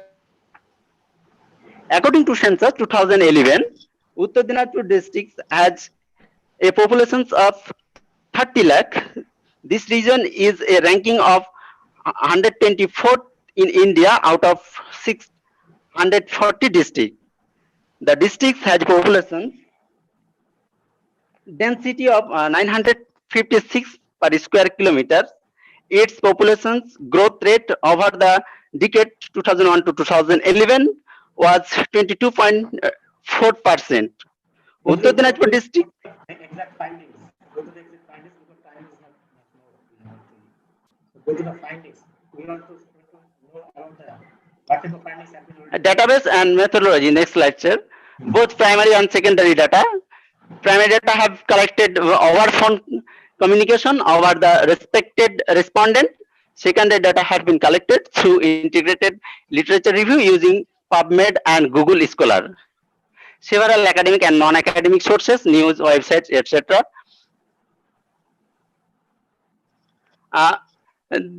This picture shows migrant workers are returning at home during the lockdown. Result and discussion. Mainly cause of migration is an interplay of pull and push factor. Pull factor of those factors attract the migrant to an area, such as better employment, higher wages, better working condition. And push factor. Hello. Hello, sir. I am audible. Yes, please proceed. Push factor of those factors: poverty, unemployment, and food insecurity.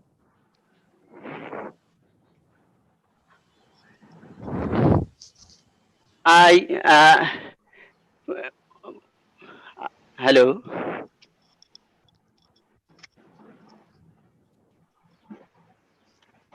Carry on. Hello, sir. I am audible. Hello. Yes, you are audible. Please continue. I contact some migrant workers in Pradhanpur and their destination point. More than a migrant worker or destination point of Kerala, 34 respondent, percentage of 34.343. Then Andhra Pradesh 19 respondent, Tamil Nadu 17 respondent, Maharashtra 13 respondent, Uttar Pradesh 6, Delhi 7th, and Gujarat 3 respondent. Overall 99 respondent and their percentage show in the diagram, sir. Socio-economic life of migrant worker, occupation structure, educational structure, and the source of getting of employment, pattern and nature of housing the migrant worker, availability of drinking water, sanitation, environmental hygiene and health condition of the migrant worker. Suggested strategies to enhance future socio-economic conditions of the migrant worker. Food, grain and pulses need to supply on weekly basis. Public distribution system infrastructure. Mobilize local bodies to ensure to supply the daily needs. Government should seriously look into the recommendations UNESCO, UNICEF and the working group on migrant and implementing that the earliest public health system, particularly on the primary and secondary care, need to strengthen. Investment should be increased. Drug supply equipment need to made available to massive scale.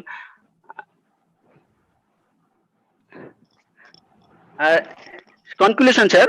One thing that can be noticed in the case of migrant worker of Uttar Dinajpur district is that there is possible for them to come to Uttar Dinajpur for kind of work they were involved in other side the district. Therefore, their socio-economic life conditions is not likely to improve after lockdown.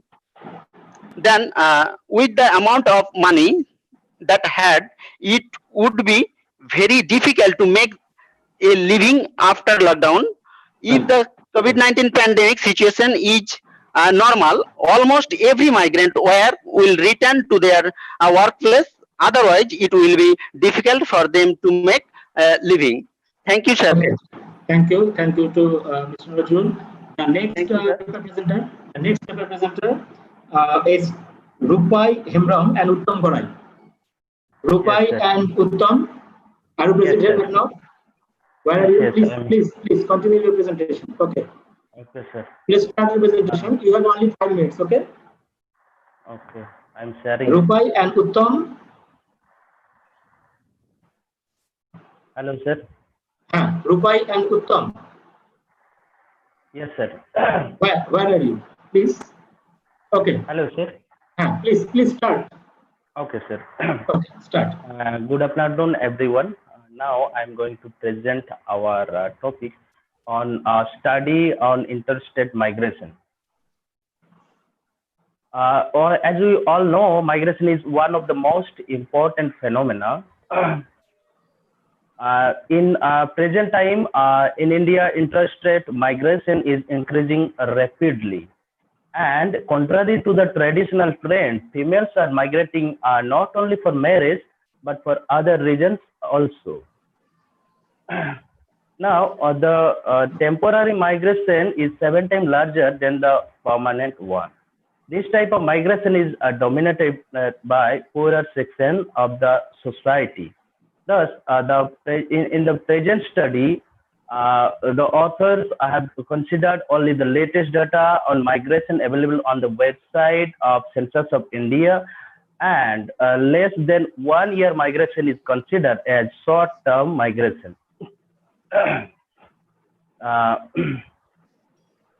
In this concern, the short-term migration, the special pattern of short-term migration is very much important.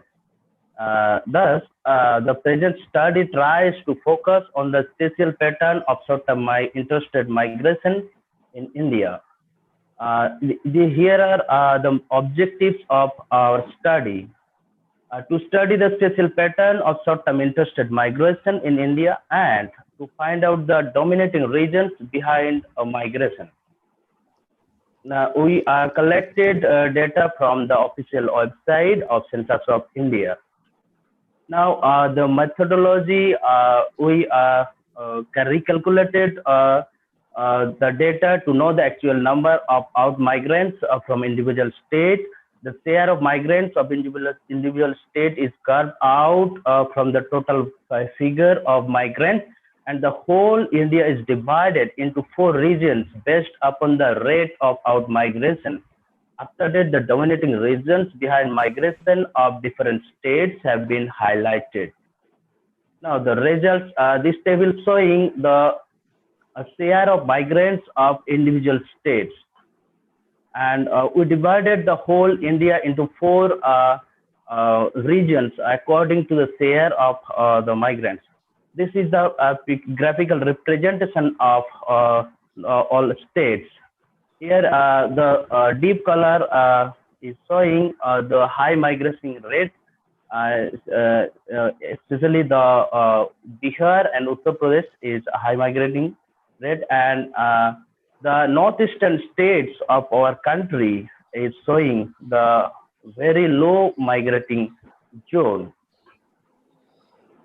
Now, this table shows the regions of migration into short-term interstate migration in India.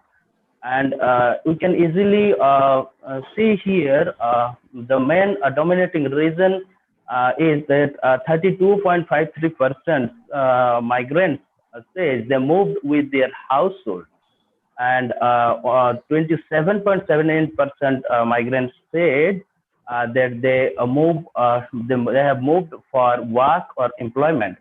And in case of male migrants, work or employment is dominating factor, and in case of female migrants, they mainly moved with their household.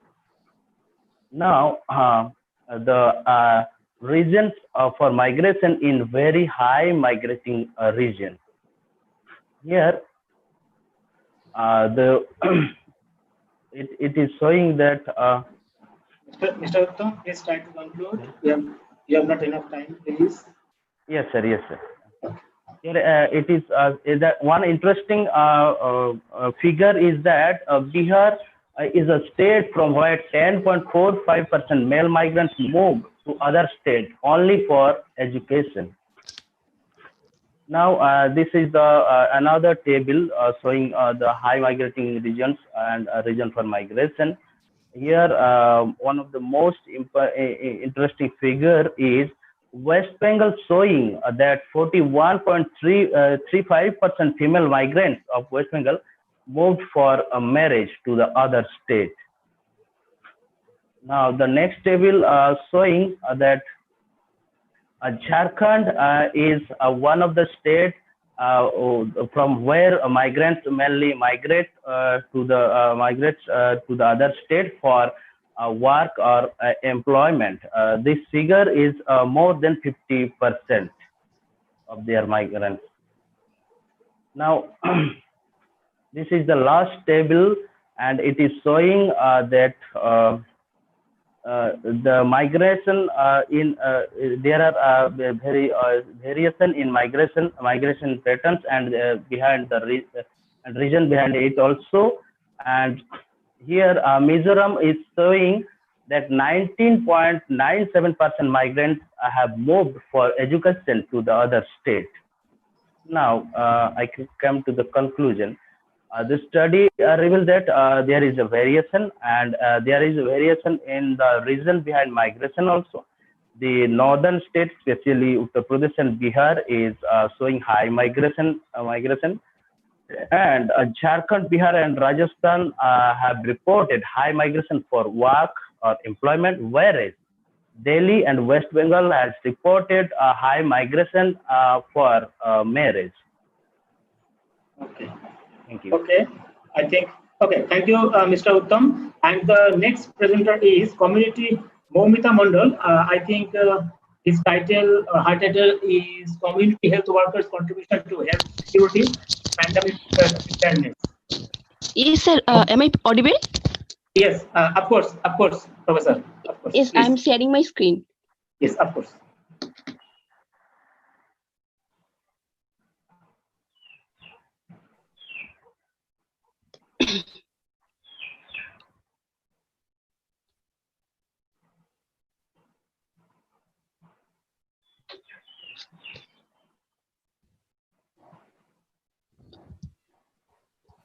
Okay, my screen is there, sir. Yes. Okay. Good afternoon, everybody. First, I would like to thank and congratulate the organizer of Dr. Meghnad Shah College for this e-conference. My paper's title is Community Health Workers' Contribution to Health Security and Pandemic Preparedness. Community health workers are selected from the community, and they are answerable to the community they work for. They're supported by the health system, but with their shorter training than professional health workers. Mostly they are female workforce. In India, they are known as ASHA worker. They connect deprived and medically underprivileged people of society to the health and social service system. They are integral part of primary healthcare service. COVID-19 has been spread over 213 countries across the globe, and more than 1 crore people already have been affected by this disease. While sharp increase in COVID-19 case creating tremendous pressure on health service in many developed nations like Italy, Britain, USA, they are developing nations or underdeveloped nations. They are facing tremendous crisis in that situation to tackle the pandemic. A group of doctors in Italy, they suggest recently, in a pandemic, patient or hospital-centered care is inadequate and must be replaced by community-centered care. Solutions for pandemic are required for the entire population, not only for the hospitalized patient. Hospitals are transforming into COVID-19 hotspot. as they are rapidly populated by infected patients, facilitating transmission to uninfected patients. Patients are transported by the regional transportation system, which also contributed to spreading of disease, as its ambulance and other personnel, they rapidly become vector of the disease. This disaster could be averted only by massive deployment of outreach service of healthcare. For nurses and doctors, it is hardly possible to provide services outside of clinic or hospital. So in this context, community health workers can be most useful human resource, as they can go to each household and find out patient. And they can provide home-based clinical care by providing early medicines, early oxygen therapy, nutrition, etc., according to the symptom of the mildly ill and convalescent patient. Broad surveillance system can be created with the community health workers and local people. This approach would limit hospitalization ratio. Thereby, it decreases contagion, protect patient and healthcare workers, and minimize consumption of protective equipment. We know that disaster is unexpected event that implies serious healthy, economic, and political threat, and require special consideration beyond routine procedure. Large-scale infection disease outbreaks like COVID-19, Ebola, etc., they represent such disaster. Importantly, these disease outbreaks appear to be increasing in frequency. In this decade, we have seen outbreak of swine flu, Ebola, MERS, Nipah virus, cholera, Zika virus, yellow fever, Rift Valley fever in different parts of the globe as epidemic, and now COVID-19 as pandemic.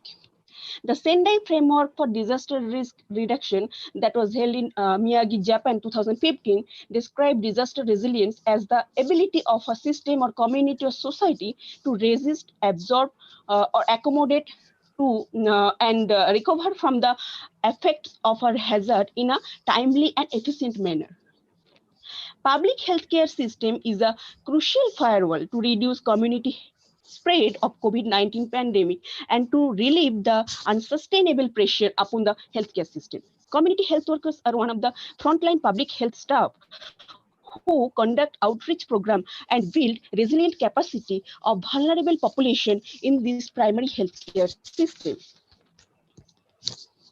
We know for a better future, 17 goals were adopted by the global leaders in 2015. These are known as the Sustainable Development Goals.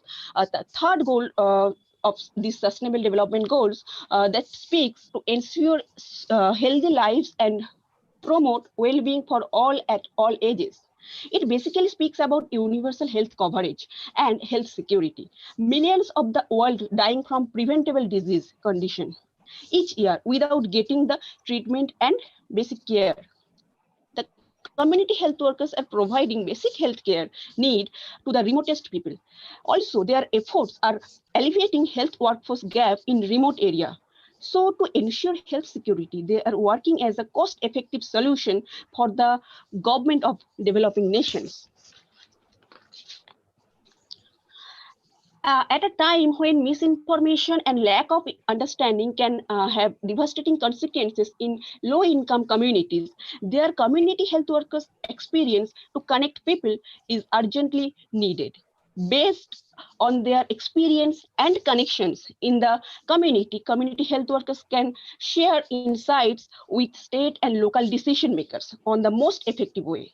They serve like community messenger who inform local about where to access for COVID-19 testing or health service or vaccination, etc. Their outreach skill is very useful for contact tracing in this pandemic time. In this way, community health workers build up inherent resilience capacity among the vulnerable population. There are many flaws in the community health workforce, but still shortage of human resources in health service exists for long years. It is a severe problem for developing nation especially. We cannot solve the problem overnight. So what can we do to reduce the gap? huge funding is not also possible for health service for many developing nations. So we can prioritize the preventive and promotive aspect of healthcare. And for that, we have to work with the community to create awareness and empower them. It will help to reduce disease burden and pandemic preparedness. At last, I would like to conclude by saying that community health workers, they should be integrated with existing health system infrastructure. Isolated investment in community health workers for universal health coverage or pandemic preparedness will not work. COVID-19 remind us urgent need for strong healthcare system that can provide essential service while protecting against emerging pandemic threat. Thank you. Thank you, Momita. And the next paper presenter, Shoktabrata Rai.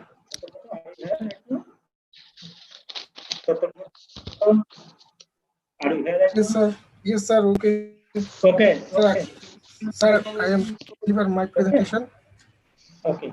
Shoktabrata, you have only 4 minutes. So let's start. Okay. Okay, sir. Okay. Dr. Sarkar, Dr. Sanjay Dar, Dr. Sanjay Shah. Sanjay Da, please. Where are you, Sanjay Da? Where are you, Dr. Sanjay? Okay, okay, Shatobrata, let's start. Shatobrata, let's start. Okay. Shatobrata. Shatobrata.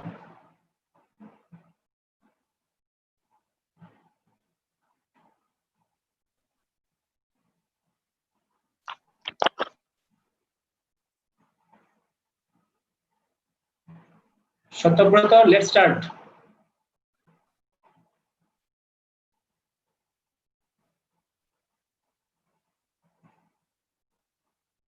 Hello, Shatobrata, hello.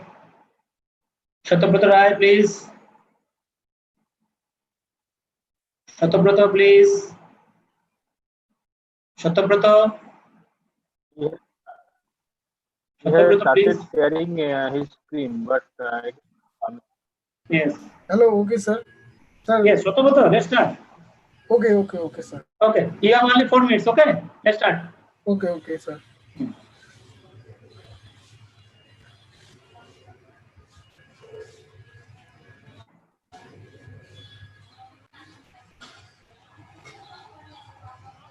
Now I am going to deliver a presentation on the topic degradation of the natural environment through population growth in the overall development human society.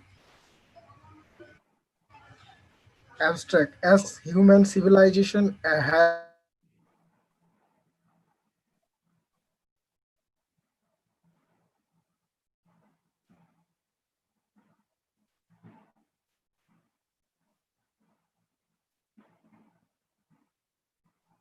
Dr. Sanjay Shah? Here, I think, yes.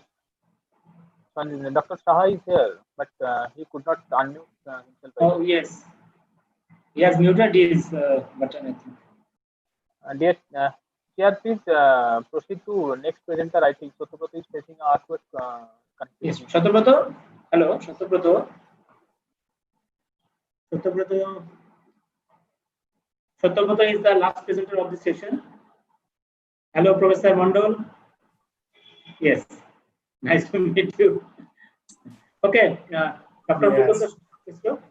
Manjur Hassan is here, please. I think Shatobrata is not able to connect. Dr. Mukundu, please. I think Shatobrata is not trying to connect the process. He is our last presenter of this session. And Dr. Shah, what is Dr. Sanjay, Dr. Sanjay Shah?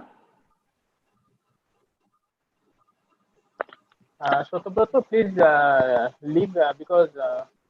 Shatobrata, you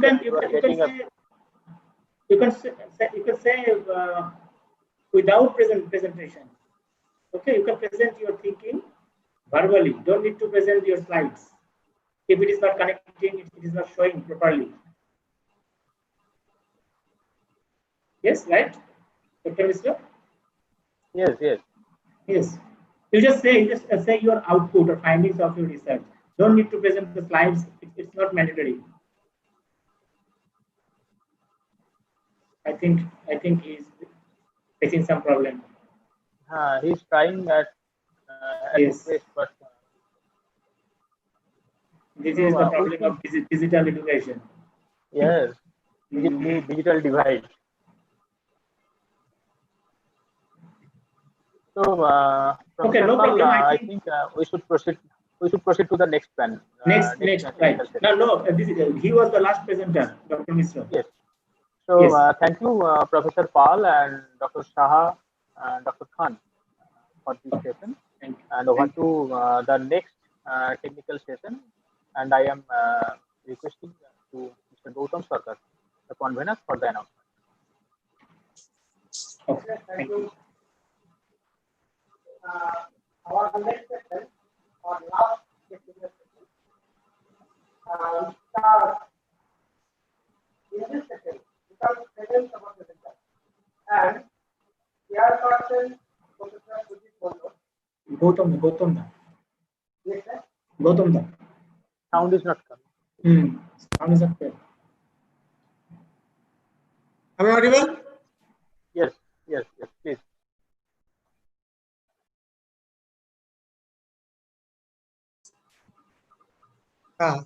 Chairperson, Professor Sujit Mondol, Department of Geography, Diamond Harbour Women's University. Co-chair, Dr. Probir Kundu, Assistant Professor, Department of Geography, Shiliguri Mohila Mahavidyalaya, and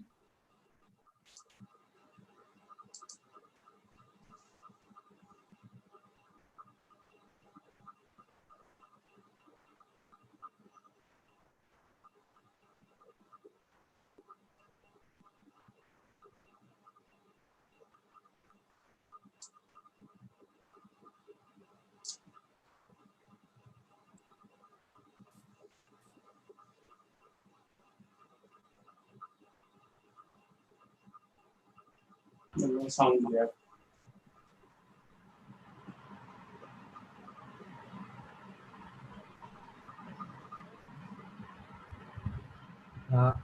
Hello, good afternoon. Yeah, good afternoon. I am audible to you, Yeah. Mr. Sarkar. Yes, sir. Am I audible to you? Yes, sir. Okay. So, good afternoon, everybody, and I welcome to all of you in the third technical session of the international webinar. And I think we are already late by 15 to 20 minutes. Okay. And in this technical session, there are 7 papers. So I think presenters will complete their presentation within 5 minutes only. Okay, so that we can complete this very technical session within time. So the co-chairperson of this technical session, Dr. Probir Kundu, are you present over here? Dr. No, Probir Kundu, yes, please. co-chairperson. Co-chairperson, Dr. Probir Kundu. I don't think he is present, sir. Okay, so we may proceed now. Okay. Okay, sir. We may proceed. Okay. So first presenter, Anirban Choudhury. Anirban Choudhury, present over here.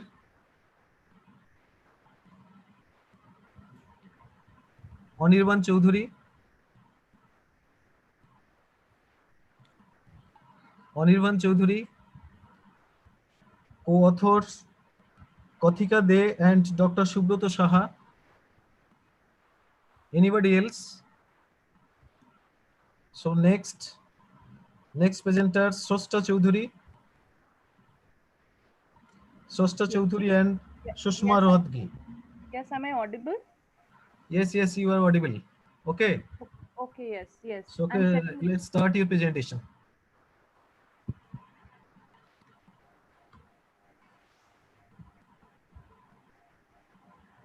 Good afternoon, everybody. With the permission of the chair and the co-chair and the rapporteur, I would like to start my presentation. Sir, should I? Yes, everything is okay. You proceed.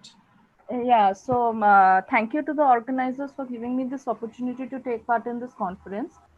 The topic that I'm going to speak about is the new normal of the education system, rights, sustainable development, and Government of India initiatives at the time of pandemic. Since morning, we all have been listening to the lectures and the plenary sessions that was going on, and by now we all know what this pandemic is like and what this whole thing about the pandemic, how it has come as a challenge to the society. But if we really think, this is just an addition to the pre-existing challenges that were already there for the human beings or the nature. The entire country is coping up, trying to cope up with this pandemic situation, which has suddenly come as a challenge. The what to say, the topic that I'm focusing on is on education, which is a very important parameter of development of the human beings. So we can say that the education sector remains hard hit despite the process of the unlock that has started, because once the educational institutions open up, it can be said that they can be the major outbreak centers. So the despite us going back, trying to go back to limp back to a normal in various sectors, the education sector is still shut down, and there is a lot of confusion as to what the future may hold. According to the UNESCO data, we can see here in the slide that 100 countries have yet to announce the reopening dates of the schools and the educational institutions, whereas 32 will end their academic year online. So we can see that there is a shift from the face-to-face space that was there, the physical space that the education system was in. It has shifted to a very virtual space at this moment. And also UNESCO says that around 90% of the world's student population have been affected by this pandemic. Now, what is education or the system of education? Now, there can be many debates on what is education, what is literacy, what is learning, what is teaching. But the main motive of being educated is how we tap on the resources that are available to us and keep it and use it in a way that the future generation and the across the generations it can be shared. Like here it is, the UNESCO ISCED describes it as a accumulation of information, knowledge, understanding, attitudes, values, skills, and competencies and behavior across generations. Like what we teach ourselves or what we acquire is not only limited to us, but what we acquired is what we can impart to the future generation, which makes education a very important prospect or aspect of the humankind. And the education and the system of education or the education system are those places or those programs which helps educate ourselves. Now after this I'll be talking about the rights and the sustainable development. Education, because it brings in a lot of change in the kind in the way we think, and how we practice our lives. Rights become very important to us, where we do not segregate people on the basis of their race, sex, nationality, or their language or their ethnicity. This kind of tolerance comes only when we recognize what human society is made up of, and to protect that, human rights is very important. So the UDHR in 1948 that was formed, they came up with this right to education as a basic human right. As we can see in the screen, what they talk about the right to education. Even the Indian Constitution recognizes the right to education as a fundamental human right. It is not a basic right, but it is a fundamental human right. Now, why is right to education so important? As the UN General Secretary Antonio Guterres said that until we go to school and educate ourselves, or go to the educational institutes and educate ourselves, we will not know what our rights are.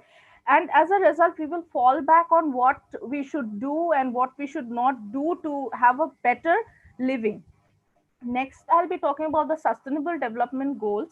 Now, everywhere, all that we hear about is how sustainable we can make the world, how sustainability can be met. It is like a change from possibilism to a deterministic kind of a mindset, where everything that we do, everything that a human does is channelized in saving the natural environment. And also, we human beings, are being a part of the environment, can save ourselves sustainably, and tap on the resources and save the resources for the future generations to come. So the pledge that Sustainable Development Goal takes is to leave no one behind. So accordingly, we all know that about the compulsory primary education and secondary education and everything. The basic thing that had come up on the Incheon Declaration in 2015 was education for sustainable development. Now, education for sustainable development is mentioned in the target 4.7. As we can see here, it is written how we can achieve it and what are the portions of it that are required to meet the ends of this sustainable education for sustainability. And this has become a very important agenda for the Education 2030 sustainable development. Now, sustainable development is also integrated with the other 16 goals that are there in the that have been mentioned by the UN, and each of it is dependent and codependent on one another. Proceed to the finding, please. Proceed to the finding. Sir, okay. So in India, yes. So in India, there are 32 crore students who have been affected. And as per the UNESCO report, the data has been given here, like the readers can read. And it is not only the students, but also the parents of the students, the teachers, the school, everybody who has been affected by the sudden closure and the sudden change of mode in the education system. I'm not reading up the slides that way. What are the initiatives that have been taken by the government of India? Now, because the shift in mode, the HRD ministry has called for one nation, one digital platform.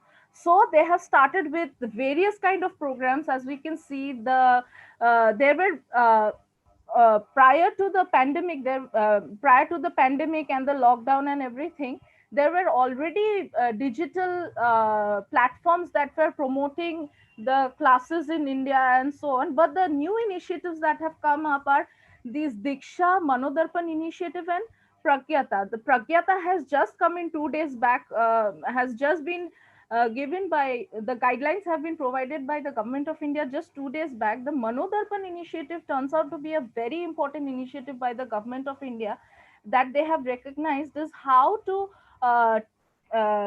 take care of the mental well-being of the teachers and the students and the people related to the education sector. This has become a very important initiative because you learn, you don't learn, you go to school, you don't go to school. There is a lot of stress that comes with it. The students, especially the younger ones, like the people in the primary schools or the middle school, what happens that they are in a lot of stress. Most of the times, either they are not being able to afford, or they are not being able to meet the ends of online classes. Most of the times they are not being able to meet their friends, or they are missing kind of their educational spaces or the institutional spaces, which has developed in them tendencies of taking their own lives. There are reports of anxiety, there are reports of stress, there are reports of various kinds of emotional upsurges. So this Manodarpan initiative has become a very important initiative. Now Prakyata, they have again, the government has realized that online classes, the institutions were taking as per their convenience, but the time span that a person should spend in front of a screen or Please so. conclude within 1 minute, please. Yes, sir. So these are the various initiatives that are there. Now, if India can go for a digital education or not, that is a very big question, because the telecom statistics says that internet has reached only 145 million people, whereas the people are more, they use more of the televisions as per se. So Swayam Prabha can be a very good usable thing for students to learn. And also there is a constant exposure of the students to cyber crime and cyber bullying, which has increased post during the lockdown and during the pandemic period. So now talking about the new normal, these are the new normal etiquettes that MHRD has come up with. Now the question is, in India, where there are already there are already practices of distancing ourselves from a certain social group or social society. If social distancing, how it will be taken by the young minds and how it will be taught by the students is a very big question. So that is it. That is Okay. where I will end my. Okay, thank you, Srishta. Thank you very much. You touched upon so many aspects of education during this pandemic period. Okay, thank you very much. Yes, sir, Next thank you. presenter, Aurobindo Roy. Yes, sir, I am Please proceed. present. Okay. Okay, sir, I am presenting. Start, please. Yes, sir, yes.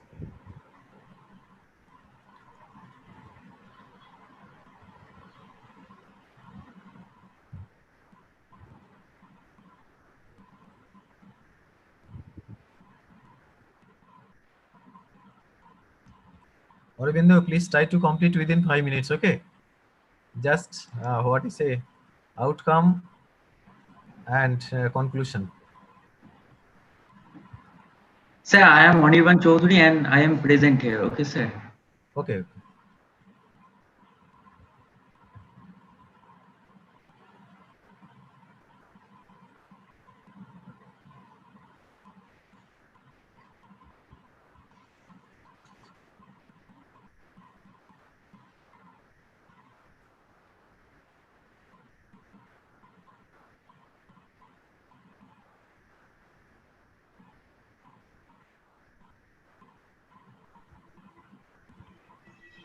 Who is presenting now? Aurobindo or?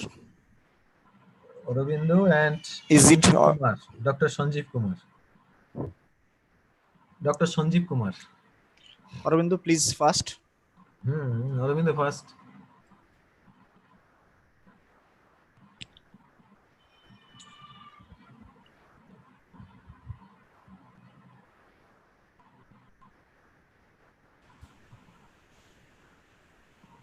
Aurobindo, are you in problem?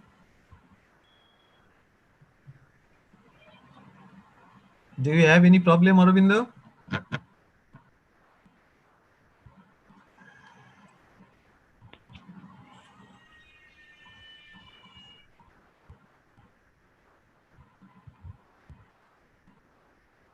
Not responding. If any problem, you need not to present the slide. Please just say your findings. Aurobindo, it is not mandatory to present the slides. Yeah. I think Aurobindo is not here.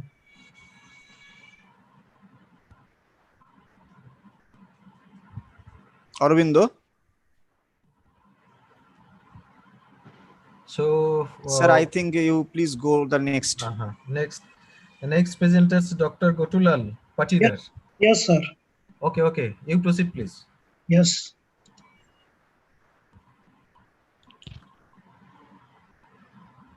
Please, sir, maintain the time. Yes. I'm audible, sir. Yeah. Or my slide usable. No. Yes, yes. Now Yes. now okay.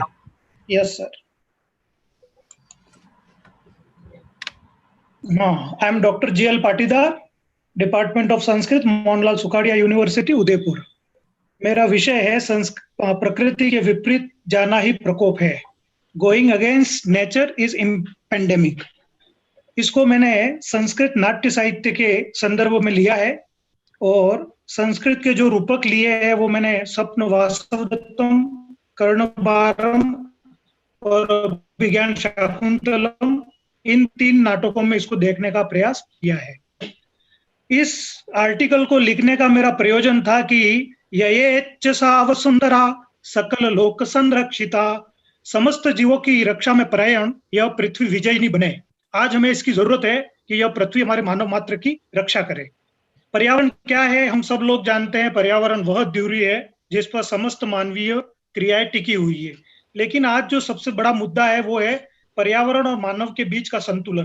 तो उस संतुलन को हमें बनाए रखना है, क्योंकि मानव प्रकृति के गर्भ में रहता है। जिस प्रकार एक बच्चा माँ के गर्भ में रहता है, उसी प्रकार मानव भी प्रकृति के गर्भ में रहता है। और अगर उसका गर्भ ही दूषित होने लग जाए तो शायद हम जिंदा नहीं रह पाएंगे। और ये जो वैश्विक स्तर की महामारी हम देख रहे हैं, उसका कारण है कि हम नेचर से भटक गए हैं। मत्स्य पुराण में एक श्लोक आता है जो बहुत अच्छी नेचर की व्याख्या करता है कि लोक कल्याण की दृष्टि से 10 कुओं के समान एक बावड़ी का महत्व होता है और 10 बावड़ियों के समान एक तालाब का महत्व होता है और एक तालाब के समान एक पुत्र का महत्व होता है।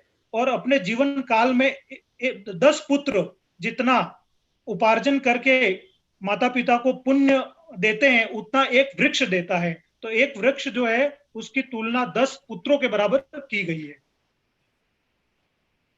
उसी संदर्भ में स्वप्न वासवदत्त में भी एक उद्धरण आता है कि मानव है वो 3 चीजों पे डिपेंड है पूरा। अगर मनुष्य को जीवित रहना है तो मात्र 3 चीजों की जरूरत होती है, शुद्ध हवा, फल, जल और थल। और यह सब हमें प्रकृति देती है। उसके अलावा हमें किसी प्रकार के विकास की जरूरत नहीं है मानव जीवन को बचाने के लिए। तो हमारे ऋषि मुनि थे, वो फलों से खाकर संतुष्ट रहते थे, वलकल वस्त्र धारण कर लेते थे, आश्रम में निवास करते थे। इसलिए उस समय प्रकृति और मानव दोनों खुशहाल जीवन व्यतीत करते थे। ऐसे के ऐसे एक उदाहरण आता है, वृक्षा पुष्प फले समृद्ध वटपा सर्वे दया रक्षिता। बहुत अच्छी बात कही गई है कि दया पूर्वक रक्षित करने पर, दया पूर्वक पाले जाने पर फल और प्रकृति दोनों स्वस्थ अवस्था में रहते हैं। आज ये स्वस्थ अवस्था में दिखाई नहीं देती है। उसका कारण यही है कि हमने उसको पालने में कमी रखी है। ऐसा का ऐसा उदाहरण एक आता है कि मनुष्य का जीवन वन में ही है। G+1 जीवन अगर हमें चाहिए तो वन बहुत महत्वपूर्ण है। एक ग्लोबल वार्मिंग का उदाहरण आता है कर्णबार नाटक के अंदर कि मजबूत जड़ वाले वृक्ष भी गिर जाते हैं और जल भी तेज गर्मी होने पर सूख जाता है, जो आज चारों तरफ दिखाई देता है। अभिज्ञान शाकुंतलम में एक बहुत बढ़िया प्रकृति प्रेम का उदाहरण आता है। महर्षि कण्व शकुंतला की विदाई के समय में कहते हैं कि पातुम न प्रथमं व्यसस्यति जलम युष्माशु पीतेषु या नादत्ते प्रियमंडलान भवताम स्नेहेन या पल्लवम आद्येवः कुसुम प्रसूति समये यस्याभवत्युत्सव सेयं याति शकुंतला पतिगृहे सर्वैरनुज्ञायताम्। महर्षि कण्व कहते हैं, प्रकृति, पेड़ पौधे सबसे कहते हैं कि आज यह शकुंतला अपने पति के घर जा रही है, आप सब लोग उसका अभिनंदन करें, स्वागत करें, विदाई दे। वो शकुंतला कैसी शकुंतला थी? तो जो स्वयं पानी नहीं पीती थी, पेड़ पौधों को पहले पानी पिलाती थी, उसके बाद स्वयं पानी ग्रहण करती थी। उसको अलंकार बहुत प्रिय थे, फिर भी वो पुष्पों को और डालियों को नहीं तोड़ती थी। और नए जब कुसुम खिलते थे, प्रकृति का उत्सव मनाती थी। ऐसी शकुंतला अपने पति के घर जा रही है। तो यहाँ पर शकुंतला का और प्रकृति का एकात्म भाव बताया गया है। ऐसा का ऐसा एक उदाहरण और आता है कि वह शकुंतला जब अपने पति के घर जाती है तो जो मृग होते हैं उन्होंने खाना बंद कर दिया है, मयूरों ने नाचना बंद कर दिया है, और जो वृक्ष है वो पीले पत्ते से पांडुत हो गए, मतलब अपने पीले पत्ते छोड़ रहे हैं। अर्थात शकुंतला का जो प्रकृति प्रेम था, उसको प्रकृति भी उसकी विदाई के समय में बयान और व्याख्यान कर रही है। Please conclude it in 1 minute. Sir, 2 minute में हो जाएगा। पर्यावरण संरक्षण के कुछ मैंने उपाय बताए हैं, ये मुझे पढ़ने की जरूरत नहीं है, आप सब लोग जानते हैं। हमें सब प्रकार से अगर पृथ्वी को और मनुष्य को बचाना है तो हमें प्रकृति की ओर हमारा झुकाव होना चाहिए। हमारी वस्तुएं, परिधान, घर, जनजीवन, मानव और प्रकृति का संबंध, संतुलन, एकात्म भाव, ये सब हमें प्रकृति का होना चाहिए। ये मेरा उपसंहार है, कंक्लूजन है मेरा, कि आज जो ये समस्या हुई है वो विकास और पर्यावरण के बीच संघर्ष इसलिए हुआ है कि विकास के नाम पर हमने जो मात्रात्मक वृद्धि कर दी है, हमने इतनी विकास की हमें जरूरत नहीं थी। हमने प्रकृति की उपेक्षा कर दी, पर्यावरण की उपेक्षा कर ली और केवल विकास में हम लग गए, इसलिए आज हमारे सामने ये संकट आ रहे हैं। कुछ स्लाइड है सर, मैं दिखाना चाह रहा हूं कि आज की डेट में अगर हमारे सभी मकान जितने भी हैं, अगर ये प्रकृति प्रदत्त हो जाए तो शायद हमारा नेचर बिल्कुल स्वच्छ हो जाएगा। क्योंकि सबसे ज्यादा नुकसान हमें कंस्ट्रक्शन से हो रहा है, जितना भी हो रहा है ना, क्योंकि हमारी नदियां खोदी जा रही है, हमारा प्रकृति का एनवायरमेंटल पूरा खोदा जा रहा है। तो इस प्रकार से अगर ये हो जाए तो इसमें बहुत, हमारा परिधान भी अगर प्राकृतिक हो जाए, पहले वल्कल वस्त्र पहनते थे तो किसी प्रकार का कोई नुकसान होता ही नहीं था, हमें उसकी ओर जाना पड़ेगा, और आज नहीं तो 25 साल बाद भी हमें जाना ही पड़ेगा। और हमारा अलंकार, आज कॉस्मेटिक चीजें इतनी खतरनाक हो गई है, जो जगह जगह पड़ी हुई मिलती है, और वो डस्ट भी नहीं होती है, वो मिट्टी में मिलती ही नहीं है। हमें ऐसा अलंकारिक प्रकरण हमारा ऐसा चाहिए जो मिट्टी बन जाए फेंकने के बाद। तो देखो, पहले की जो स्त्रियां थी वो प्राकृतिक अलंकार करके कितनी खूबसूरत लगती थी, जो आजकल कॉस्मेटिक करने के बाद लगती है। और हमारे प्रकृति प्रदत्त कुछ नाम है जो हमारे वैदिक और शास्त्रों में और कालिदास के काव्यों में आते हैं। पाउडर को लोप मुद्रा कहते हैं, करबत पुष्प कहते हैं, जुड़े में लगता है, कानों में लगते थे शीर्ष पुष्प, मांग जो भरी जाती थी वो कंदप पुष्प से भरी जाती थी। ये सब प्राकृतिक ऑर्नामेंट है, अलंकरण है। और एनवायरमेंट को काटना वैसे ही है जैसे शाखा पे बैठे हैं और उस शाखा को काट रहे हैं। प्रकृति का सरहद मित्र, कलाम को सलाम। और विकास विपरीत है, प्रकोप ही प्रलय है। ये तो प्रकोप आज हमें दिख रहा है इस पेंडेमिक के रूप में, आने वाले समय में प्रलय आएगा अगर हम सुधरेंगे नहीं। तो हो गया सर, धन्यवाद, आप लोगों ने मुझे सुना, और ऑर्गेनाइजिंग कमेटी आपने मुझे इनवाइट किया, आप सब लोगों का बहुत बहुत धन्यवाद। Thank you doctor Gotulal. Next presenter doctor Babulal Meena. Doctor Babulal, next. He is not here. Next. Dr. Babulal present over here? No. So no, sir. next No, presenter Jayanto Mondal. Jayanto Mondal. Jayanto will not present. Here. Jayanto is not also present. Okay. Yes. So last presenter Bishwajit Dijendranath Burman. Dijendranath is here. Dijendranath, are you available? But now I cannot find him. He was here, but now I cannot find him. Aurobindo was also there, but there must be some technical problem. Aurobindo was there. So Aurobindo may speak now. Is Aurobindo here? Aurobindo, are you listening? He call upon Aurobindo. No. Aurobindo. Anirban Chaudhary, will you speak now? Yes, sir. Yes. Chaudhary. Yes, yes, sir. Honorable Chair. Yes, Honorable Chair. Please, Aurobindo. Please, sir. No, it is Anirban Chaudhary. He has been allotted to the previous session, but he could not present there, so he want to speak now. Will you allow? Yes, yes. Yes. Anirban Chaudhary, please. Okay, thank you, sir. I will present my presentation.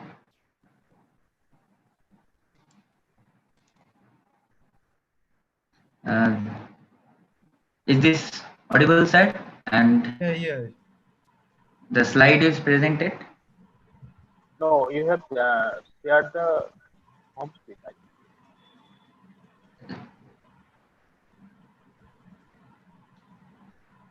Slide presentation is starting. It is. Please check your screen sharing, please. Yeah. It is visible. Starting. It is visible. It is visible.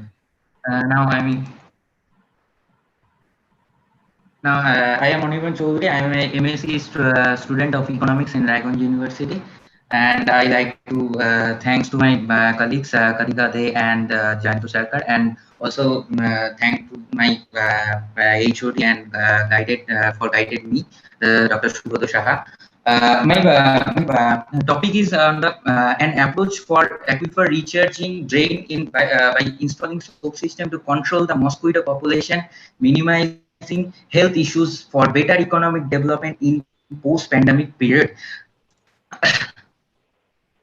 And now, the COVID-19 is not a pandemic, it's a disease. When a disease affected a large number of people, then it called a pandemic. Deficit in immunity system and human health, sanitization is decreased with the degradation of environment. So we have to be prepared for the next pandemic. Our project shows the sustainable way to minimize the harmful problems without affecting the environment. Over 1 crore of people has been affected by the disease called vector-borne disease, which is spread through the main vector mosquito. As it is all known to us that the clan of mosquito are mainly developed in stored water such as in rainwater. My objective of the study is to evaluate the causes of problems, to find out the solution in an innovative way, to evaluate the future motives. The problem is the main fact is that drains are recently used as a dustbin, so stagnation of wastewater in the drain. Now we know the mosquitoes are breeding fastly in the storage water and wastewater also, and the vector-borne disease will much more in the whole world. I think that next pandemic situation will goes by the vector-borne disease. Maybe. And otherwise, water crisis. You have seen that in the summer season, when drains are completely full of wastewater, but in the aquifer, much of the region of the West Bengal and northeastern India is full empty, approximately empty of drinking water. The main problem, ultimately it affects to the human and then the environment, and ultimately it causes to raise the economic development. Solution: let's try to a simple method. Open the drain from the lower side using porous concrete. Install a soak system for better soaking the wastewater and through it to the aquifer. This is the porous concrete. You can see that it's through the water in.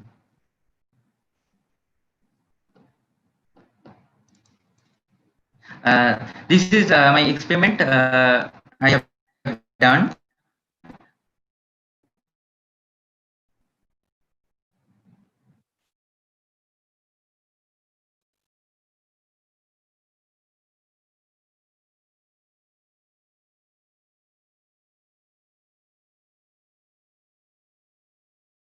This is a soak system installed under the drain, and all the waters and soaked by the soak system and threw it into the ground.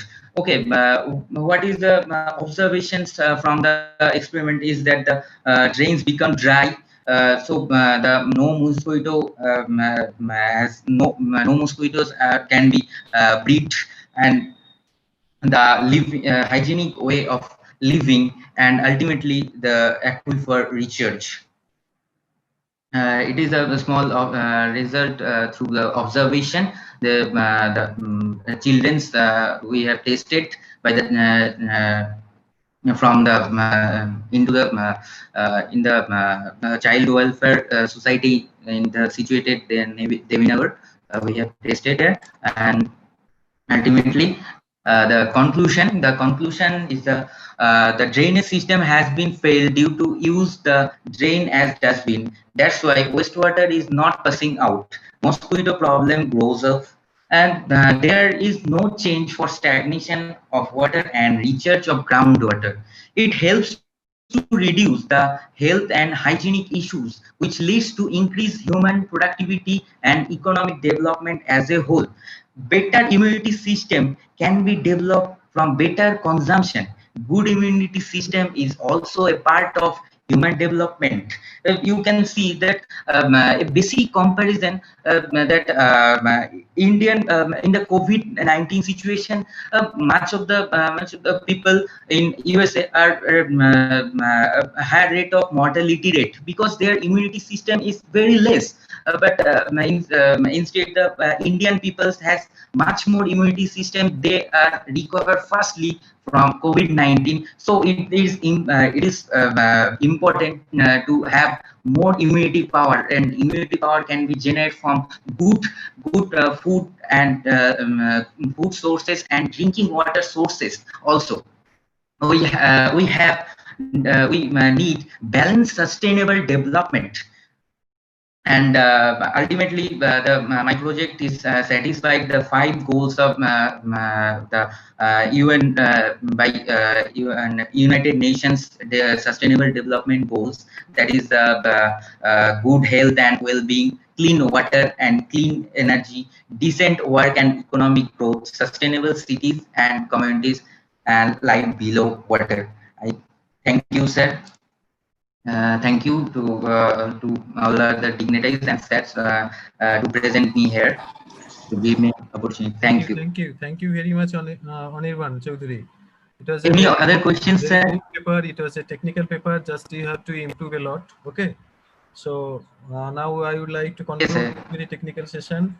There are 7 papers. Only 3 papers have been presented by presenters, and I actually thank to all of you for presenting your papers. Okay, so Tanmay Sarkar, would you like to say something? No, sir, there are only 3 papers. Very firstly, Srashta Chaudhary has delivered on the new normal of education system regarding the shifting of the physical education and its role in and its nexus to the sustainable development. Next, Dr. Gatulal, it was very much environmentalistic view, and there is no scope of development as per his discussion. And the lastly, Anirban, it is a very technical paper, as you say, sir, with regarding the drainage, the sustainability, and the health and sanitation. So I would like to request Dr. Sujit Pal, sir, to conclude the session, sir. Sir, I am trying one time to present. Due to some technical problem, I cannot present this time.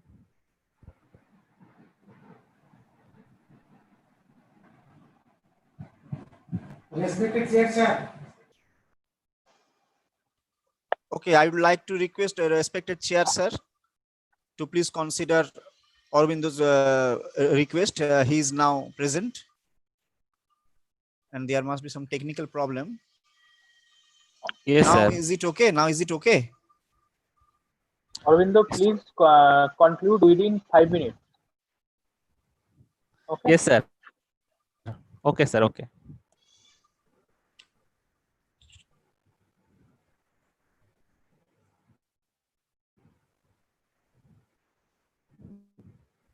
The skin is visible, sir. Yes, yes. Screen Go is ahead. visible. Sir, skin is visible? Yes, yes. Yes. Okay, sir. Okay, okay, okay.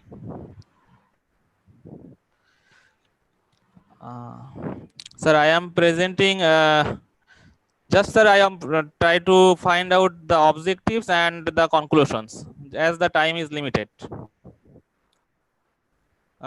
We are trying to find out the consequences of COVID-19 pandemic and the nationwide lockdown on education system and healthcare system in India, and this education and healthcare system subsequently influences the socio-economic well-being of the population of the India as well as local level. And on the basis of these objectives, we are trying to give some immediate measures to control the spread of the pandemic and the comprehensive future strategy. And the present to fulfill the objectives, we are trying to some literature review to the database. We use the PubMed method to collect the data and Google Scholar method. Actually, PubMed method is a biomedical literature from the Medline, life science journals and online books, in which all the data related to pandemic and the essential tools are available. And several academics and non-academic sources are utilized to find out the results. And we used to some statistical technique with chi-square test and the Fisher exact test to analyze the results. If we look the figure that depicts 89% of the world's students population are influences by the pandemic, COVID-19 pandemic, and out of 89%, 1.5 billion children and youths are facing the problems of the pandemic, which influences the education systems and the healthcare systems, not only in India, but also the worldwide. If we look state-wise figure, the confirmed cases and recovered cases and the dates, the figure shows the today's descriptions at 8 a.m. It is found that the Maharashtra, Tamil Nadu, Delhi, Karnataka, and Gujarat has the highest number of confirmed cases and the deaths.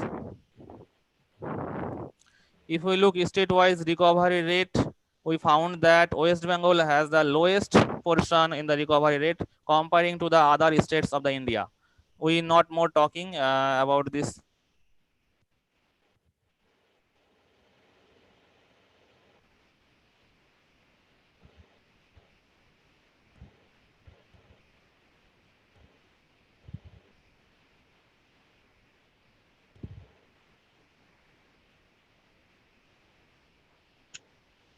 You are in problem.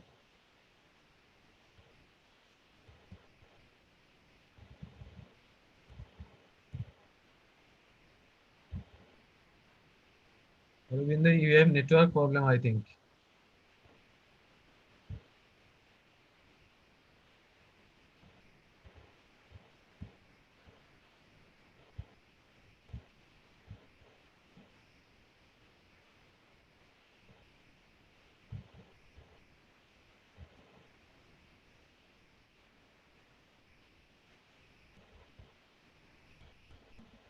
Aurobindo?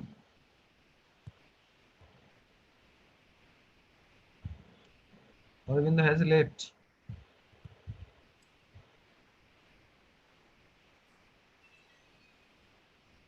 So we have to stop here, okay? Otherwise we are going late, okay? We are running Yes, actually late by 30 minutes more. Yes, sir. Okay. Dr. Mishra. So we may stop here. Yes, I think so. I think so. I think so. Professor Hassan is also here. He will deliver his lecture in the next panel session. But next panel session, panel session. Yes. Thank you to Professor Mondol and Mr. Sarkar for a smooth complete this session and give your valuable time for us. Thanks again to all. Now, we will start our next session, next plenary session 2. And in this session, there is two most valued speaker. First of all, Professor Monjarul Hassan, Department of Geography and Environment, Jahangirnagar University, Dhaka, Bangladesh. Before starting this session, Professor Hassan is well-known personality all over the world. Professor Hassan graduated with his PhD in Social Sciences and Health from Durham University, UK, 2003. Professor Hassan's research in the environmental studies different issues, mainly focusing on climate change, medical waste management, groundwater, arsenic positioning, and many more. Professor Hassan wrote a significant number of technical research papers and books in chapter. He published his paper in the well-known scientific journal, including Transactions of the Institute of British Geographer and different publications from different publishers. Now, I request to Professor Hassan to give his lecture. Sir, please.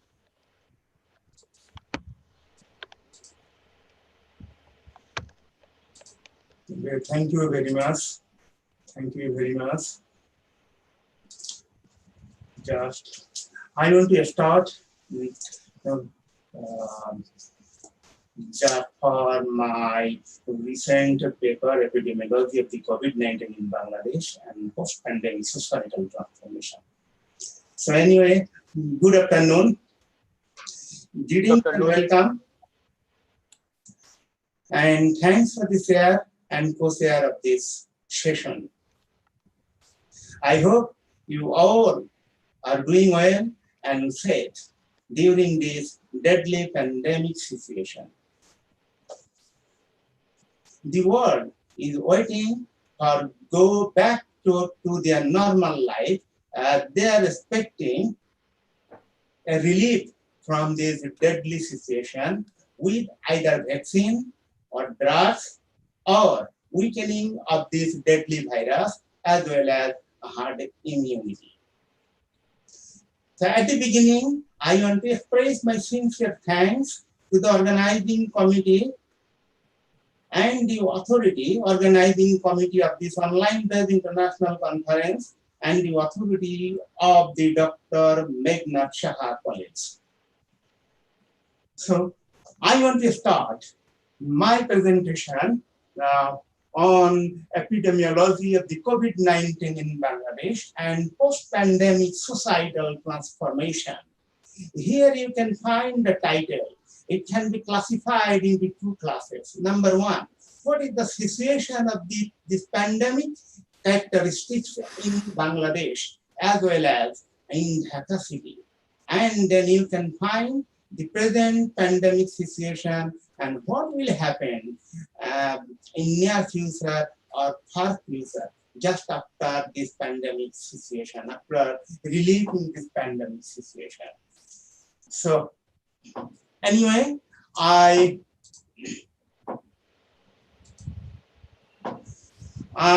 actually, these objectives I have already told, and I will try also discuss the current economic and social situation based on the pandemic characteristics. And I want to discuss the overall situation with different theories relevant to social aspects. And then I will try to predict what will happen in our society, as well as what kind of economic structure would dominate our society.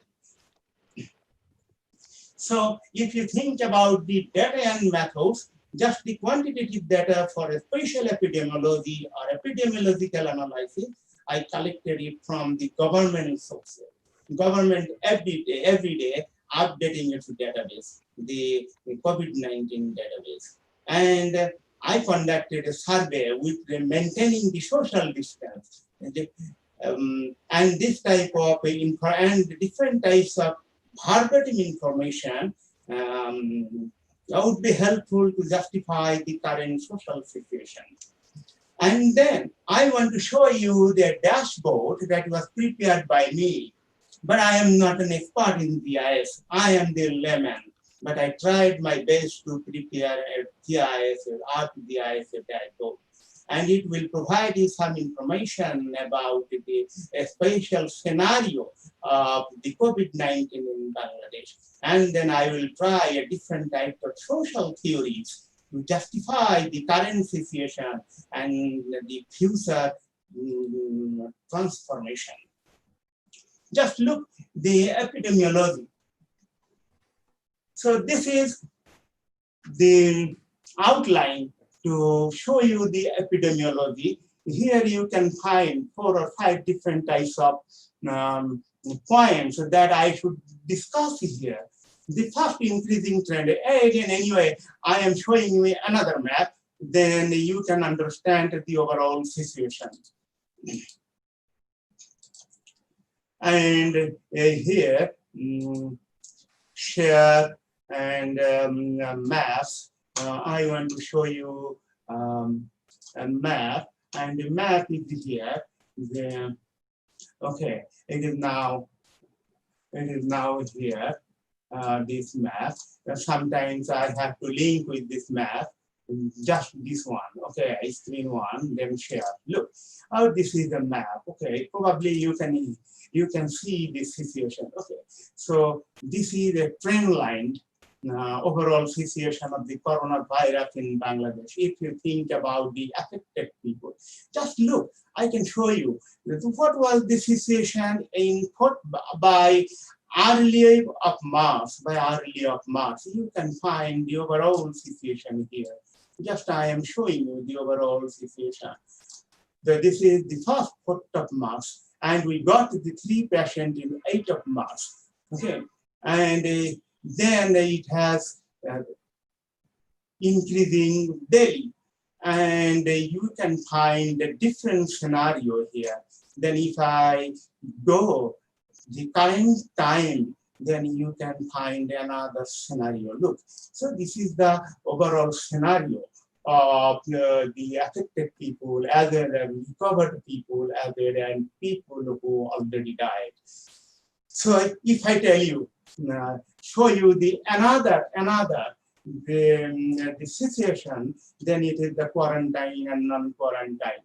Total, it is the government information and the total cases here. Look, this is the number of blue colored bar. It is the number of screening people, and this is the affected people, the red one.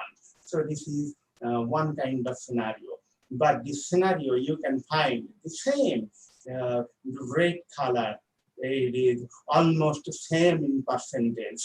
So I don't know whether this database is authentic or not, but I can show you in my next slide about the using of different statistical techniques to show whether there is any similarities or dissimilarities of the database. So anyway, this is one kind of scenario. And if I show you the another one, then you can find, look, the corona situation in Bangladesh. This is Bangladesh. This is the highly affected districts, the bleaking portion. This is the highly affected districts in Bangladesh. And this is the same scenario that I told you in my last slide. So this is the scenario. But if we come back to the Dhaka city, I am living in Dhaka city, and around 60% of the people, of the affected people, are living in Dhaka city. And when you compare the country scenario, then you can find another 55 to 60% people are living in Dhaka city. So this is the scenario of Dhaka. So if you consider this is the Dhaka city, and if you consider this scenario, then you can find almost all the areas are affected with the coronavirus. And if you consider one administrative unit, Thana, then all the areas except this blue portion, all the areas is identified with red zones. And if you go in the lower level of administrative unit, after Thana, the ward level, then you can find this red zone are highly affected with coronavirus. So this is the scenario. But if I show you another different type map or information, then you can realize the epidemiological situation of COVID-19 in Bangladesh. So I am showing you a different scenario. Just have you seen this map? So I am showing you a different scenario, and it is just here and share. Then you can find another different scenario. Just look. Look. So this is the scenario. Okay. So here you can find three different types of features of the epidemiological characteristics of COVID-19. Just look. This is the contamination rate. This red color. It is systematically. There is no change in the direction. Just look this one. This is happening from this. And here you look from 132 days from 4th of March to 17th of July. Just I collected information that 2:30 o'clock, and I insert this with my original database and prepare this graph. And you can find here that this is the affected infected persons or corona affected people are here, and every day. And if you think about the screening rate, then you can find every day 2,050 to 3,050 people, they got infection out of around 12,000 to 15,000 of regular testing. So within 12,000, you can find 2,050 patients. Within 15,000 screening, you can find something around 3,000 patients. So you can find here the similarities here. And in the same time, if you find the death rate, you can find from here to here it is declining very slowly. And the death rate is now 1.28%. And contamination rate is around 19.8%. And at the same time, if you find the recovery rate, this green color line, then you can find 54.5%. So it is more than half the recovery rate. And one day you can find that there is no corona virus in Bangladesh. And I don't know when government will declare. If this trend line exists, then within few weeks you can find there is no coronavirus situation in Bangladesh. So this is the scenario of this scenario. But now I would like to discuss about the social situation. What is the situation, social situation and economic situation of the COVID-19? Just look. The most common dialogue are the impact of the COVID-19 in Bangladesh. I will not die with coronavirus, but I could die with hunger. That means, it means a lot of people, they lost their job. A lot of people say they don't have any work. A lot of people, so they are facing severe hunger problems. So they're hungry, they need jobs, they need money. So this is the main problem in recent times. And the poor people in Bangladesh, people, those who are the rickshaw puller or van puller, or those who are in the part-time job, or those who are engaged in the temporary basis job, they lost their jobs and they are facing severe problem. And if I give you one example, then you can find some people, those who were once engaged in very good jobs, they are now doing the low quality of jobs. I can give you one example, the change of lifestyle from pilot to biker. Just look. You have already heard Mr. Nakarin Inda, here the co-pilot of the Thai Airlines. Okay, he lost his job due to the shutdown of the aviation industry.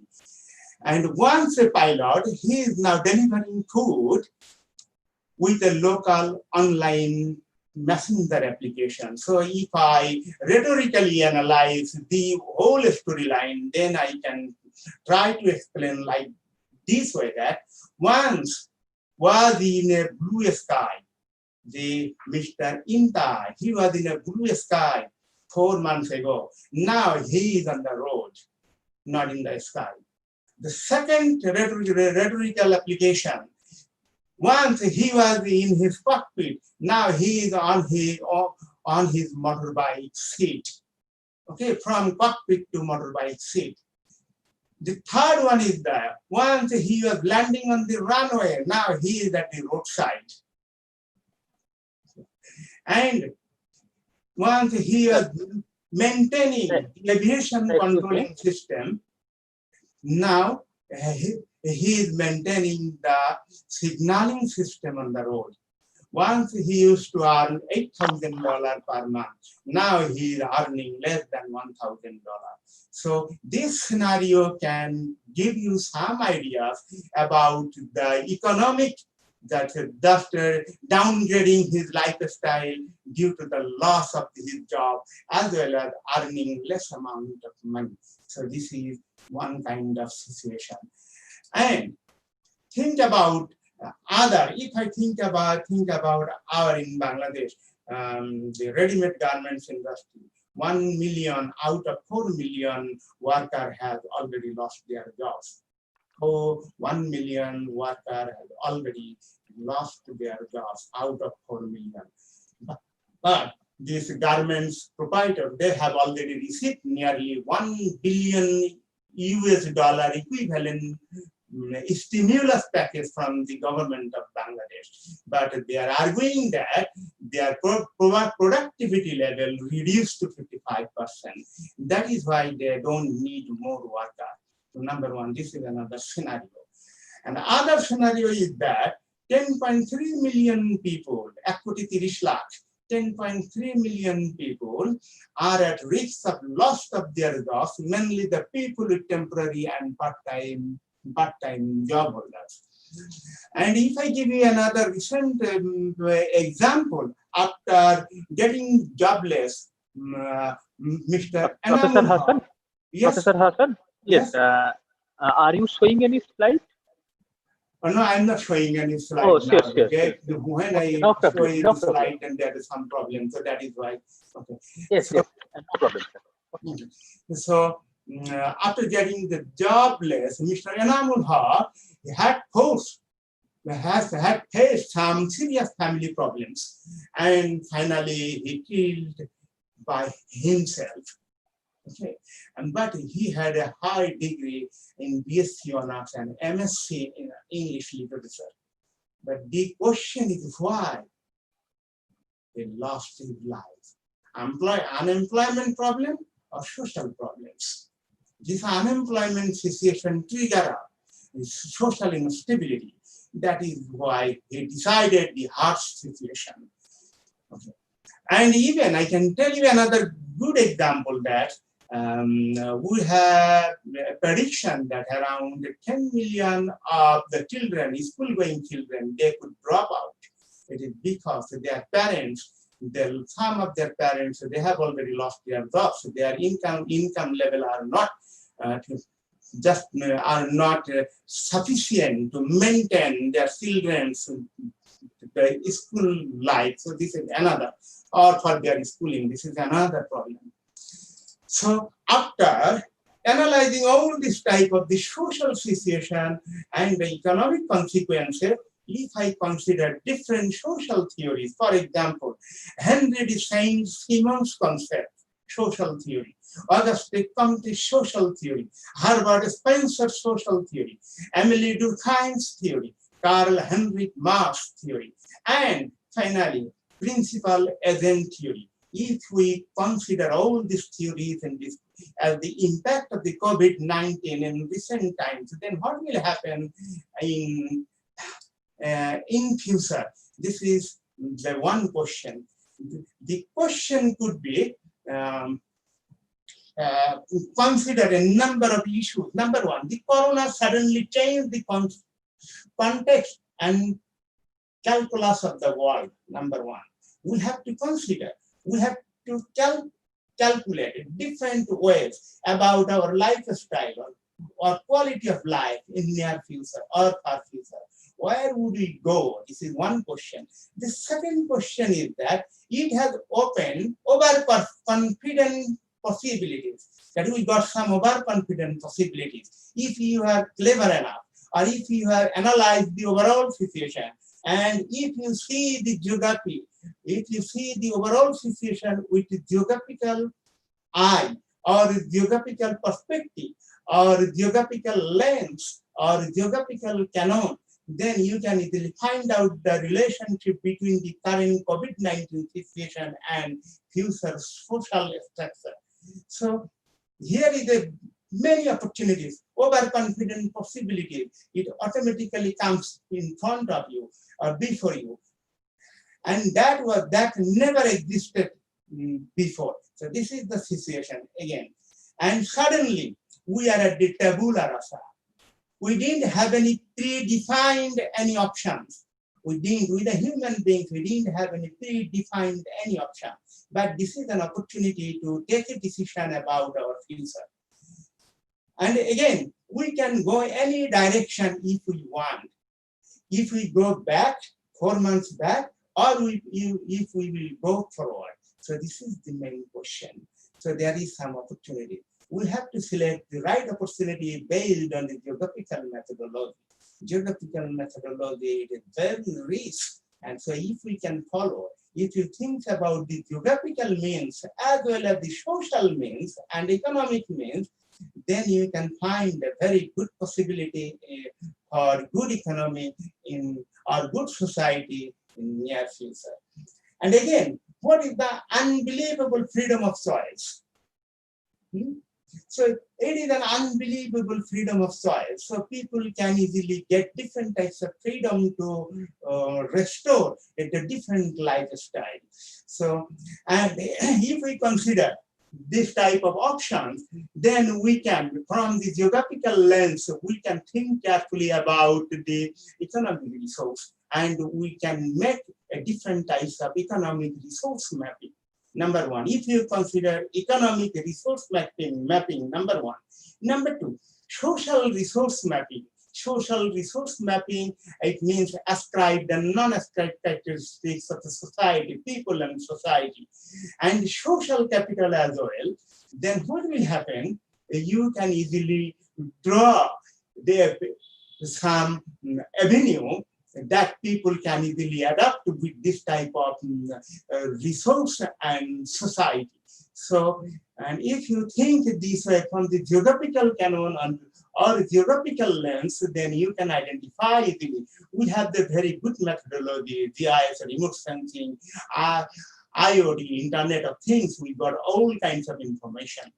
So if we consider this type of phenomena, then we have to think another different types of phenomena. For example, who has already lost their job, number one, who have 10.3 million people, they have already lost their jobs. It is a part-time job or temporary basis job like this.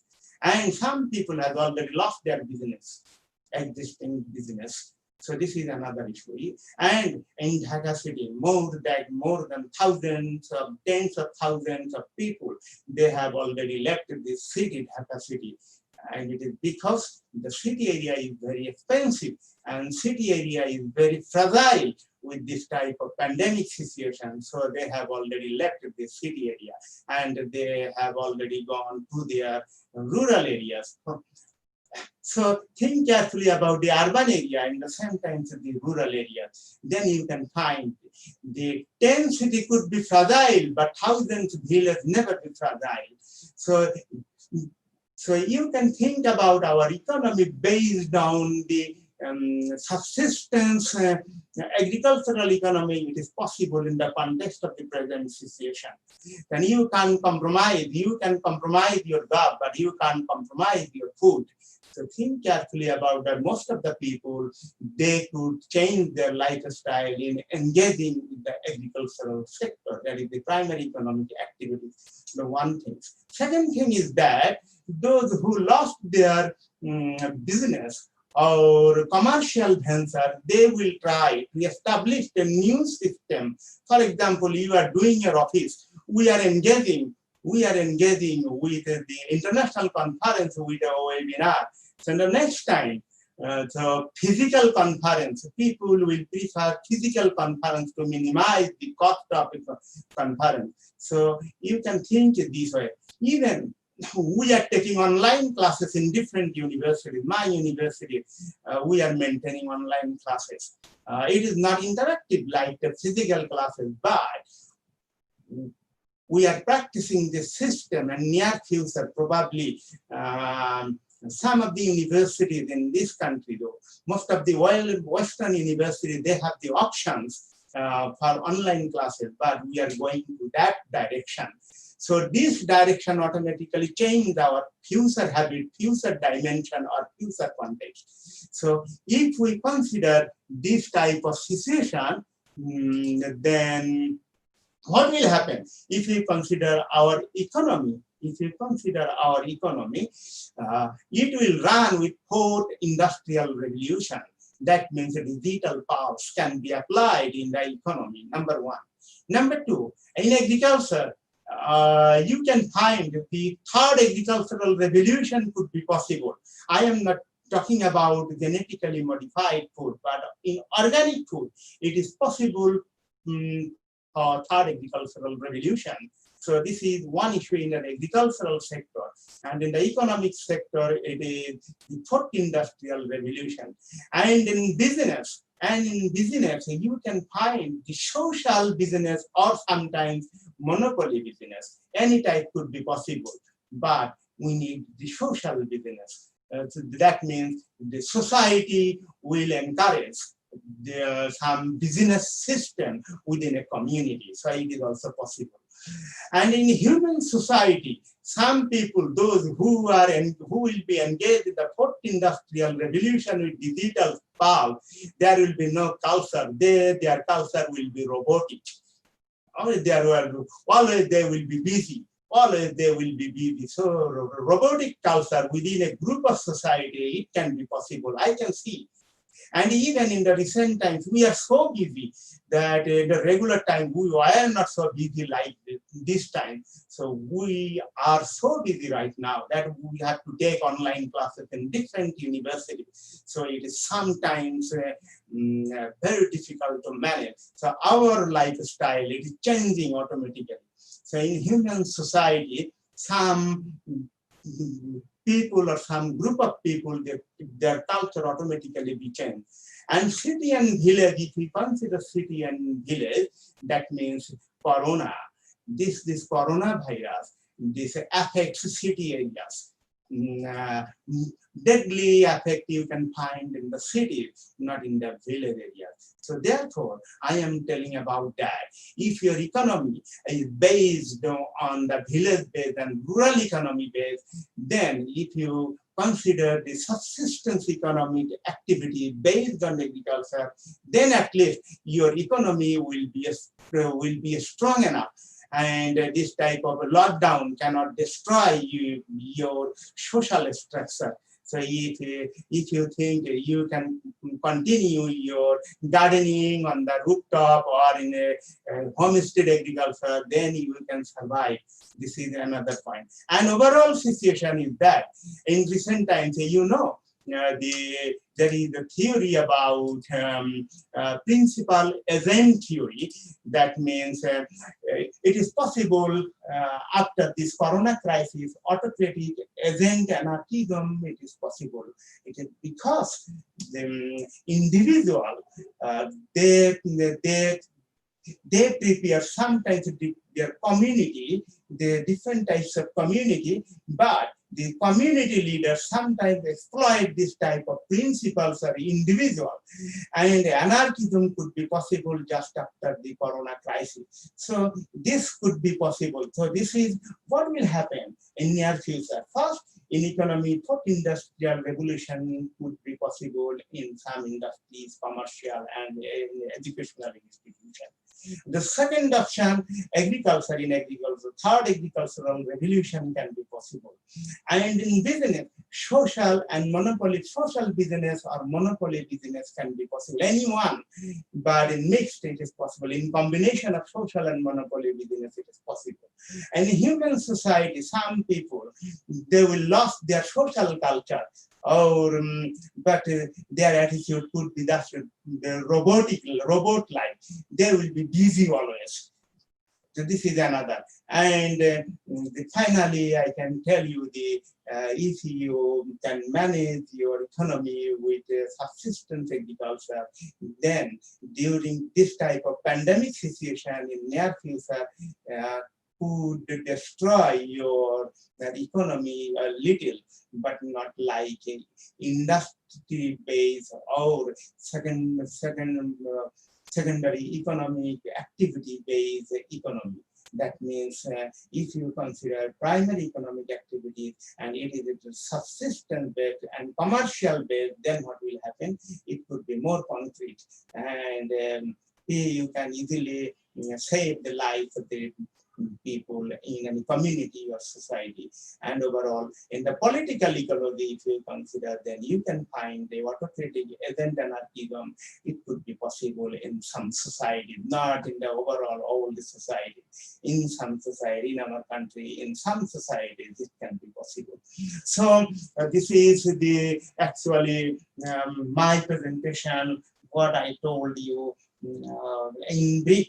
So my time is almost finished. So I want to finish my presentation here. Thank you very much again. I would like to thank again the organizing committee and the audience enjoying my presentation. Thank you very much. Thank you, Professor Hassan, for your very insightful presentation. And you have, hello? Sir, I am lost my net connection, so kindly I have again present my paper. This is not the technical session. Okay, Actually, sir. the plenary session is going on. Okay, and we are Okay, sir. there are 2 sessions pending, so it is not possible at that time. Okay, so sorry, but don't mind. Okay. So, Professor Hassan, thank you very much for your nice presentation. You have you have explained a very broad spectrum of not only the Bangladesh scenario, rather in detailed social and economic processes that is involved with the COVID-19 situation, both the pandemic and post-pandemic era. Thank you, sir. Thank you very much for coming here. So, sir. So I would like to leave. It is because I have another class by 6 o'clock in Bangladesh time and 5:30 in Indian time. So I will start by 6 o'clock and it will finish by 9:30. So I want to quit. I want to leave this webinar. So thank you very much for all the audience, and I am again express my sincere thanks to the organizing committee of this One Day International Conference. So thanks a lot. See you. Bye bye. See you. Bye.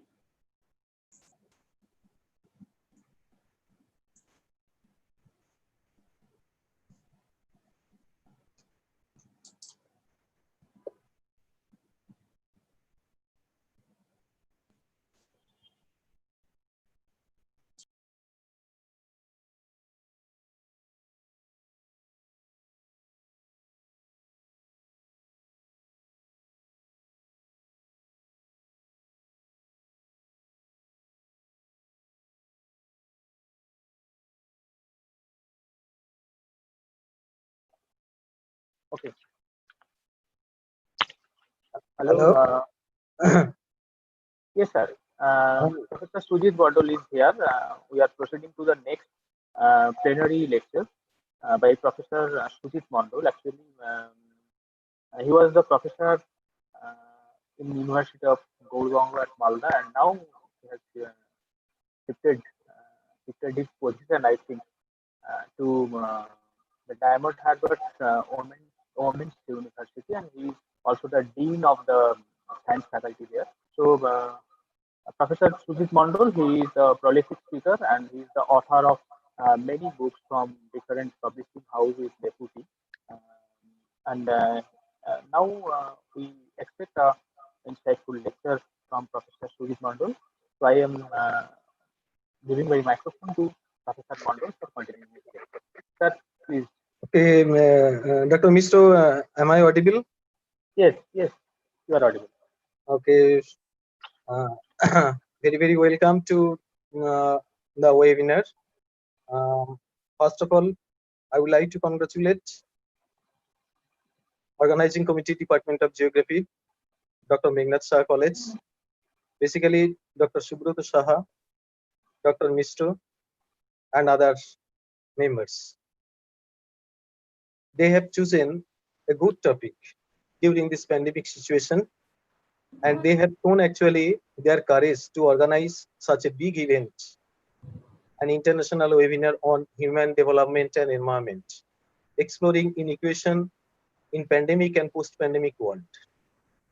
Today, I would like to speak on COVID-19 pandemic, lockdowns, and challenges of livelihood in India. India is severely affected by COVID-19 pandemic, and it ranks third worldwide now. And day by day, the number of confirmed cases as well as death cases are increasing at an alarming rate. Lockdowns in different phases cause sharp rising of unemployment, stress on supply chains, and livelihood challenges of the poor section of people in India. Near about 90% of total 500 million workers, those who are engaged in are severely affected by COVID-19 pandemic situations. Severely affected states in India are Maharashtra, Delhi, Gujarat, Tamil Nadu, Uttar Pradesh, West Bengal, Rajasthan, Telangana, and Karnataka. As of 20th January 2020, only 4 countries of the world, basically China, Thailand, the Republic of Korea, and Japan, are affected by novel coronavirus, with a confirmed cases of 282 and a total death toll of 6. And since then, number of regions of the world, basically Western Pacific regions, Eastern Mediterranean regions, European region, American region, Southeast Asia region, and African regions of the world being affected severely by these coronaviruses. On 31st January 2020, 19 countries got affected by COVID-19, and it reached to 24 countries on 5th February, 33 countries on 25th February, 53 countries on 29th February, 85 countries on 5th March, 109 countries on 10th March, and 227 on 7th May 2020. And now more than 225 countries severely affected by this pandemic situation. As of 15th June, 78 million people actually got affected by these pandemic situations. As of 14th July, 12 million people actually got affected by this pandemic situation, which invited a death toll of 5,70,288. The highest number of coronavirus cases currently is in USA, which registered huge number of confirmed cases as well as death cases. Notably, American region ranks first, which followed by Europe, Eastern Mediterranean regions, Southeast Asia regions, and Western Pacific regions. Globally, Western Pacific regions and its associated countries are China, Republic of Korea, which is followed by Australia, Malaysia, Japan, Philippines, Singapore, New Zealand, etc. In Southeast Asia region, most of the affected countries are Thailand, Indonesia, India, Sri Lanka, Bangladesh. Other countries are Maldives, Myanmar, Nepal, Bhutan, etc. In East Mediterranean regions, the countries are Iran, Pakistan, Saudi Arabia, Egypt, Qatar, Iraq, United Arab Emirates, Morocco, Bahrain, Lebanon, Tunisia, Jordan, etc. Most affected countries. In regions of America, large number of countries in American regions actually affected by these pandemic situations. Notable countries are Brazil, Canada, Chile, Ecuador, Mexico, Panama, Dominican Republic, Peru, Argentina, and mostly USA. In European regions, number of countries are also affected. Notable countries are Spain, Germany, France, United Kingdom, Switzerland, Belgium, Netherlands, Turkey, Austria, Portugal, Israel, Norway, Sweden, etc., etc.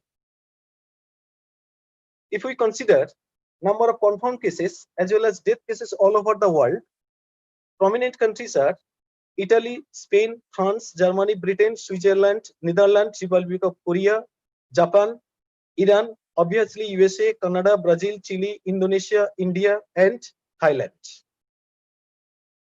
In China, COVID-19 cases are mostly confined from December 2019 to February 2020.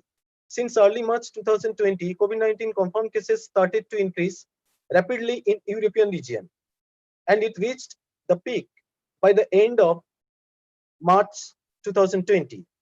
Then a steady increase in number of confirmed cases has been observed till 10th May 2020, and a slight decline has been observed in this region. In American regions, increase in the number of confirmed cases took place since mid of March, and more than 3,000 cases per day recorded on that very day. At present, increasing trend of confirmed COVID-19 cases are being observed in East Mediterranean regions as well as Southeast Asia regions. In India, 6 major metro cities, basically Mumbai, Delhi, Ahmedabad, Chennai, Pune, and Kolkata, which accounts for about half of all reported cases in the country. Most of the affected countries states in India are Maharashtra, Tamil Nadu, Delhi, Gujarat, UP, Karnataka, Telangana, West Bengal, Andhra Pradesh, and Rajasthan. And at present, number of confirmed cases are being reported, that is more than 3,000 every day. So to arrest or to check these very pandemic situations, several countries all over the world took some measures, clinical measures, non-pharmaceutical measures. Some of the countries all over the world took a measures, that is lockdowns. More than 100 countries all over the world introduced either a full or partial lockdown by the end of March 2020 to prevent and check transmission of coronavirus.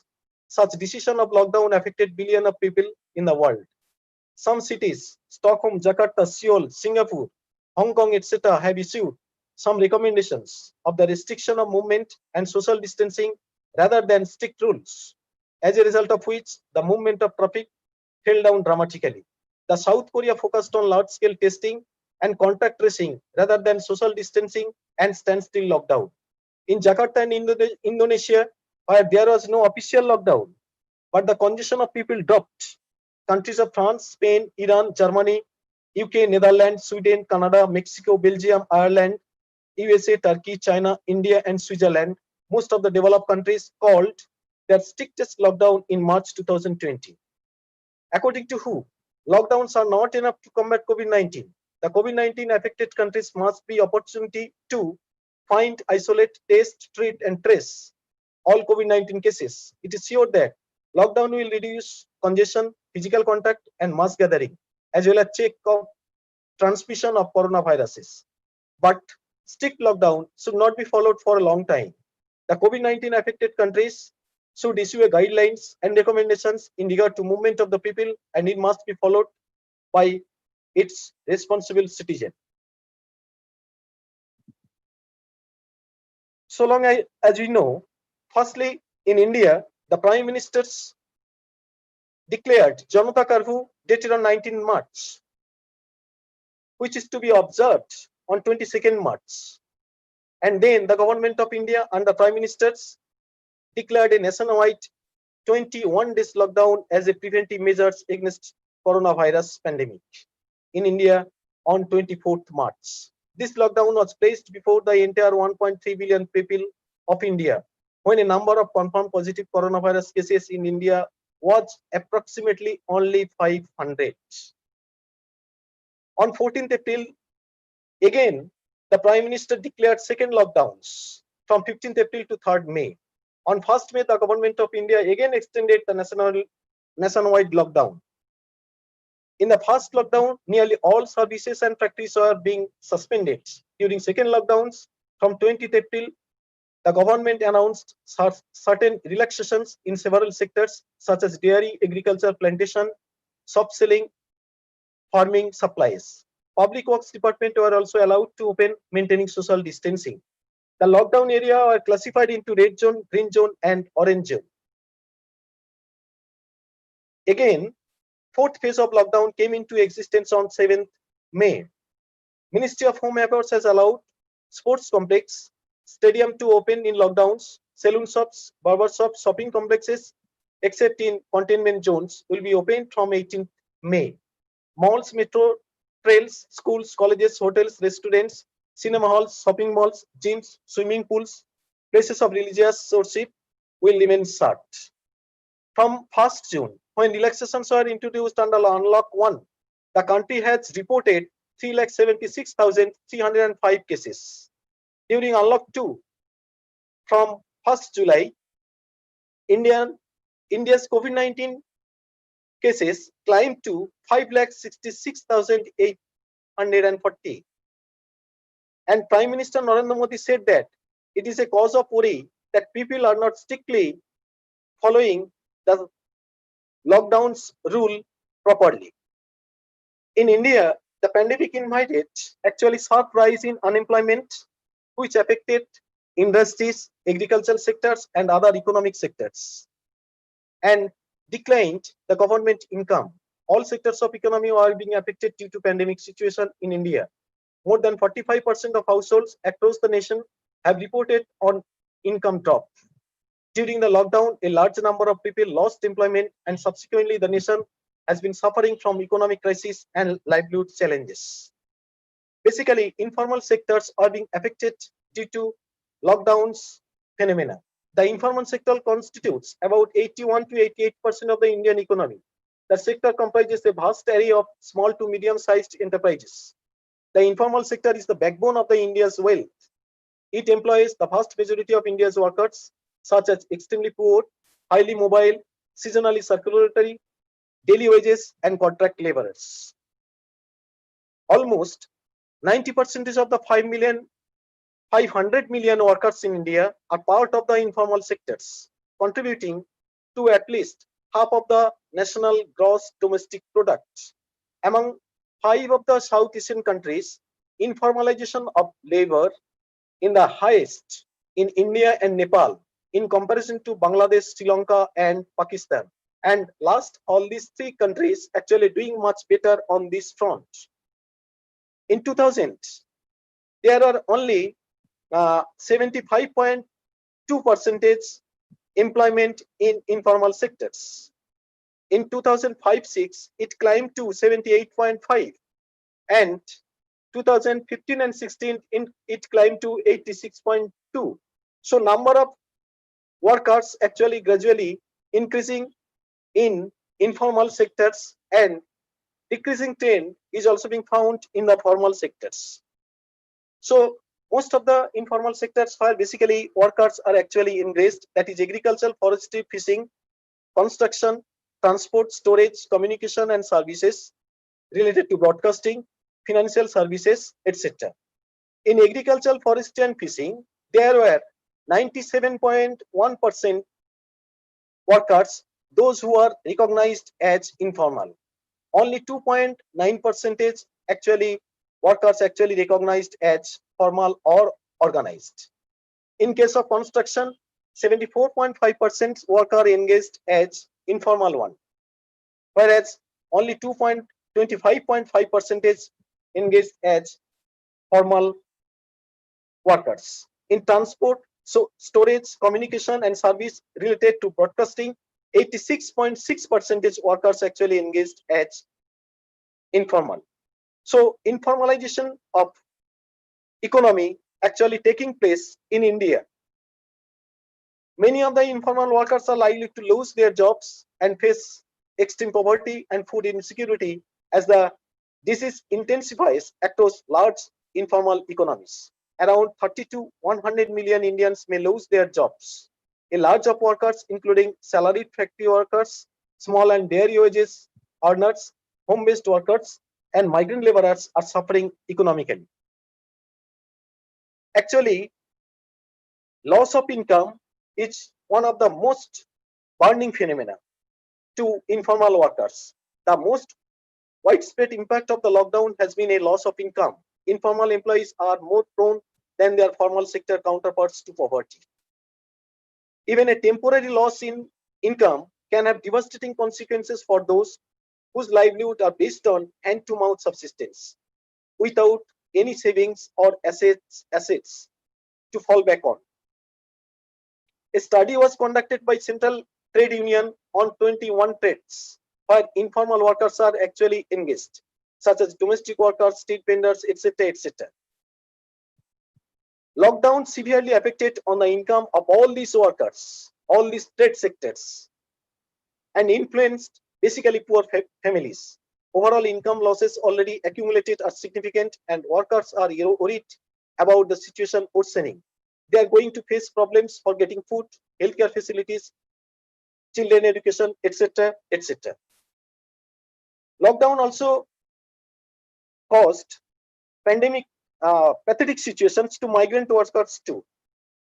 A large number of migrant workers actually engaged in informal sectors. Indian migrant workers during COVID-19 pandemic have faced multiple hardships. Due to lockdowns, millions of migrant workers had to deal with loss of income, food shortage, uncertainty about their future. Many of them and their families went hungry.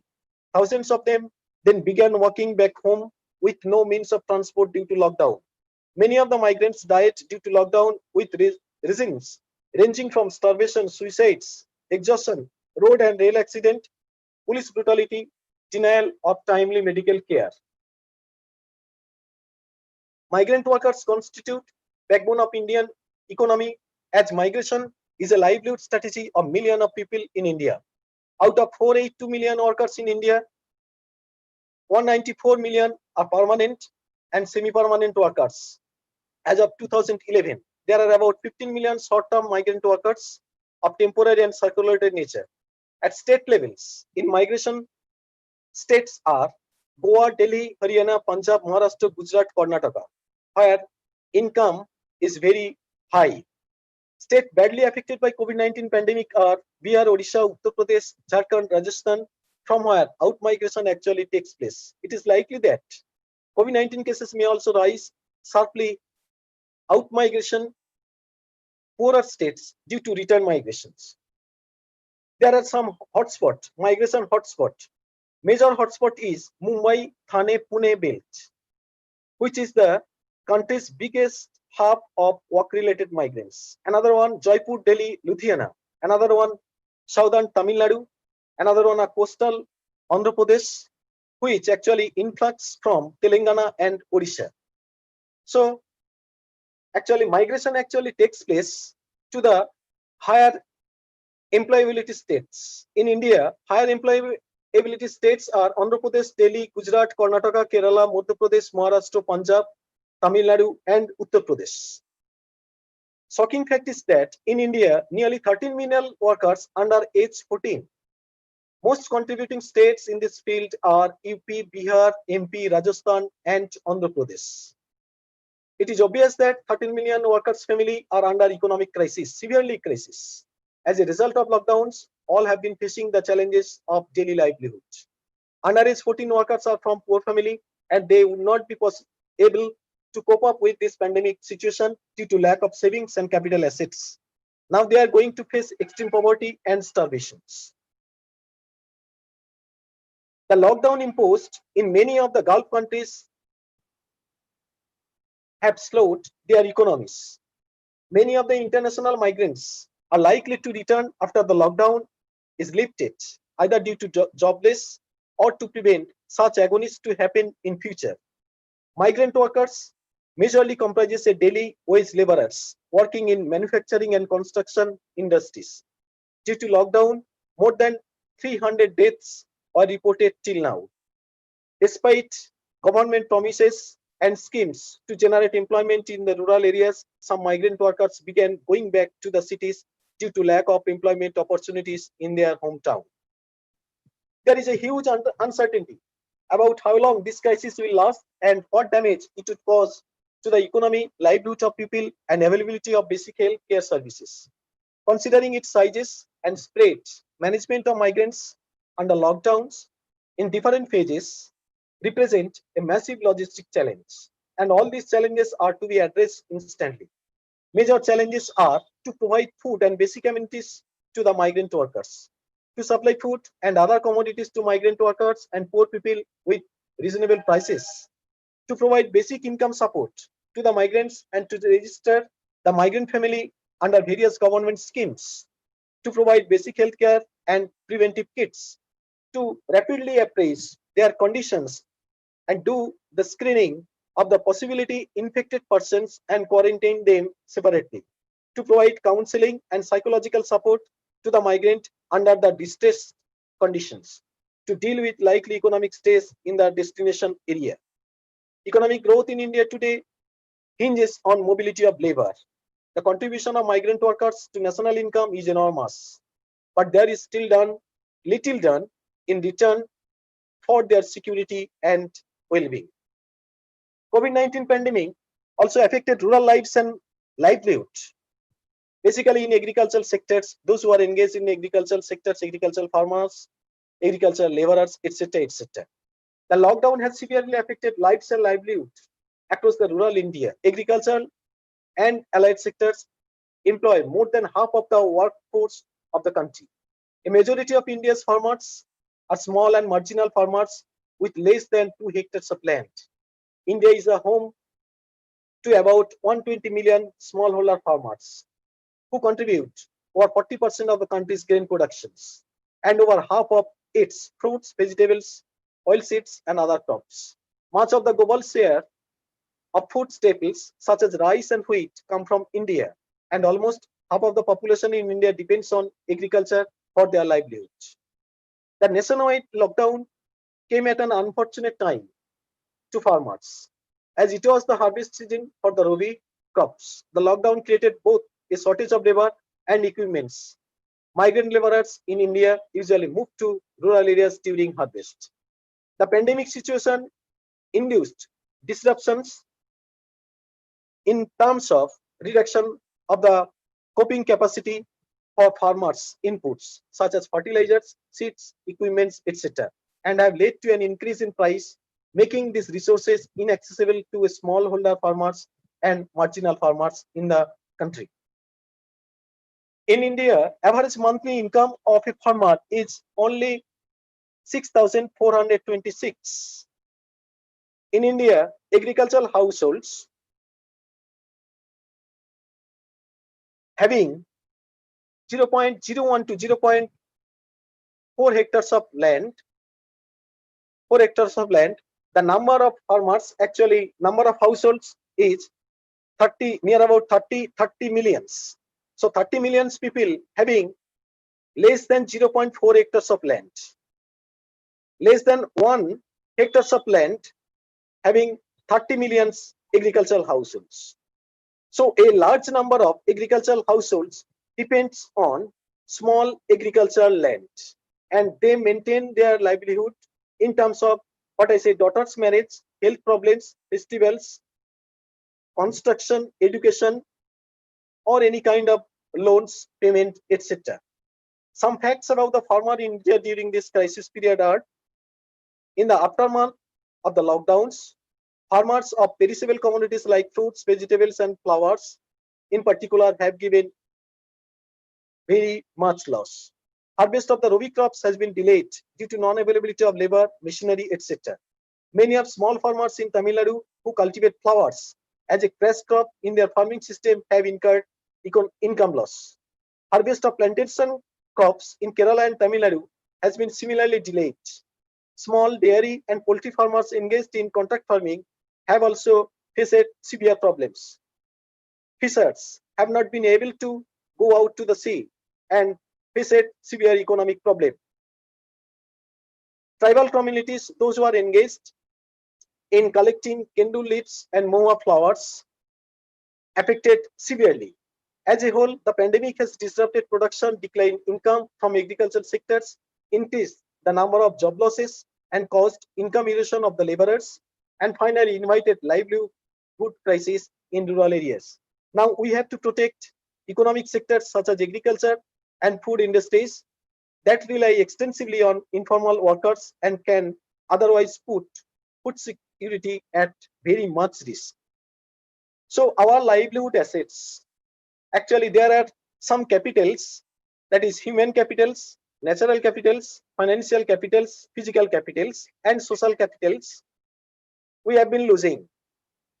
The pandemic badly hit all these livelihood assets. It is a big challenge to develop human capital, natural capital, financial capital, physical capital, and social capital for the well-being and development of the nations. Each and every government sectors as well as private sectors actually follow a particular type of processes in terms of livelihood strategies, which actually stimulate capital assets. If all these things, actually capital assets, are being lost, then a shocks will be in terms of poverty, in terms of what I say hunger, in terms of starvations, or in terms of, and that may happen in India very badly. So now the present crisis has already transformed into an economic and labor market shocks, impacting not only supply of production of goods and services, but also demand, that is consumption and investment. Notably in rural areas, seasonal migrants, smallholder farmers, the landless, daily wage laborers are being severely affected, as most of them depend on additional income from their informal sectors. Many of these workers take on jobs in construction as taxi and auto rickshaw drivers or in petty shops. The central and various state governments have announced relief to support the poor, but the measures are not adequate. Several predictions suggest that pandemic may last for few months to a year in many countries, and that there could be one or more series of waves of infection. The lockdown has already created a lot of pressure on Indian economy. Prolonged lockdown may further accelerate economic slowdown and so push the poor into a very vicious cycle of poverty. So what should be done from the part of government as well as non-government organizations? The government of India focused on those who are living on agricultural sectors and allied activities, migrant workers, mostly those who are losing their income from informal employment at this lockdown period, have to be provided with alternative avenues, that is cash transfer. To sustain the demand for agricultural commodities, investment in key logistics must be enhanced. The small and medium enterprises running with raw materials from the agriculture and allied sectors or otherwise need special attention. Supply of food to the common people must be regulated through rationing system properly. Healthcare facilities for the rural needy people are to be provided, which have introduced a big challenges before us. So I will conclude now. COVID-19 pandemic invited job losses, as we all know, income erosion, and second, global economy, and obviously Indian economy. Because of the impact of the lockdowns and other containment measures, the report estimates that a minimum another 83 million people and possibly as many as 132 million may go to hungry in 2020 as a result of the economic recession triggered by COVID-19 pandemic. People will face unhealthy diets, food insecurity, and malnutrition. In the long run of this crisis, not only informal sectors workers and economy, but also formal sectors would be severely affected, and all states would be affected badly by this pandemic situation in India.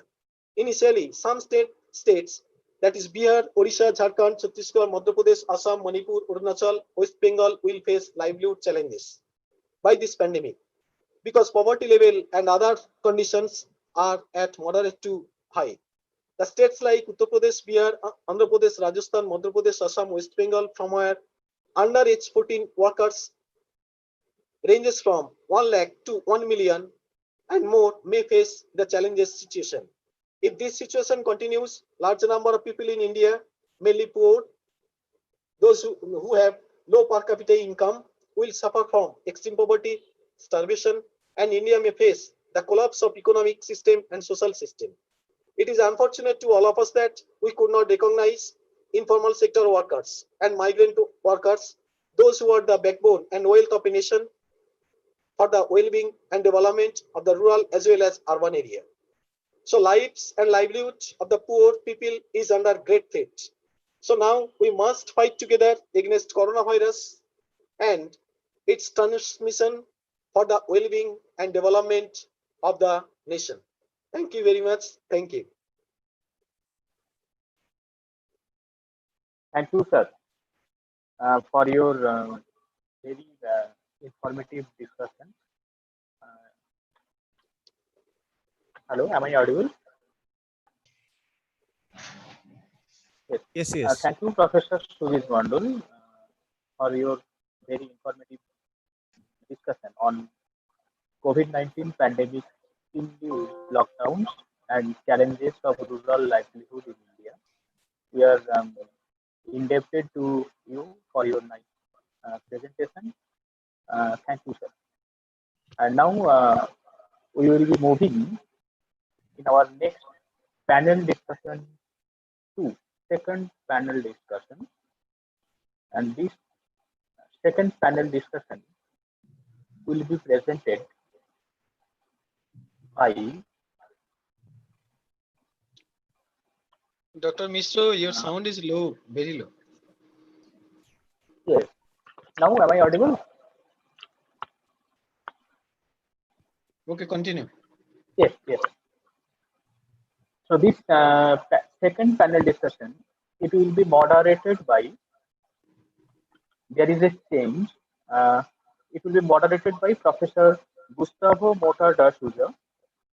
He is from the Department of Geography, Federal Rural University of Rio de Janeiro. Welcome, Professor Gustavo. I welcome also a list of panelists: Dr. Pablo Ibanez, Dr. Andres Santos da Rosa, and my friend, Dr. Andrews Jose da Lucena. They are from the same university, the Federal University of Rio de Janeiro. Okay. Welcome, welcome, welcome. Thank you. Thank and, you. There will be co-panelists. He is also very familiar to you also. Dr. Tapas Pal from the Department of Geography, Raiganj University, and Dr. Saifuzzaman Tarafdar. I think Saifuzzaman is here. Yes, I'm here. Yes. Oh, thank you. Thank you, Saifuzzaman. Dr. Saifuzzaman Tarafdar, he is Assistant Professor, Department of Geography, Gaur Mahavidyalaya. Now, I will request Professor Gustavo to officially begin the discussion. Okay. Thank you. Okay. Thank you, Mr. Mukunda, Professor Mukunda. And my greetings. It is a great honor to participate to the Human Development and Environment, exploring new equations in pandemic and post-pandemic world events. Congratulations to the organizers. Since when the COVID pandemic was exposed by the World Health Organization, measures to contain the spread of the virus have been taken worldwide. Several studies have emerged in universities. In an era of viral globality, understand the geographical dimension of COVID-19, also understands its geoeconomics and geopolitics. The treatment of the orange and diffusion of the new coronavirus on a worldwide scale, the impacts on public and private health system, the need for quarantine and the adoption of lockdown in some countries, the institutional and diplomatic political challenges of the pandemic, the current economic productive models, face the pandemic are themes that will be explored in future studies. Many articles have warned of the fear of the pandemic's progress in the southern countries, presenting forecasts that are not optimistic about the resistance of these countries. Now, we are to hear a brief presentation about situation of the pandemic in South America, Brazil, which is a very delicate case. Professor Andros Lucena will give the lecture now from the Federal Rural University of Rio de Janeiro. Welcome, Professor Andros, and have a great presentation. We are looking forward to hearing. Thank you so much, Professor Gustavo Mota. I'm full happy to participate in this conference to talk an important question in today's world, the COVID-19 pandemic. We are much honored and we are grateful. Thanks so much for invite. Thanks to Professor Tapas Paul, who I met here in Brazil last year. Do you remember Tapas Paul, Professor? Thanks to Professor Mukunda, who with you all, I'm talking frequently. I hope to contribute on the COVID-19 theme here in Brazil, focusing at the Rio de Janeiro state, where is the second most important state in Brazil. By the way, I live and work at the Federal Rural University of Rio de Janeiro in Rio. Oh, the main building of the university is present on this slide. Look, important information. This is the most beautiful university in Brazil, in my humble opinion. The dates used are from March 15 to July 10. March 15 is the beginning of the quarantine in the Rio de Janeiro state, which recorded its first death on March 17. July 10 is our last day of consulting pandemic date for this lecture. This lecture is a partnership with 4 professors from the Department of Geography, where I work. The professors are Leandro Dias de Oliveira, Pablo Ibanez, Gustavo Mota de Souza, and André Santos da Rocha. We integrate 2 researchers groups at the Department of Geography. Integrate Laboratory of Applied Physical Geography, LIGA, and Laboratory of Economic and Political Geography, LAGEP. The lecture title is The Geography of COVID-19 in Rio de Janeiro, Brazil, Conflicts, Tensions, and Challenges. Our lecture will be for 4 topics. COVID-19 Brazil, a true negative reference in the fight against the pandemic. Rio de Janeiro State is Brazil representation. Metropolitan area of Rio de Janeiro, a favorable space for contamination and dispersion of the pandemic. Conclusion. COVID-19 Brazil, a true negative reference in the fight against the pandemic. The right capacity for contamination and the impossibility of the medical scientific response to combat the spread of the coronavirus revealed the fragility of the human race in the face of a powerful invisible agent.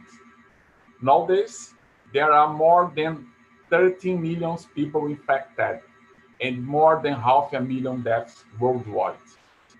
2020 has already become our historical year that we needed to change our relationship with nature and your priorities as a society. In Brazil, in addition to the poor historical condition of basic sanitation and housing and the concentration of income, the virus found an important partner the federal executive with its inability to promote action together with states and cities in favor of health. However, it caused misinformation and many conflicts and tensions. Even with a public and universal and field health system, Brazil quickly became an international highlight in the number of contaminated and deaths, becoming a true negative reference in the fight against the pandemic. This slide shows Brazil and the Rio de Janeiro state map. Brazil in green color, Rio de Janeiro in rosy color, okay? And metropolitan area in yellow color. The metropolitan area of Rio de Janeiro and its subdivisions. Rio de Janeiro capital in orange color, Baixada Fluminense in green color, Seropédica City, dark green color, Seropédica, where our university is located, okay? And the seats of Metropolitan East, yellow color, okay? Report coronavirus cases in the world in July 10. Brazil is the second country in the world in number of cases and deaths by COVID-19. According to the World Health Organization, Brazil and USA are currently the epicenter of the illness in the world. Look, it's a serious problem in Brazil. Deaths from COVID-19 per day in Brazil, this graph shows the total deaths per day in bar gray, look, and 7-day moving average in headline. The moving average best represents the evolution of the illness. The peak of the illness occurred in June and now appears as to be stabilizing. However, Brazil is in a continental and complex country like India, and its particularities must be considered. The map shows spatial distribution of COVID-19 in Brazil in June 15. Pardon for presentation this map in Portuguese version, sorry. After São Paulo, look, São Paulo here, São Paulo state, Rio de Janeiro state is the largest number of cases in Brazil. The map is a reality in Brazil yet. Rio de Janeiro state is a Brazil representation. Deaths from COVID-19 per day in Rio de Janeiro state. This graphic shows the total deaths per day in bar, the same the last graph, okay, gray color, and 7-day moving average headline. The illness peaked in early June and then dropped, but the death toll is still very high and deserves a lot of attention. In Rio de Janeiro, we draw a panel of the impact of COVID-19 pandemic on its territory. From its entry via global contacts in the more affluent areas, a virus of globalization. It's gradually reached the suburban areas and finally the metropolitan peripheries, power and susceptible to problems. In this sense, the Baixada Fluminense, formed by 13 cities and where the Federal Rural University is located, has become a favorable space for contamination and dispersion of the pandemic, promoting a dynamic of accelerated expansion and aggressive lethality. Visit the impact of the pandemic on the metropolitan peripheries is the great research challenge for all researchers committed to the community and social justice. In the next slides, we will see the spatial distribution, evolution, the number of cases, number of deaths, and the case fatality ratio in the Rio de Janeiro state. Look, few confirmed cases in Rio de Janeiro state on March 15, just 24 cases. The case occurred in the capital, 1 point in Red Point, capital, and Niterói City, located in the metropolitan east region. In this map, confirmed cases, deaths number, and case fatality ratio on April 15. The case fatality ratio is calculated by the number of deaths x 100 over the number of confirmed cases. The concentration of the units is high in metropolitan area, look, and they spread little by little to other cities in the Rio de Janeiro state. Look, this situation is observed in the next maps. Look again. Oh, sorry. May 15. Confirmed cases, death number, and case fatality ratio on May 15. Not the concentration in the metropolitan area. Confirmed cases, deaths number, and case fatality ratio on July 15. Note the concentration again in the metropolitan area. And the last, confirmed cases, deaths number, and case fatality ratio on July 10. Note the concentration in the metropolitan area.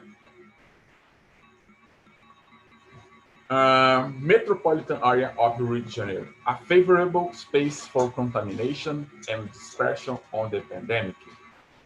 The metropolitan area of Rio de Janeiro and Baixada Fluminense present serious structural problems involving lack of basic sanitation, water and sewage, irregular occupation, and deficiency in health equipment, among many others.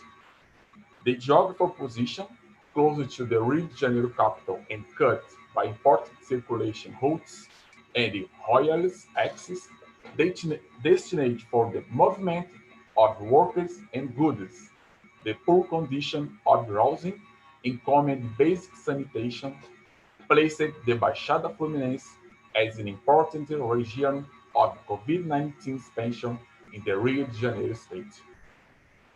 The host city of the Federal Rural University, Seropédica, is an important example for analysis. Located at the western end of the Baixada Fluminense, it is an important logistic center. We highlight the action of the Federal Rural University. We moved its thousands of professors, students, and technical administrative workers avoid contamination. The university developed many actions towards its surrounding, the production of masks and alcohol, 70, and the carrying out of research, extension, and information about the pandemic. The university is very important for Baixada Fluminense. Conclusion: the urban periphery regions similar to Baixada Fluminense in the metropolitan area of Rio de Janeiro are the first to suffer in collapse of the health system, with fewer hospitals, beds, and equipment. Therefore, the increase in the number of cases of COVID-19 in this city aggravates a crisis scenario in health. Public policies are needed for the Baixada Fluminense to meet the living condition of its population. Among the action we mentioned two. One, a health management model with the expansion of investment in areas with the greatest depth in the number of beds and improving an integrated policy between cities. 2. Investment in health, improvement to urban infrastructure, action to combat illness, and implementation of urban infrastructure, sanitation, paving, urban floods mitigation. This is the way to overcome the negative representation of the metropolitan area of Rio de Janeiro and the Baixada Fluminense, with high levels of inequality and social violence against human life, and to face crises like the COVID-19 pandemic. The situation of the Baixada Fluminense and the metropolitan area of Rio de Janeiro may be similar to other regions around the world, such as India, which also needs attention and public policies to face the COVID-19 pandemic. Thank you so much. Greetings from the Department of Geography, Federal Rural University of Rio de Janeiro. Thank you so much. Thank you, Professor Lucena, for this nice presentation. And thank you how in how informative way you have represented your country before ours. So I congratulate all of you for being so nice, for giving so nice presentation. And now I am proceeding to Dr. Taposh Pal from Department of Geography, Raiganj University, for sharing his view.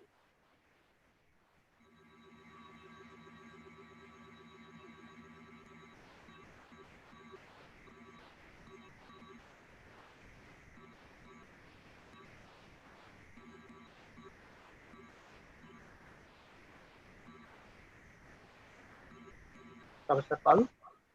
Yes. Yes, please. May I have to say something actually?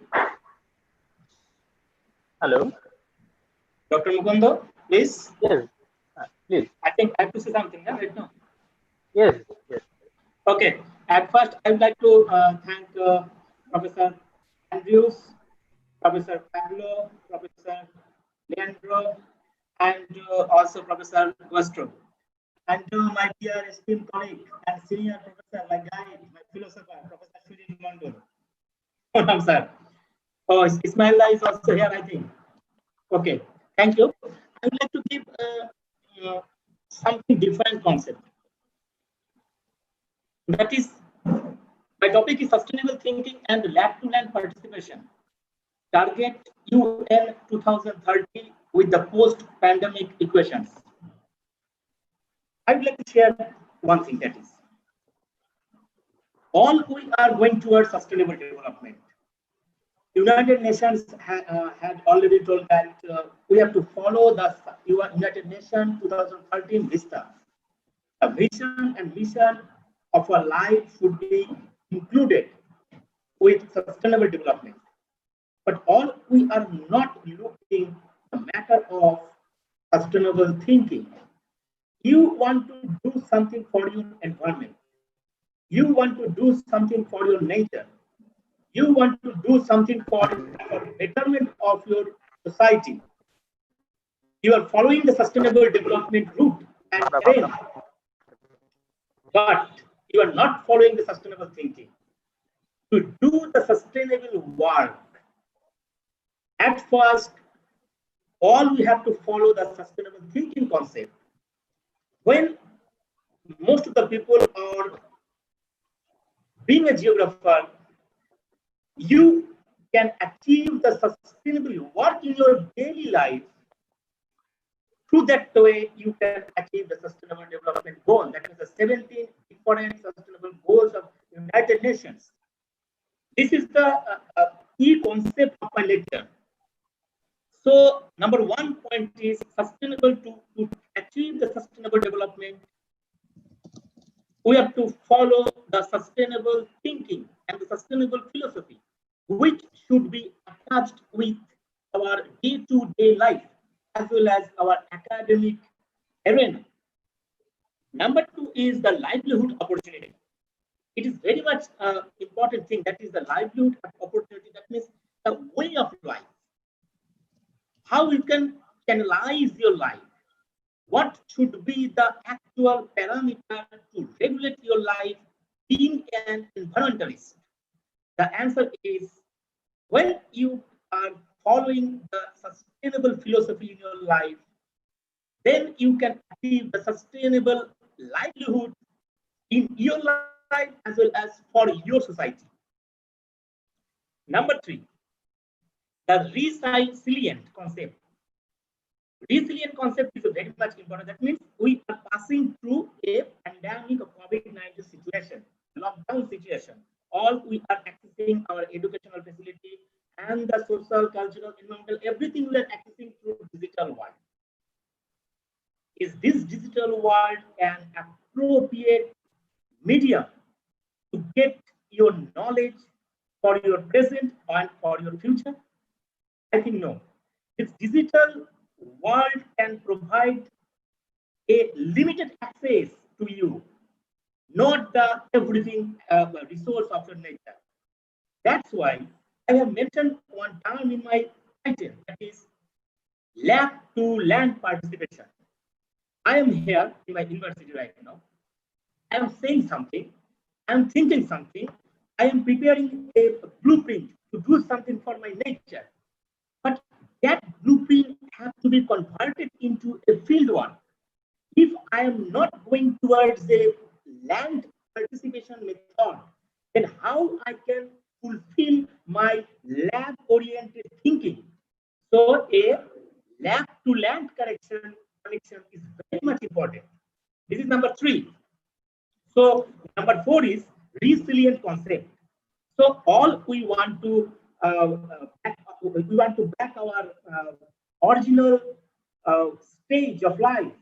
That means our day-to-day life, where we are accessing everything. Now we are not accessing everything in our life. So all we want to move back in our life. That means that resilience is important in our life. How you can achieve this resilient approach. At first, you have to find out the vaccine. All we know about that. Or an alternative activity, we have to accept it. In our medical science, we are accessing the allopathy concept.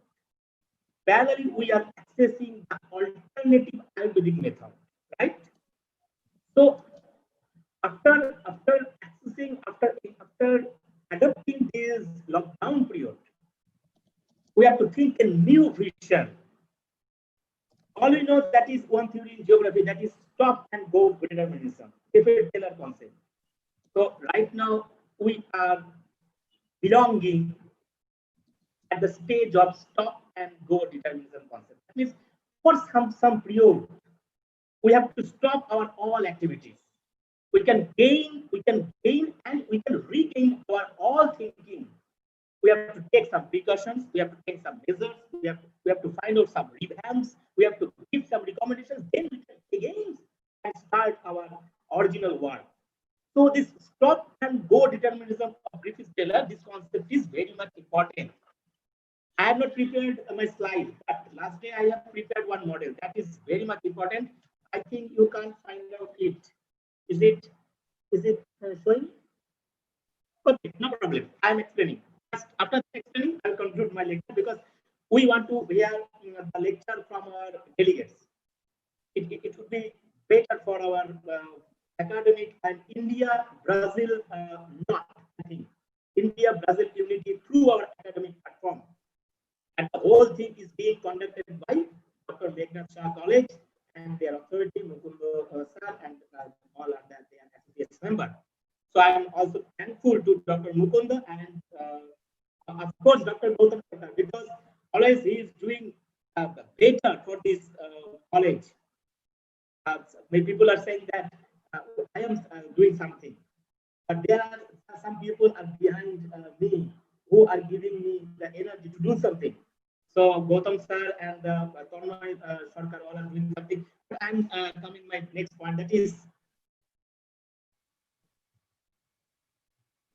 have you think that the economic pyramid Number one, primary activities, secondary activities, tertiary activities, quinary activities, quaternary activities. All we are within our room. We are not accessing the industrial activities. The wheel has totally stopped or partially stopped, right? So if wheel is stopped, then how you can generate and regenerate your economy? Your industrial activities is being closed almost. Your tertiary activities are going simultaneously. But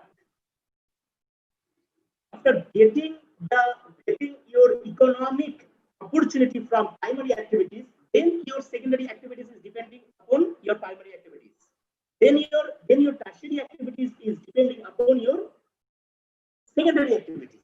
If that second layer, this is the primary activities layer, this is the secondary activities layer, this is the tertiary activities layer. That means a layer of the second layer of economy is totally stopped. And what can be done? What can we do after some time?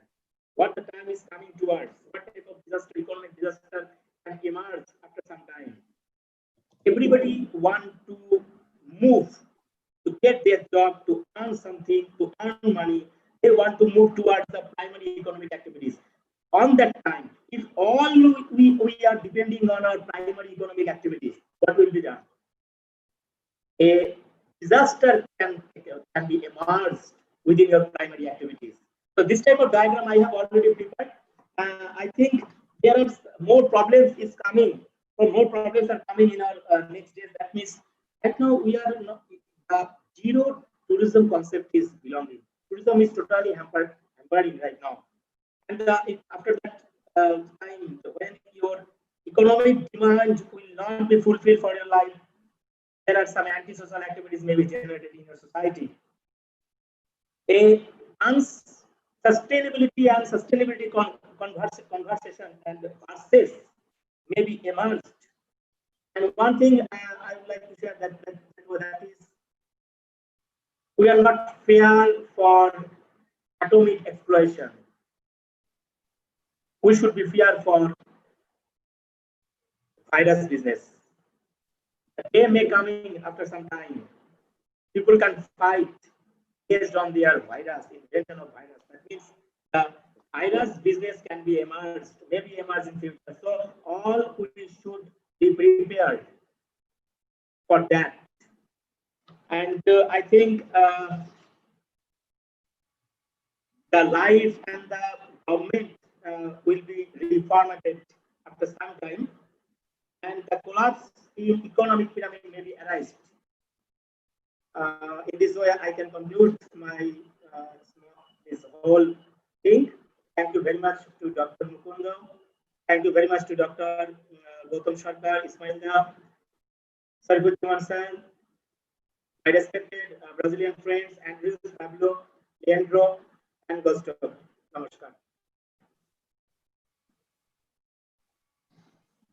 Okay, thank you, Professor Paul, for your nice presentation. Now, I am, with the permission from the moderator, I am proceeding to the next presenter, Professor Gustavo. I am proceeding. Next presenter, Professor Dr. Shaufizzaman Tarafdar.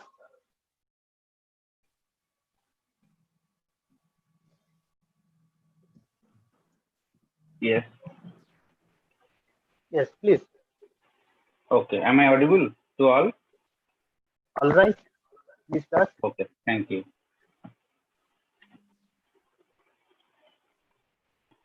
First of all, I want to thank to the Dr. Meghnad Shah College for organizing such a wonderful webinar and a wonderful space-time coincidence, I can say, and sharing the knowledge across geographical spaces from India to Brazil. I have little information about the situation, what is going on now in Brazil. I have just collected few information, and then I want to ask some questions to Professor Lucina, Gustavo, and Pablo, who have presented some beautiful presentation and informative presentation too. I came to know from different websites that till 16th July 2020, there were 1.9 million infections, and the number of deaths is about 75,000 plus. In Rio de Janeiro, the cases is 134,000. And it is, in terms of population, 1 in every 127 people. And in case of death, it is 11,757, which is about 1 in every 100,455 people in the Rio de Janeiro. In terms of infection and death also, in Brazil, I think it is after Sao Paulo, the largest city of Brazil. And after I came to know another information that the population of the Brazil is in comparison to India, it is less, 21 crores plus. Whereas in case of India, it is 1.3 billion. So in terms of population, it is much smaller in size in comparison to India. But most of the Brazilians lives in urban area, and I came to know that about 85% people lives in urban area, if I am not wrong. I want to ask a question that the infection rate as well as death rate is high in Brazil. Is there any relation between the level of urbanization and the level of infection in Brazil? As for Indian cases, at the same time, infection started in Brazil as well as in India. But in case of India, the rate is growing slow. I can say, and it is my opinion, that in India, the slower growth of infection may be due to its large rural base, because in rural area, due to sparsely distribution of population, the infection of COVID-19 becomes slower.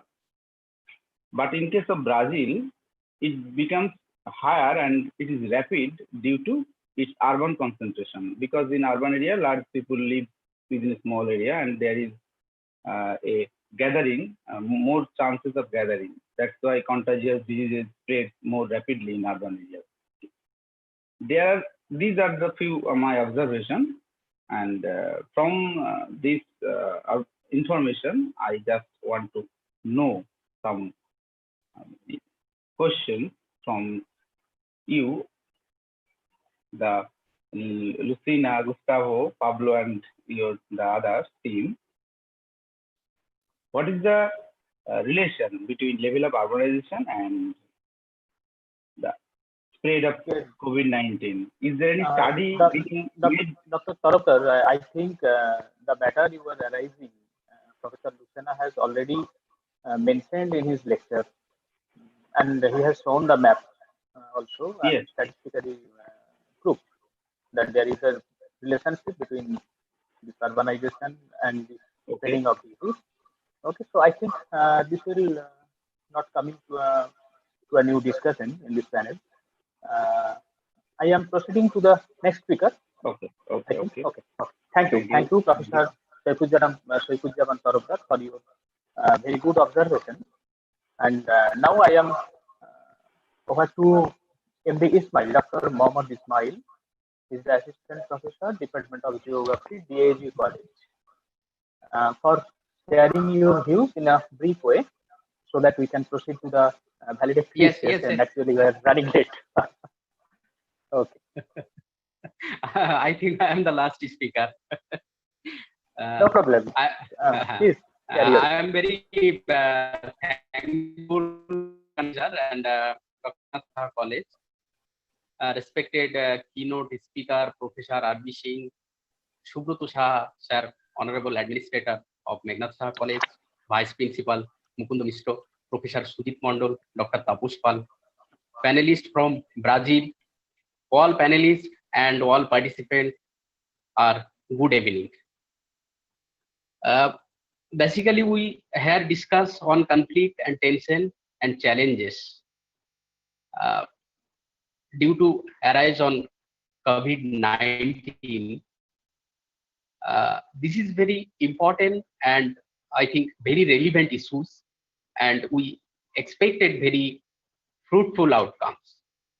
Already number of things discussed our previous speaker and panelists. I am just say something about general scenario of COVID-19. According to World Health Organization's last update, more than 13.66 million people worldwide affected by coronavirus, whereas nearly 7.62 million people are recovered and about 5.87 lakh people died. Presently, very worst situation are found in America, Brazil, India, Russia, Peru, South Africa, UK, and many other countries. And now Brazil is the second largest corona affected country, where are more than 2 million people affected and more than 77,000 people died. And due to this, the whole world partially shut down due to the spread of coronavirus, and each and every people are now live with fear and faith. People don't know what will be happen and who will be the next infected persons. I think medical sciences and World Health Organization also cannot understanding the virus nature, so they again and again change their statement. The best method for control the spread of virus are maintain the social distances, because these virus are very infectious. So worldwide lockdown method applied each country. In spite of this, coronavirus is rapidly outbreak all over the world. Due to the lockdown, world economy totally paralyzed. Last few months, most of the leading countries stop all kind of business activities, stop exchange of non-essential goods, stop export and import, each business hub, shopping mall, market, all and everything. Only open essential commodities shop, but it should be bounded by time. As a result, maximum families in the world are under economic threat, because maximum percentage of world resources is occupied by minimum percentage of population. More than 60% families are depending on income, on daily income, and especially informal sector like domestic worker, non-salarized worker, all are under threat. In India, researchers have found that 22% workers lost their jobs and 31% faced partial unemployment due to the lockdown. However, partial unemployment is higher in urban areas. Till now, informal sector is the greatest sufferer from unemployment losses, and farmer face the highest level of partial unemployment rate. And the world lost nearly 400 million full-time jobs presently, and this is said International Labour Organization 2020 2nd July. And more important notes that near about 55 million domestic workers around the world are at significant risk of losing their jobs and income due to the lockdown, and most of them are female, nearly 37 million. And another assessment, according to ILO, shows that worst affected region are Southeast Asia and Pacific, where 76% domestic workers are at risk, followed by America 74%, Africa 7%, and Europe 45%. This is very worst situation all over the world. And due to the another important sector is education. More than 1 billion youth are now no longer physically in school after the closure of school and university across many jurisdictions. This disruption in education and learning could have medium and long-term consequence on the quality of education through effort made by the teachers, school administration, local and national government to cope with the unprecedented circumstances to best of their ability to be recognized. And another important impact is food insecurity. It is expected to rise food insecure population drastically. In 2018, the total food insecure population was 795 million, and it will be 920 million at the end of the year 2020. And number of social environmental disturbances will be arises due to the impact of lockdown, like robbery, illegal activities, corruption, murder, discrimination, malnutrition, etc.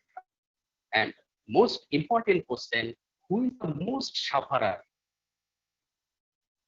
I think the most vulnerable sufferer now and will be the landless people, traditional artisan, traditional service provider, small businessmen, homeless people, beggars, laborers, women and girls, children, refugees, migrant worker, national migrant worker, old age persons, disabled persons, all are very important sufferer. Various type of problem arises due to long time lockdown, like domestic violence, child labor, malnutrition, food insecurity, poverty, hunger, and that will be creating the serious impact on society, environment, economy, and creating large number of unemployed people as well as various associated. Thank you, sir. Thank you, Dr. Ismail, for your valuable observation. So I am returning to Professor Gustavo for the conclusion of this session.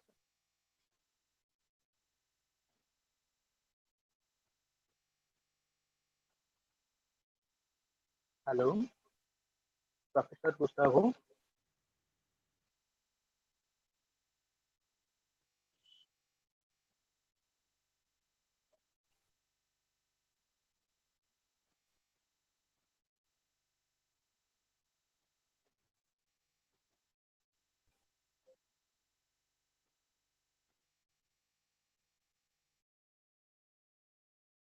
So I think there is a connectivity issue. Thank you everyone, all the panelists, for the successful completion of this panel. And now I am switching to Jayanto Mondol. Jayanto, are you there?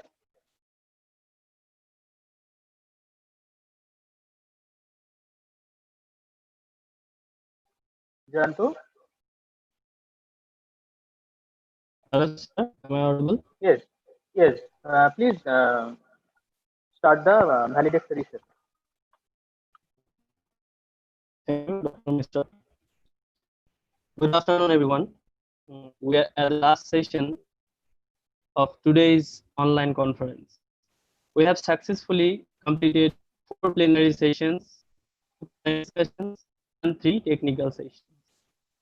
All the lectures by our eminent speakers and the discussion from panels remain insightful.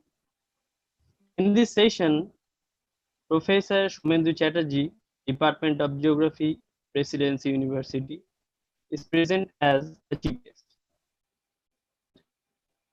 We are fortunate to receive he is an eminent researcher in the field of geography.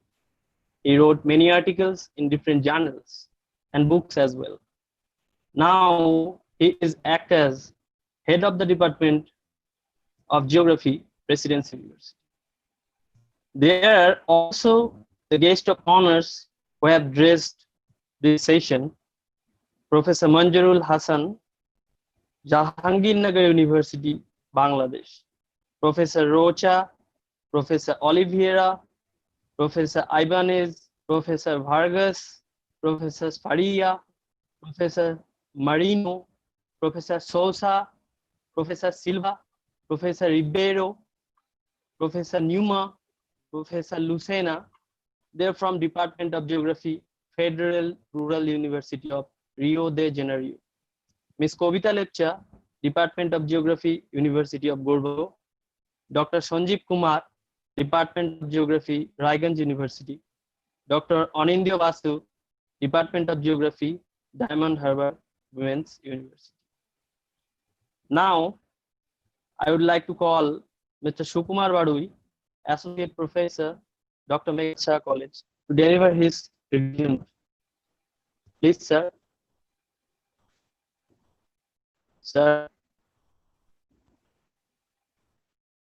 Sukumar, sir. Sukumar Badui, are you here? Can you hear me?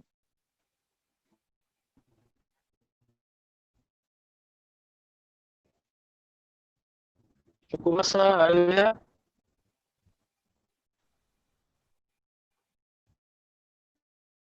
Hello. Sukumar, sir, can you give, sir? No, I can't find him in the list.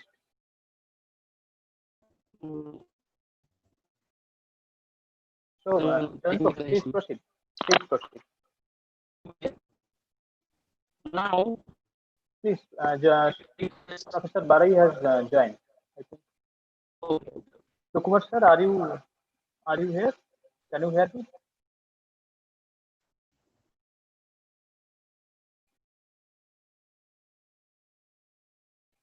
No, network issue. Please, Janto, please proceed to next. I think Professor Chatterjee will speak. Janto, please proceed.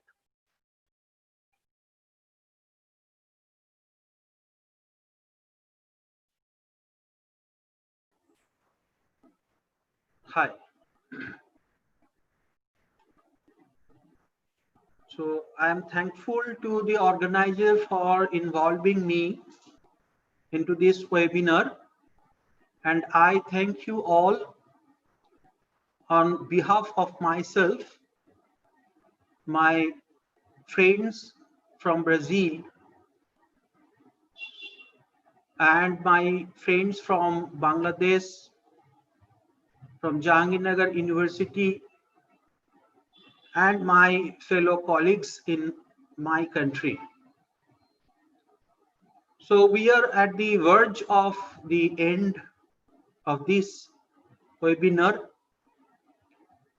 and you have already gone through a lot of ideas, lot of concepts regarding the outcome or outburst of or outbreak of this coronavirus and its social political consequences. As the geographer, we should be concentrated onto the social, political, as well as economic dimensions of the event. So I would talk upon certain issues that I have observed during this pandemic. So let me start with our earlier experience regarding pandemic in some other events. The pandemic begins in Asia, capital cities of Europe, and wipes out at least a third of all human beings it weighs. And then the revolt begin, and the institutions fail, and the entire economic system has to be reconfigured. I am not talking about the COVID-19, but I am talking about another episode that took place in the world in 1340s.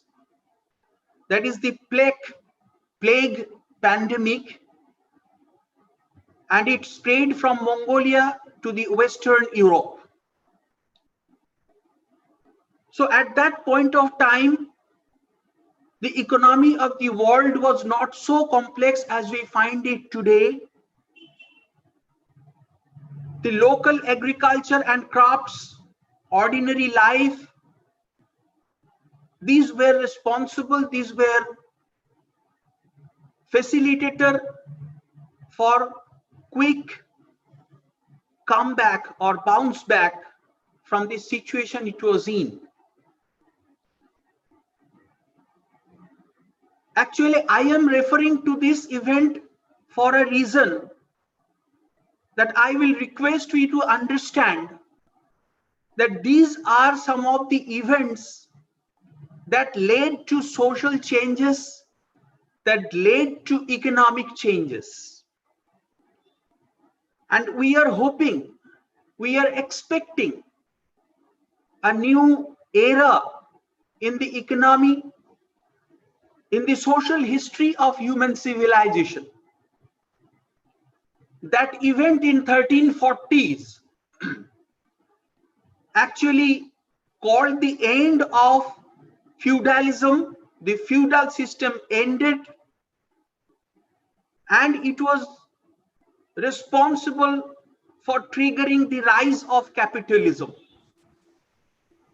Now we are another juncture of time where there is some change in the economy is going to happen. So what kind of changes we can expect, we can predict on the basis of observations we have made so far.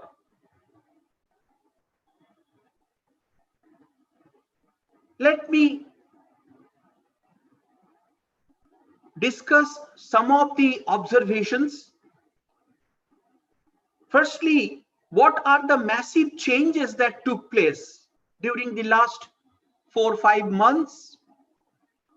The partial shutdown of daily life in large part of China, India, Brazil, most of Europe, and numerous states in United States of America. The second observation, significant damage to the reputation of governments and political leaders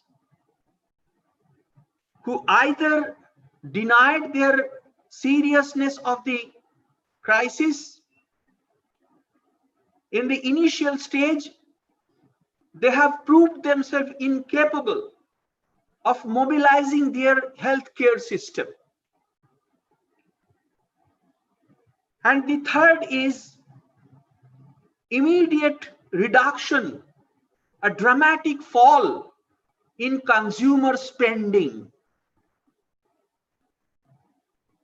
Because the demand has largely reduced. That has been caused due to the joblessness of number of people. Majority of the working population have lost their job. That has reduced the demand to a large extent. And once the demand has reduced, the capitalist system of economy has started falling. It is the failure in the part of the government, and that failure can be attributed to the failure of the capitalism or the way we practice the capitalism in our present era.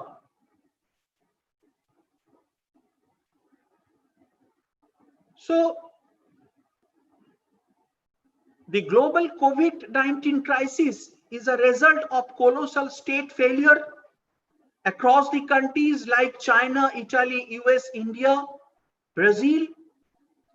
The countries were slow to enforce testing and quarantine strategies and the travel bans, therefore failed to control the outbreak.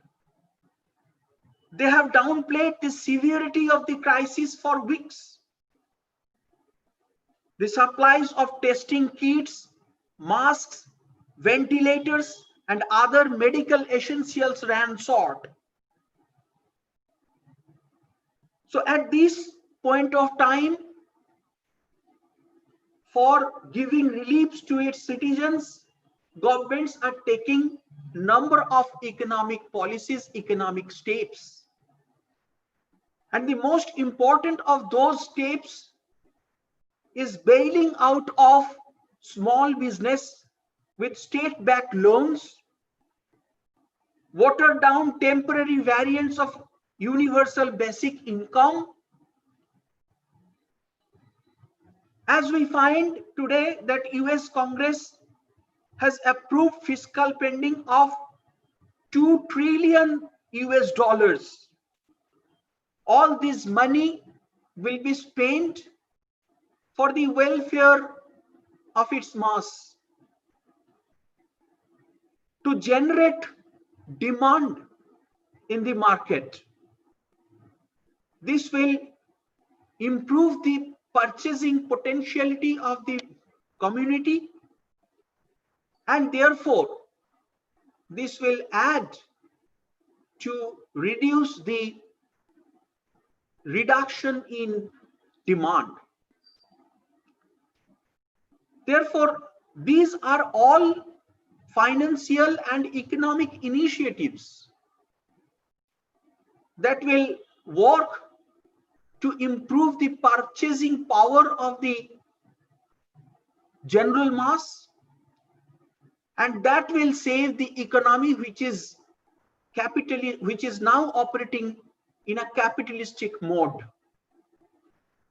Therefore, you will find that the governments are basically playing as the agents of capitalism. They are working for the capitalism. They are working for saving the capitalism.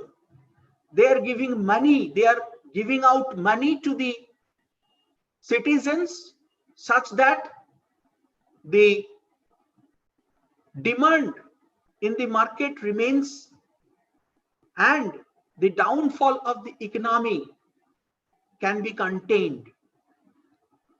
So as you can see, that the pandemic crisis is basically an economic crisis. The government's role at this point of time has to be questioned. Since 1987, the government's role was redefined. They are working as financer and regulator, not the provider of the services. With the advent of capitalism, such kind of changes has taken place. Capitalism is an economic system where private exchange and ownership are the basis of the economic system instead of state-owned socialist ownership. The capitalist society is one which is driven by profit. Lockdown in major economics like United Kingdom, United States, India, Brazil, and almost all of Europe have led to the reduction in demand. Capitalism has never been successful in understanding the value of labor, understanding the value of capital. It has always gone in favor of profit, in favor of market. Such kind of economic practice are generally driven by the market, by the profit. But we shall have to understand that capitalism has shown in this pandemic that it does not have the resilience to enhance the capacity of people. Citizens are now questioning their leaders. Why effective measures were not enforced beforehand to stem the transfer of infection? So these are the questions. We have lost our reliance on our government. We have lost our every reliance on our leaders, because they are basically dancing in the tunes set by the economic practitioners of capitalism. What actually we see that the monopolist powers of the world, the big business houses, they have captured the supply lines and they have set their agents in different countries, and they are engaging their intellectual property, intellectual capabilities to control the supply chain. And therefore, the money which the taxpayers are giving to the government, they are being siphoned by those multinational companies. And that is how the governments have lost their control over the basic needs or basic services that should be provided to its citizens.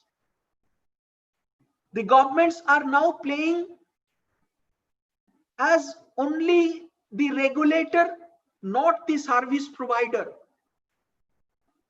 And the capitalist mode of operation has siphoned all the taxpayers' money.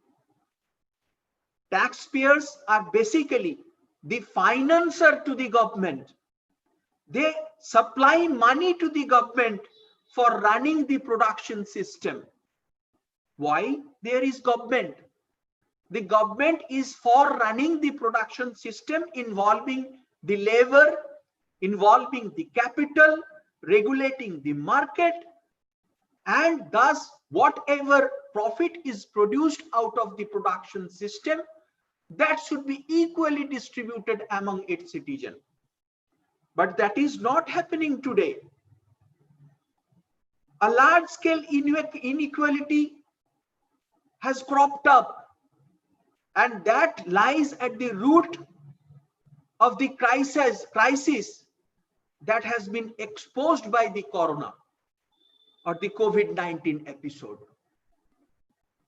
It is the failure in the part of the government.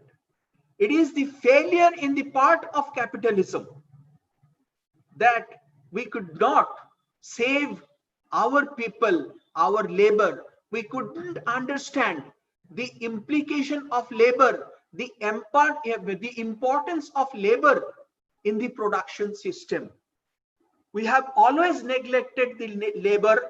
We have always neglected the people's need. We have always neglected the social needs, the social net safety nets. We have always ignored, because we have always worshipped capitalism. Now the time has come to turn back what we have done. We have to turn back to those misdeeds we have done.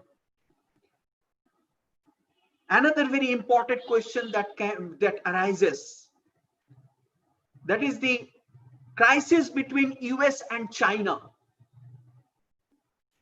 The crisis between US and China, as we see that the US capitalism, the wild capitalism in the world that could not succeed to survive at the hands of Corona, but China could do it because they are following a socialist pattern of operation where they have depended on the scientific understanding and scientific actions that are required to be taken for containing the spread of COVID-19.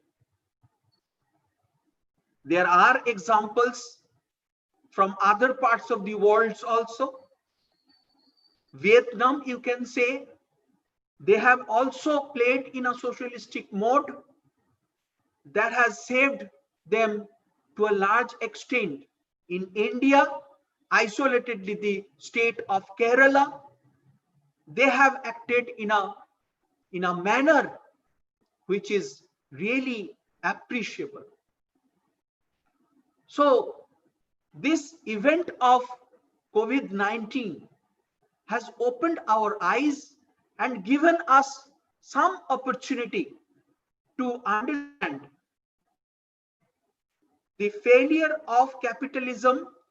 The way we want to understand capitalism is really not in the right path. Therefore, friends, we have to think that at least, even if we don't ready to accept the socialistic mode of operation, but at least we can think for a neo-capitalist economic thinking where people will not go for purchasing the products which are generated by the market strategies. That is to say, the prioritization of purchasing commodities is the result of capitalistic mode of operation. It is their market strategy that compels us to prioritize the consumption goods for purchase. We have never thought that the masks, the PPEs, they are the important for social sustenance. They are important for the sustenance of the livelihood. Therefore, I would like to convey the message that we should have to think and practice a newer mode of economy. Thank you.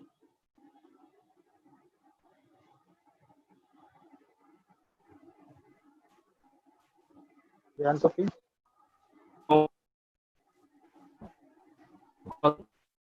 Kumar, Professor Dr. Minsa College, to deliver his review.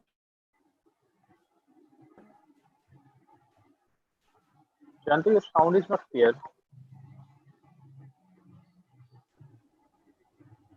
Hello.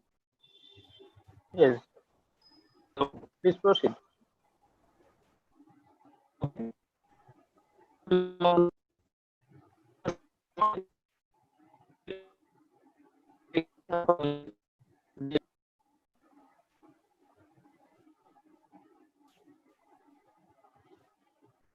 Yes, so we have to move to the next step.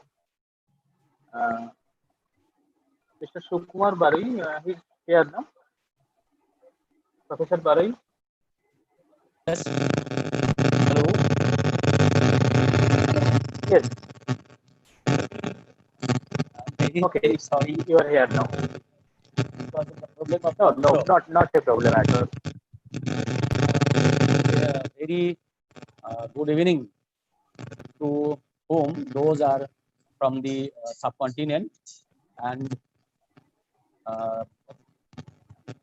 very good morning to whom those who are here from Brazil. Actually, I witnessed today history in the sense, today we saw a marathon one-day online international conference on human development and environment, exploring new equations in pandemic and post-pandemic world, that is organized by the Department of Geography of our college. It is our pride, and I, of course, would like to thank our backbone of the college, Dr. Mukundo Misro, for his teams, such type of individual, various type of phase we have seen in that particular international conference. Firstly, in the morning, we see inaugural session. Here we have with us as chief guest Professor R.B. Singh, former professor, Department of Geography, Delhi School of Economics, University of Delhi, Secretary General, International Geographical Union, member, International Science Council, member, Vision India 2035, Niti Aayog. It is very much easy to say that always we have with us our another pillar of our development of the college, that is Dr. Subroto Saha, Honorable Administrator, Dr. Meghnad Saha College, and also he is Associate Professor in the Department of Economics, Raiganj University. Dr. Subroto Saha always be with us. Chairperson Dr. Mukundo Misro. We have with us guests of honor in the inaugural session, Professor Sujit Mondol, Dean, Faculty of Science, Diamond Harbour Women's University, and Professor Suresh Kumar, Department of African Studies, University of Delhi, Professor Deepak Kumar Mondol, Department of Geography and Applied Geography, University of North Bengal, Dr. Bela Das, former TIC of our college, and Associate Professor Raja N. L. Khan, Women's College. Another dignitaries are Dr. Kushargo Rajendra, Dr. Swadesh Pal, Dr. Orijit Das, Dr. Siddhartha Shankar Manna, Dr. Tapush Pal, and in that session moderator is Mr. Tanmay Sarkar.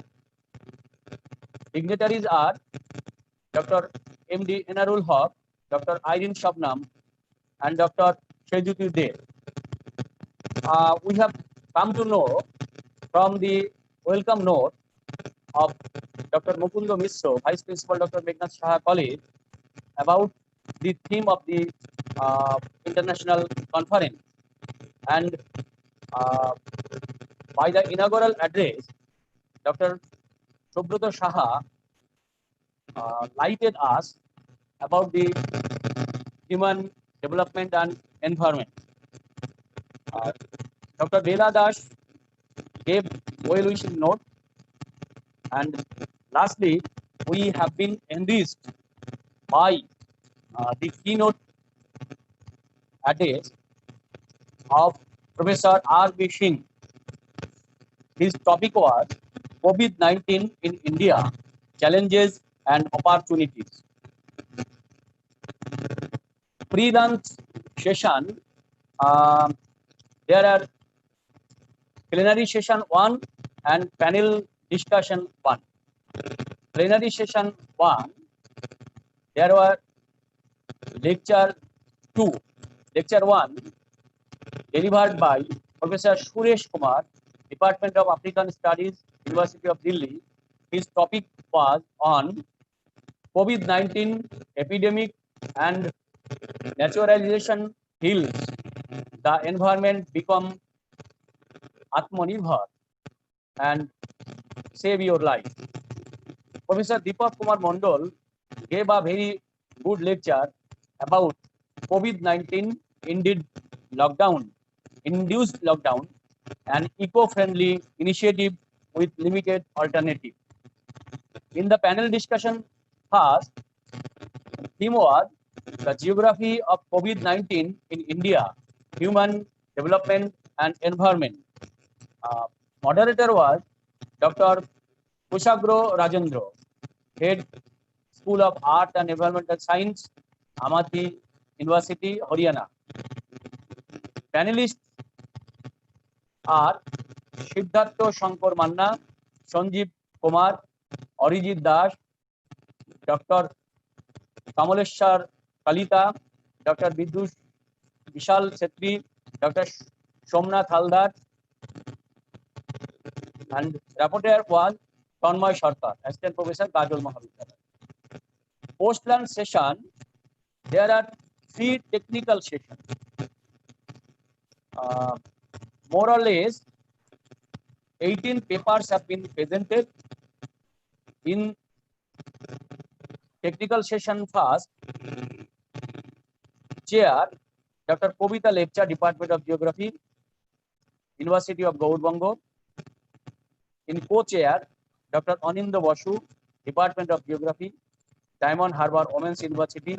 Rapporteur, Dr. Noni Gopal Kapasia, Assistant Professor, Department of Geography, Malda College. In technical session number 2, in chair, Dr. Taposh Pal, Department of Geography, Raiganj University. In co-chair, Dr. Sanjeev Saha, Assistant Professor, Department of Geography, Kaliachowk College. Rapporteur, Dr. Ansar Khan, Department of Geography, Lal Bagh College. Next, we have seen technical session number 3.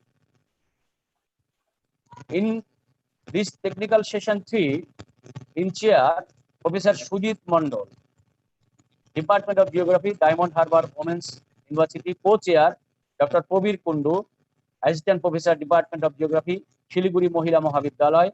Rapporteur, Tanmay Sarkar, Department of Geography, Kajol Mahavidyalaya. Next, we have able to understand another plenary session and important plenary session, lecture 4,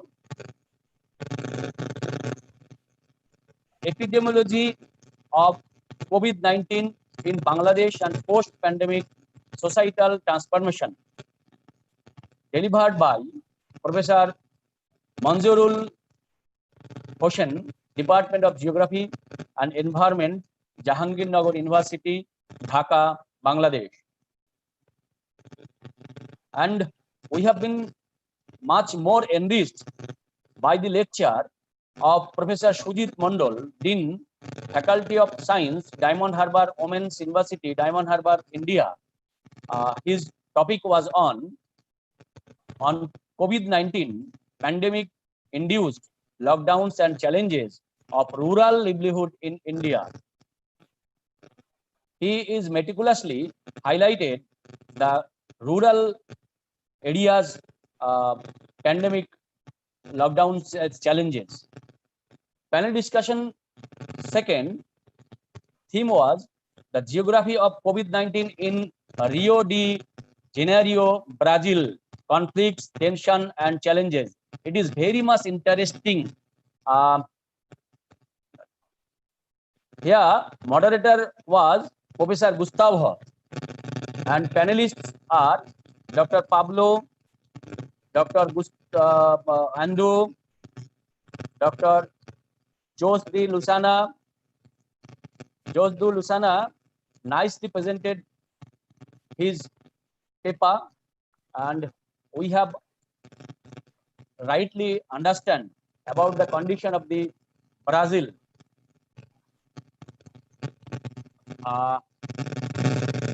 After that, Dr. Taposh Pal, Department of Geography, Raiwan University, he is rightly mentioning on his discussion sustainable thinking.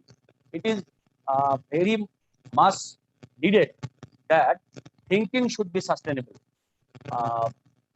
After that, Soifuzzaman Tarokdar, Dr. and Dr. M.D. Ismail, they discussed about the review of the panel, and Dr. Ismail, he claimed some problems of the COVID-19 in the context of our country. And in the valedictory session, we have enriched by the chief guest lecturer, Professor Somendu Chatterjee, Department of Geography, Presidency University.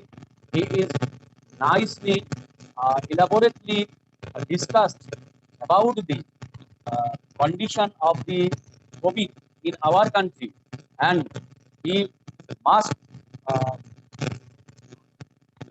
tell that the government is so much lackadaisical in the case of the corona for the benefit of the people. So, my respect to Professor Somendu Chatterjee for his nice deliberation and for his original picture he is shown on our canvas. Thank you. Thank you.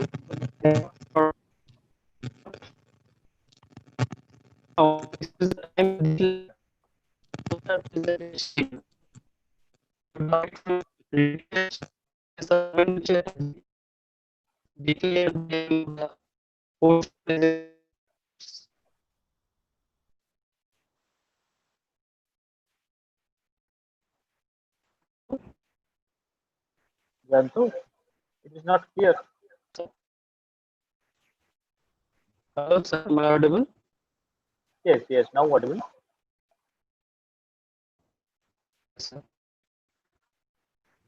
Now, this is the time here the poster presentation.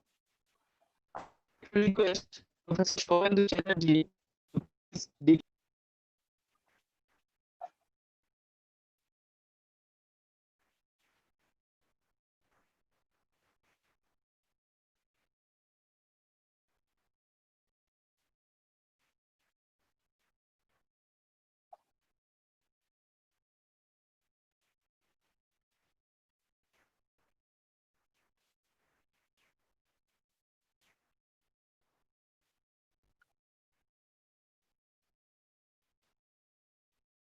Hello, Jantu.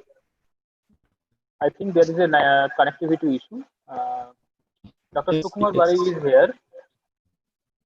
Yes. Dr. Sukumar Bari, Okay. please unmute yourself. Yes, yes. Yes. I will request you to kindly give the declaration of the result of the poster competition, as Professor Chatterjee is now no, he is now here. So please declare the result of the poster competition. It is on your mobile. Okay, I hereby declare poster competition. In the poster competition. Hello. Dr. Varun? Yes, yes. Yes, please let me discuss the scenario first, so that you can discuss. You can declare the result. Okay. We have received a total of 52 posters from different colleges and universities. Actually, the poster competition was on for undergraduate and postgraduate students, and from different corner of the country, the posters were submitted. And initially, the department has screened 10 posters for nomination, and this nomination was evaluated by our teachers and staffs of the college, and they have given their observation online. And this, I should read out the board of jury who has evaluated the posters: Dr. Kushabro Rajendra, Mr. Sukumar Barui, Mr. Vishal Chetri, Dr. Kali Shankar Kamaleshwar Kalita, Dr. Anindo Basu, Tanmay Sarkar, Sanchita Pal Chakraborty, MD Yusuf Azim, Uttam Sarkar, MD Iqbal Manirul Islam, MD Kamal Hossain, and Jayanto Mandal. So, based on the evaluation of the juries, we have selected 3 posters.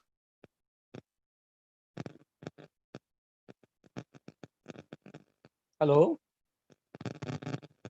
Hello.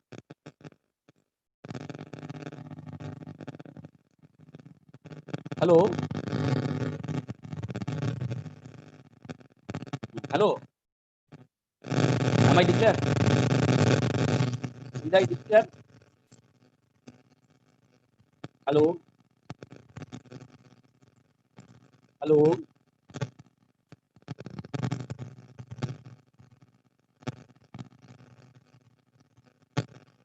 Hello.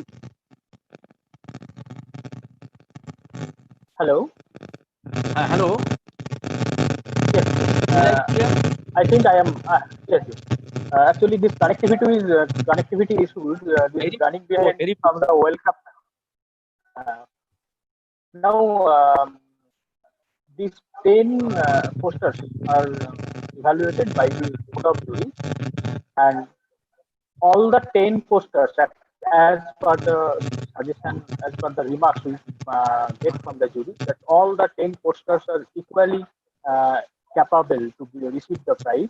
But as we have to select 3 posters, so over to Sukumar Baru from the final.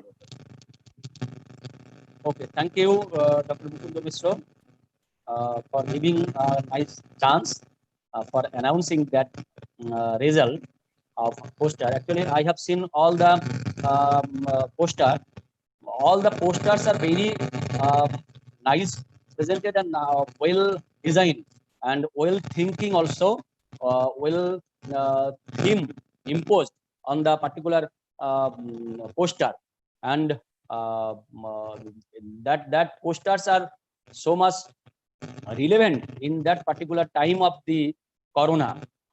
So on my behalf, I thank to all the contributors in in this regard. Now I am in that time when I announce the name of first poster competition. Who is being first? First is Nandini Bhaumik. Yes. She is from Southfield College. Nandini Bhaumik. And second, G. Manoj Kumar. G. Manoj Kumar, Jawaharlal Nehru Rajakiya Mahavidyalaya. And third, actually it is tie. One, M. Mayer Mani, Jawaharlal Nehru Rajakiya Mahavidyalaya, and Sangeeta Jana, Diamond Harbour Women's University. These 4 participants are giving, of course, prizes from the Department of Geography, I think. Thank you. Yes. Congratulations to all the winners for the poster presentations. And officially, we will give the mail to them, and they will receive their prizes by post and certificates also. So thank you all competitors who have submitted their posters for the competitions. They are all good, but our juries have selected 3. Now I should over to Mr. Gautam Sarkar. Jayanto, are there any agenda? No, sir. No. That is all. Okay. So, Mr. Gautam Sarkar, the convener of the event, please give your vote of thanks and declare the session to be closed. Thank you, sir. I proceed to the vote of thanks. I hope all those are present now. If possible, please on your video so that we can take a snapshot also. Now, vote of thanks is a pathway to reach last moment of the conference. So, honorable dignitaries and most valued guests, it's my privilege to the great pleasure to propose the vote of thanks on behalf of the Department of Geography, Dr. Meghnad Shah College.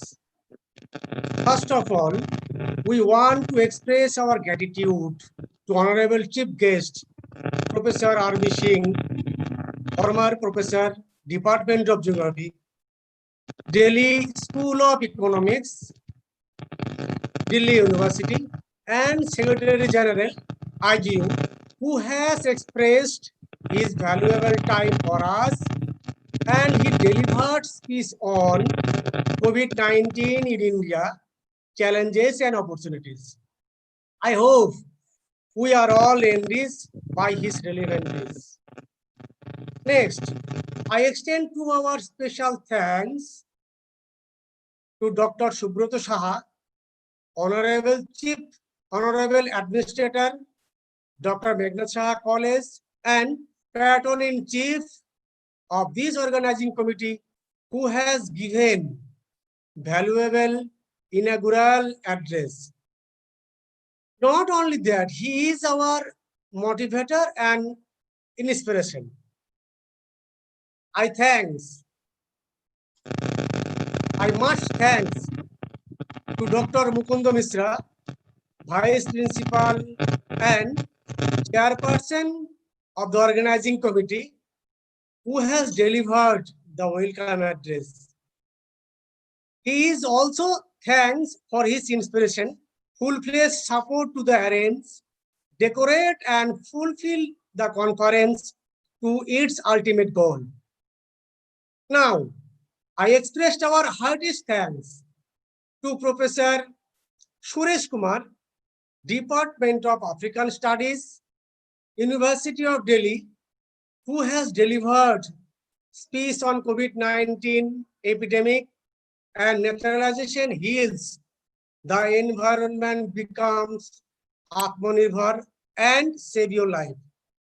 The speech will help to increase our vital power.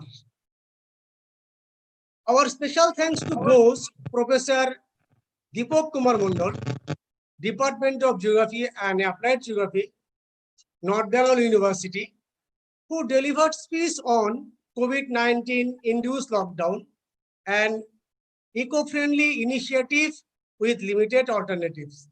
Thank you, sir, for your informative speech on that issue. I broaden our sincere thanks to Professor Manjarul Hasan, Department of Geography and Environment, Jahangirnagar University, Bangladesh, who delivered speech on Epidemiology of COVID-19 in Bangladesh and Post-Pandemic Societal Transformation. His speech gave a clear situation of COVID-19 in Bangladesh and after this, how to transform it in the society.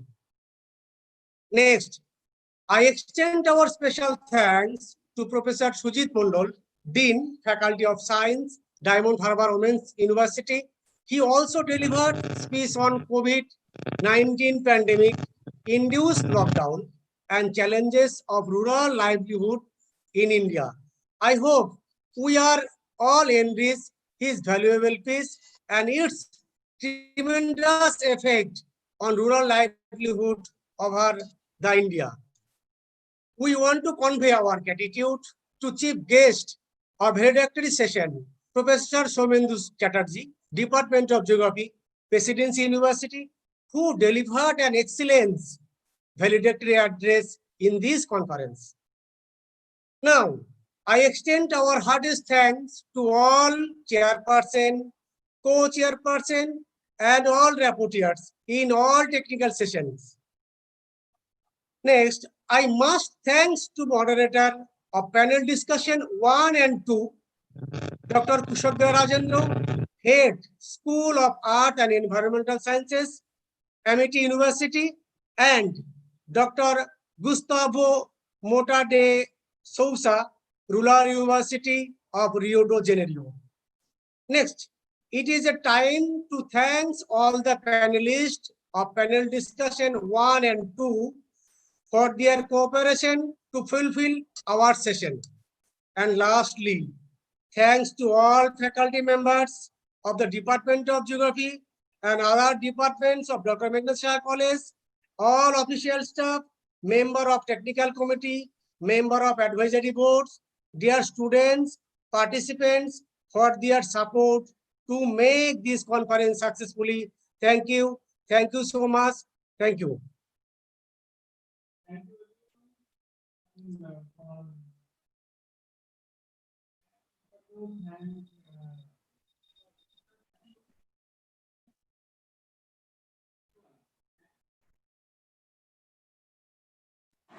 Thank you everybody for your kind support. Thanks for keeping with us, spending so many times with us. Thank you, Kushagya. Thank you, Sujit sir, and thank you, my brother Taposh. Thank you, everybody. Thank you, Sukumar sir, Aurobindo, Nazrul, Jayanto, Mahabur. Lucena is not here, sir. Lucena and everybody concerned with this conference. The toughest job you have completed.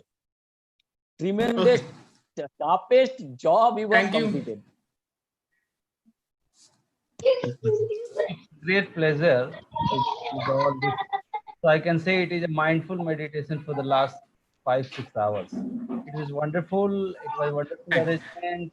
It was wonderful. I mean the panel. I mean speakers. The way we connect with the Brazilian counterpart.